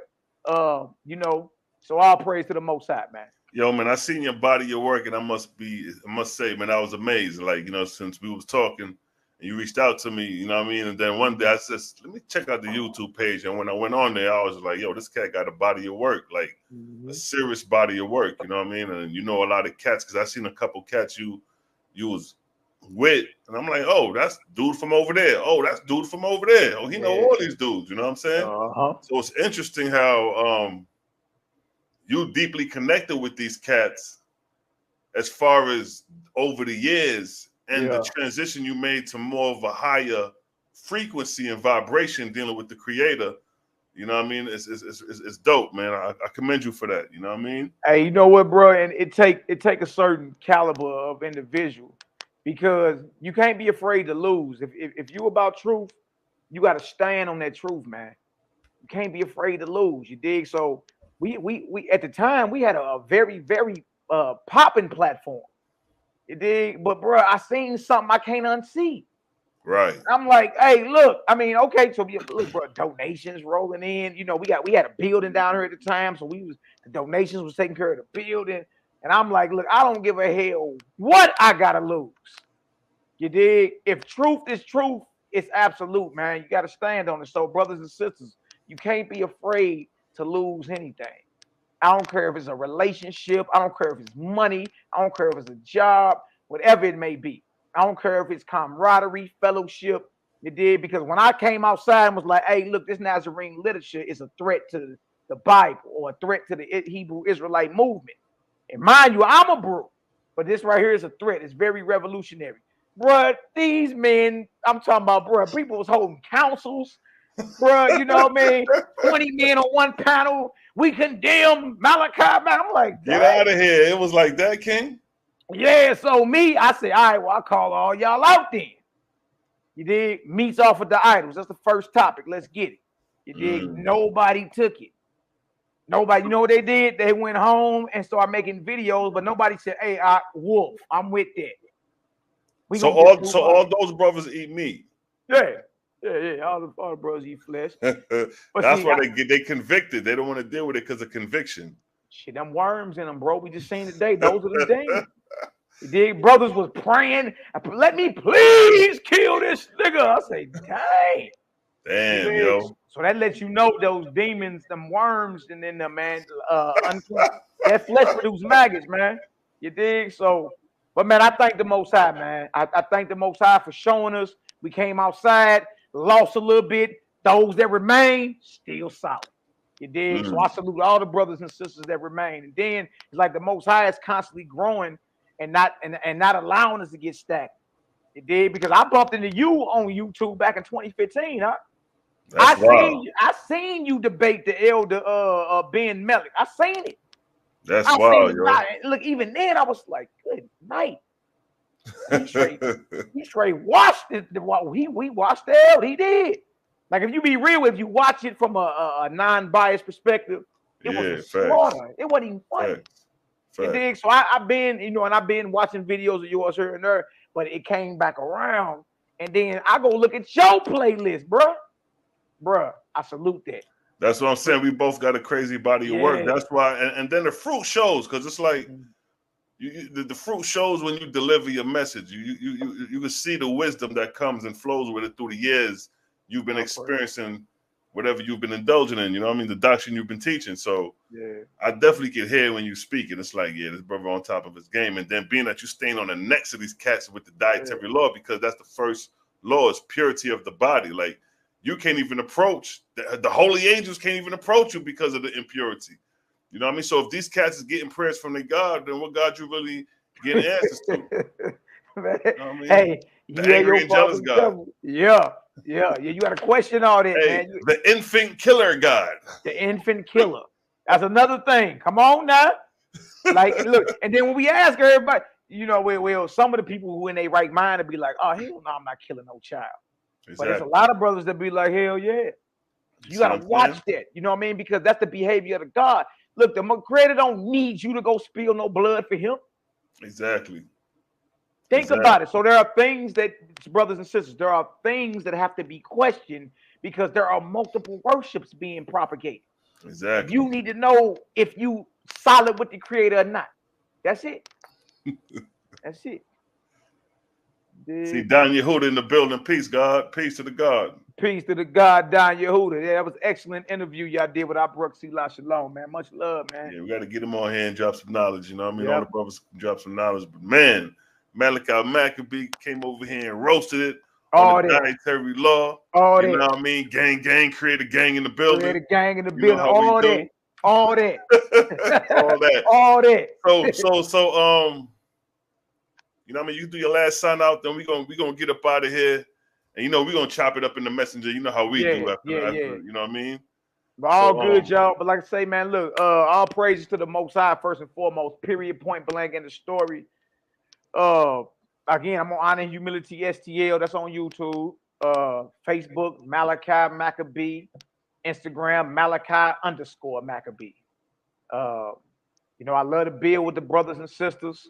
I'm not looking for any type of student, any type of follower or nothing. I love to build and study with the brothers and sisters, get each other's perspective on things, and whatever I can apply to affect righteous change in my life right now, that's what I do. Whatever I can't, I leave it where it's at in the past. You dig? So love all y'all brothers in deed and in truth, all you sisters in deed and in truth, and y'all stay focused. Look, you heard nothing satanic tonight. That's right. You dig? Nothing satanic tonight. Nothing satanic coming from the Selah Shalom. He just challenging you to look, deal with the Creator and purify your body. What's wrong with that? Exactly. Nothing satanic, but you know what is satanic? Go over there and kill you some babies. Yeah. That's wicked as hell. You know what I mean? You know what is satanic? Kill everybody. Old, young, infant, suckling, down to the cattle. Until he destroy them. Who talks like that? Good. What type of God talk like that? You know what I mean? So understand who you serve and who you dealing with, man. That's it. And dig and look. And since these vessels are the temple of the Creator, purify that. You understand? You feel a lot better. You'll thank the Most High. Look, you'll be in more fellowship and one accord with your brothers and sisters, and we can build. We can actually do things and go about establishing the Creator's kingdom on earth. All the colonies and all that, you know what I mean? Before we, get up out of here. But since we heard, we might as well go ahead and handle our business, man. You dig? So that's all, man. Love, much love, peace, love, light, healing, and balance to all my faithless Nazarene and sing brothers and sisters. Bless up, clip up. To the next time, bro. You already know. Clip up. That's my man, Malaki Maccabee, man. I appreciate you coming on. No doubt. You know, we definitely going to have a round two. We're going to come up with another topic. We're going to touch on it. And we're going to keep these motherfucking clips going. We're going to keep these clips going. We're going to keep this energy going because it's good energy. The last 2 weeks, 3 weeks, it's been a high vibrational frequency. You feel me? Yeah. No doubt. Right on for having me on. And remember that, y'all, create a gang. All that. Create a gang. All that. All right, salute, King. All right, shalom. Blessings. So there we have Malaki Maccabee family. He came through, dropped that knowledge on that dietary law, showing you that, you know what I mean, Israel was worshiping goat gods, burning fat, sweet saviors to the Lord. You know what I mean? That's when they strayed away from the Creator. And you could tell that the Messiah was sent from the Creator through the Nazarene literatures when you read it, because it fits right in exact with the dietary law. And, you know, the YHWH, we already know the YHWH speaks of not eating flesh due to, you know what I mean, purity realms in the afterlife and the atmospheric realms of purity so your body could reside. So, you know, they on the right path. The Esain Nazarenes, the Nazarenes who practice that lifestyle, y'all on the right path, because in the YHWH it talks about how there's levels of impurity in the spiritual world and there's levels of purity in the spiritual world. So the physical dietary law is preparing us for these spiritual conditions that await us after death. The more impure is on near the earth, the more pure is higher up. So the more you start to purify your body while alive on earth, the better you have a spiritual place higher up in the atmosphere in comparison to be lower in the realm. So that's dealing with just the dietary law alone. You know what I mean? So that's a good thing the brother decided to touch on that. You know what I mean?